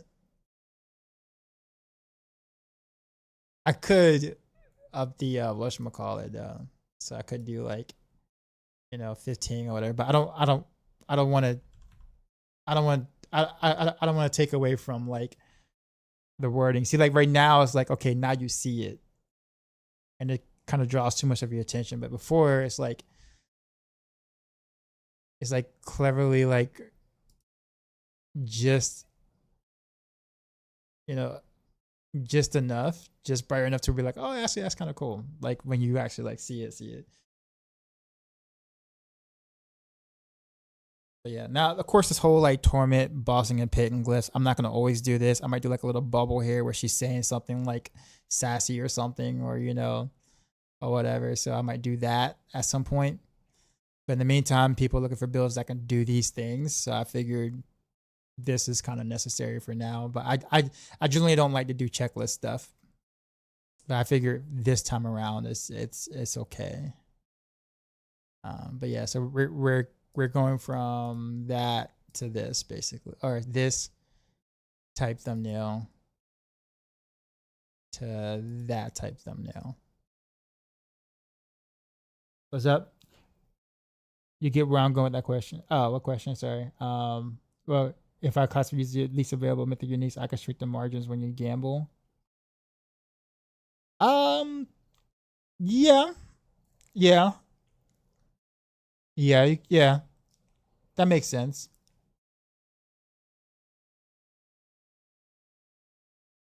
And so you do see it now. Yeah, I mean, I guess I can increase just a teeny bit. I think 10 might be too small, but 15 is too much. Maybe we can do like 12 or something. Whatever, where it's like a little more. Live raided my stream with 9 views. Live with the raid. We just got raided, son. You know how we do. What's going Drop my on? new beat for these new viewers.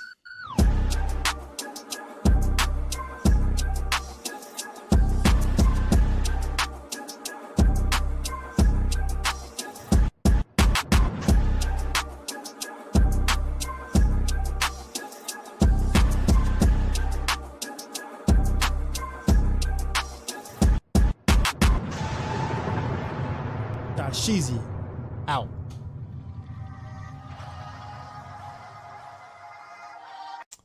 What's going on, Krog?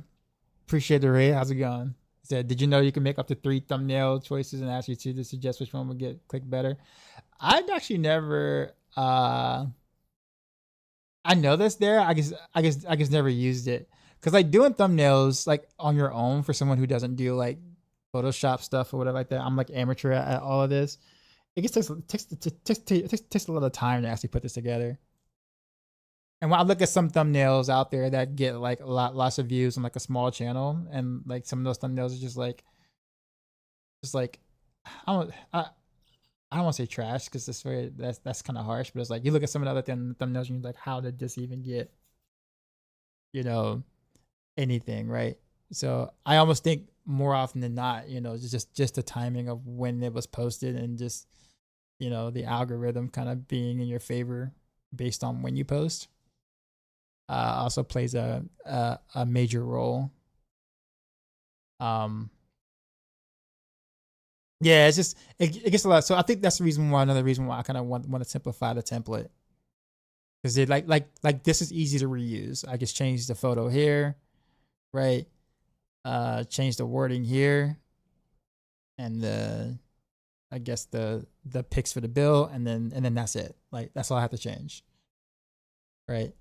I don't have to like reposition much of anything. Whereas this, I have to be careful how like where that picture is, how the size of the wording here, also the size of this little logo. This is a little bit more complicated to kind of upkeep and make it look good at the same time. So.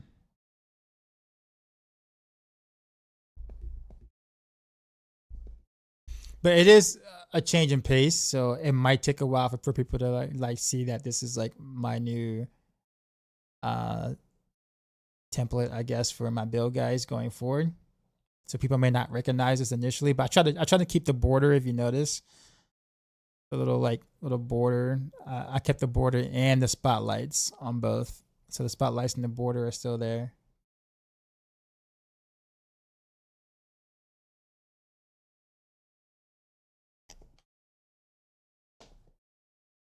Long time my friend ever consider coming back to DI?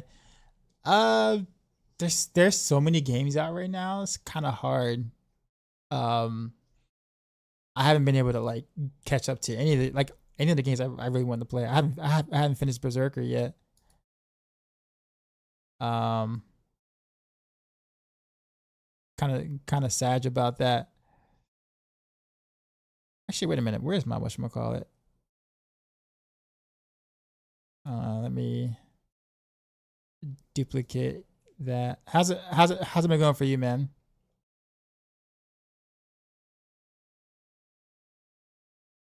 Need to flip that real quick. Horizontal. My spotlight wasn't there. There you go. Or it needs to hide behind everything, basically. So where's the spotlight? About right there.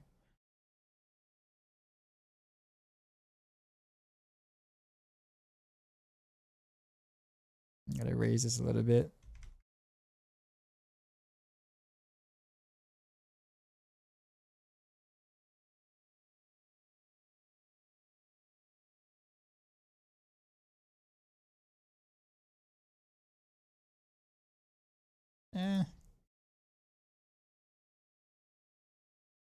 Like the first one.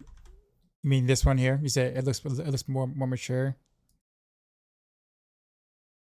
Yeah. I mean, this has done well for me for a long time. So I can't be mad, right? In fact, actually let's go through hold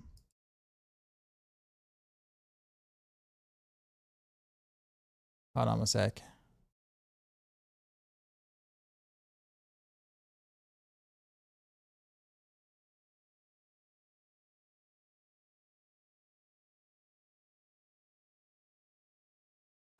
Where is it at?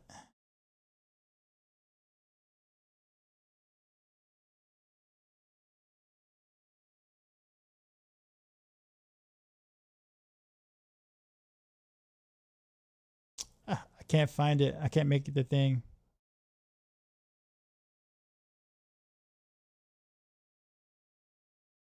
It's not gonna show. Hold on.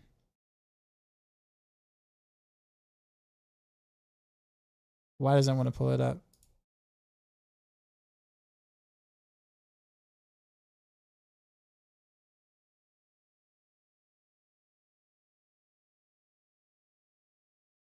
There we go.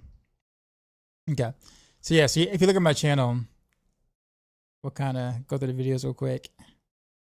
Russian Leaf, what's going on? Is that I because get the games on sale? If you're gonna get it, it's probably the best one. The Maxroll icon, a new one. I couldn't fit it anywhere. I didn't know where to, like when I thought about it, but I didn't know where to fit it. Where can I fit the Maxroll icon? Like do I just plop it on the top of the thing or?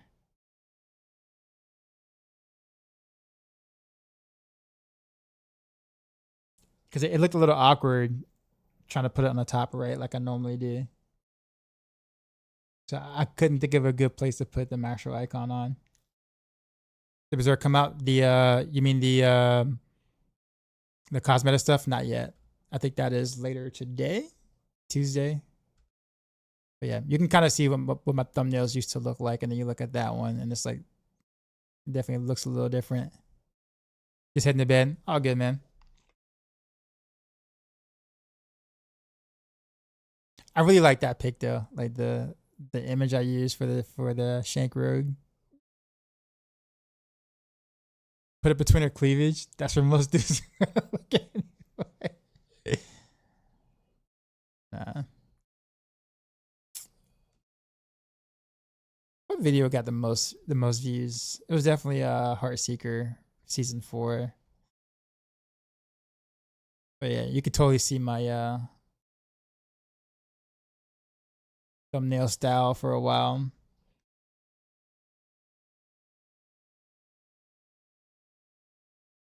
Yeah, all of my like older Heartseeker stuff did really well. That did. This one, almost 200,000 views on this one. The first time it was introduced, so good. Try to experiment with like doing like faces myself, but that's kind of rough.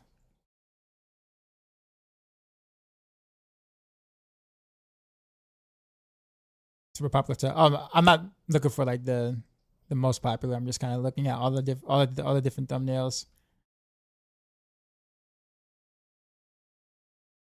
But nah, so then I had a period where I had this type of thumbnail where it was like color schemed based on what I was doing. That was hard. That was hard to upkeep. I don't know what I was thinking about this font right here though. Like this font right here and this font. Like he's going on a phase, yeah.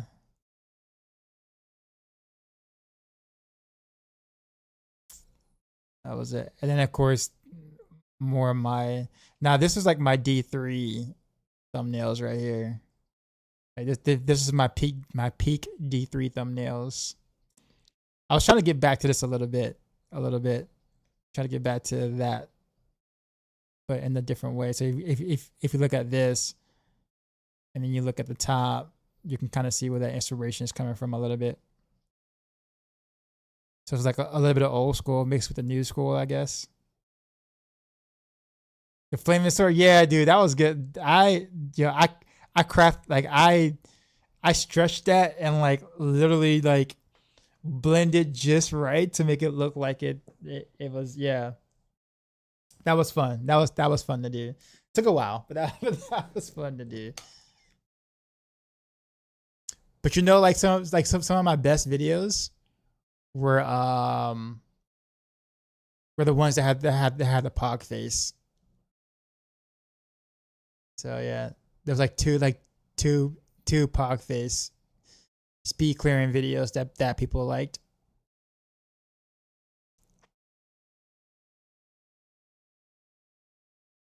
That was it. Yeah. How are you? I'm late, but I was playing some cards with homies. All good. All good. Yeah, these were again like peak D3 thumbnails for me ish. And then old school. We're talking about like just started making videos and whatnot, and you can kind of tell at this point with the thumbnails, they're very yeah.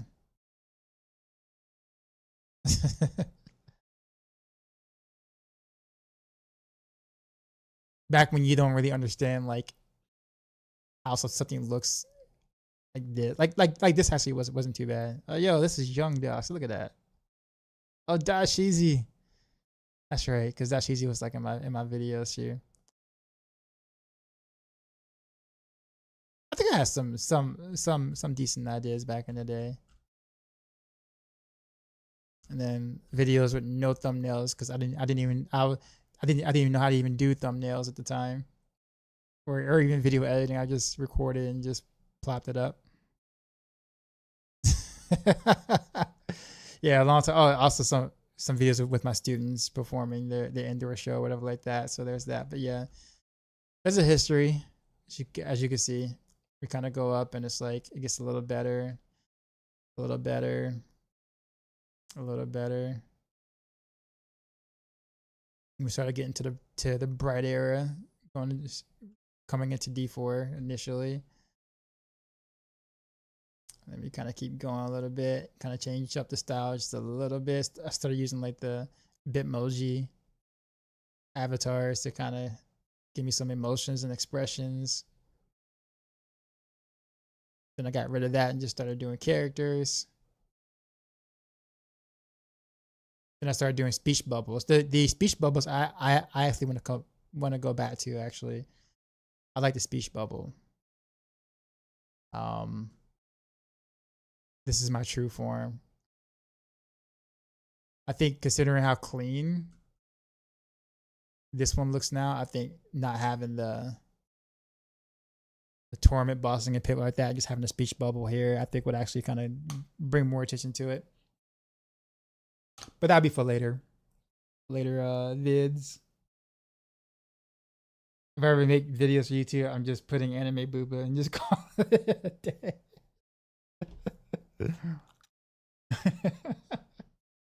I mean, it works. I mean, I'm pretty sure the first time I put this, what was it? Oh no, I covered the booba there. Never mind. I covered it here too as well. I showed a little bit here, I guess, on this one.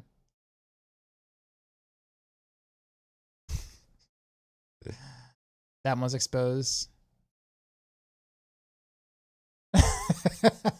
No context. Nah. But anyhow, if you're on Twitch and you have not subscribed to my YouTube channel, it is free. Do so as I continue to put out and continue the journey of the content. I do want to branch out and do other things, but other types of content other than like build guides or gameplay vids, but we'll see. You're still gonna head outside?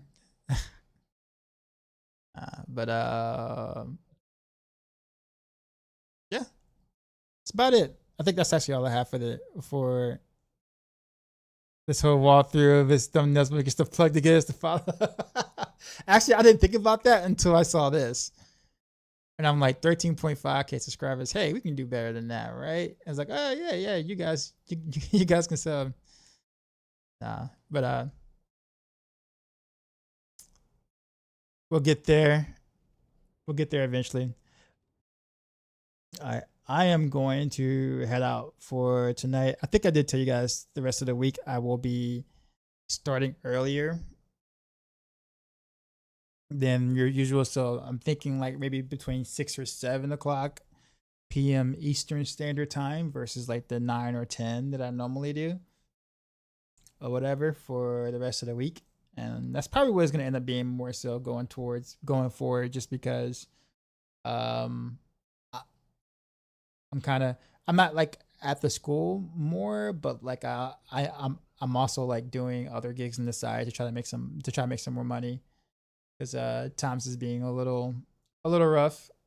I don't really want to talk about I hate talking about that on like the stream and whatnot, but I have to kind of grind a bit more for monetary value elsewhere. So I gotta think about the hours that I stream and being able to also do the other stuff too as well. So so that's why I'm altering my stream schedule just a little bit. So we'll start a little earlier, do about the typical 5-6 hour stream or whatnot. Nice to meet you. Thanks. Enjoy the Waffle House. Oh yeah, that's where I'm gonna go to as well, because I am hungry, and I still got that gift card. I still got a gift card for Waffle House. So like that's partially the reason why I want to go. It's because I have to pay for anything. Do you feel me? Yeah. But I appreciate y'all. We will read out to somebody. Forgot. And tomorrow we will do Heartseeker, I promise. Now maybe not at the start. We need to you know, get some masterworking going. So we need to do some in front of hordes a lot. So I can masterwork properly, but or at least as proper as I possibly can. And also getting a decent amulet. But yeah, we will at the very minimum we will start Heartseeker tomorrow. Like we're gonna actually start it and then go from there. With that. So also for the rest of the week we'll have Invigorating Strike. I want to play that. And then we're gonna do Rapid Fire also. And I also want to try to do and actually Blame, you actually might be interested in this. I'm thinking of trying to do a hybrid. So I know like in the past I've tried it several times, but hybrid in terms of like Victimize. So like gear for Victimize, like straight Victimize on Heartseeker and see how that performs. I don't have any expectations. We'll just see how it goes. And then also try to do a hybrid version where we still go for vulnerable damage on gear, but we don't pick specific aspects just for Victimize. We still go with like Moonrise and Adaptability, even though it does nothing for Victimize, but we'll basically buff our own damage as much as we possibly can and just have Victimize be like the, you know, like the side piece, if that makes sense. Still taking the exploit glyph and vulnerable damage everywhere else that doesn't affect our normal damage, or without affecting our normal damage. So I want to see how our hybrid feels now that the clone is like good, like, you know, in terms of dealing damage itself. So maybe we'll find like a diamond in the rough there, especially those who don't like playing Heartseeker that close up with close quarters combat. So that would be major, I think, if we can come across something kind of neat. So, but anyway, we're gonna go to Panda.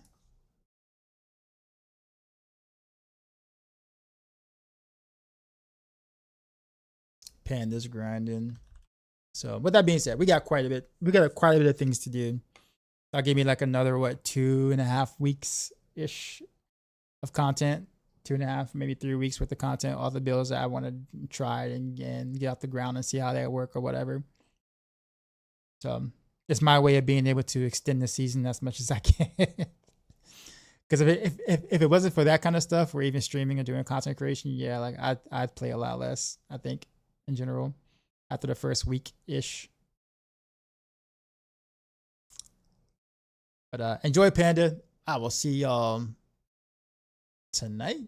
If it's Tuesday, if it's not Tuesday, I will see y'all tomorrow. And as always, till next time.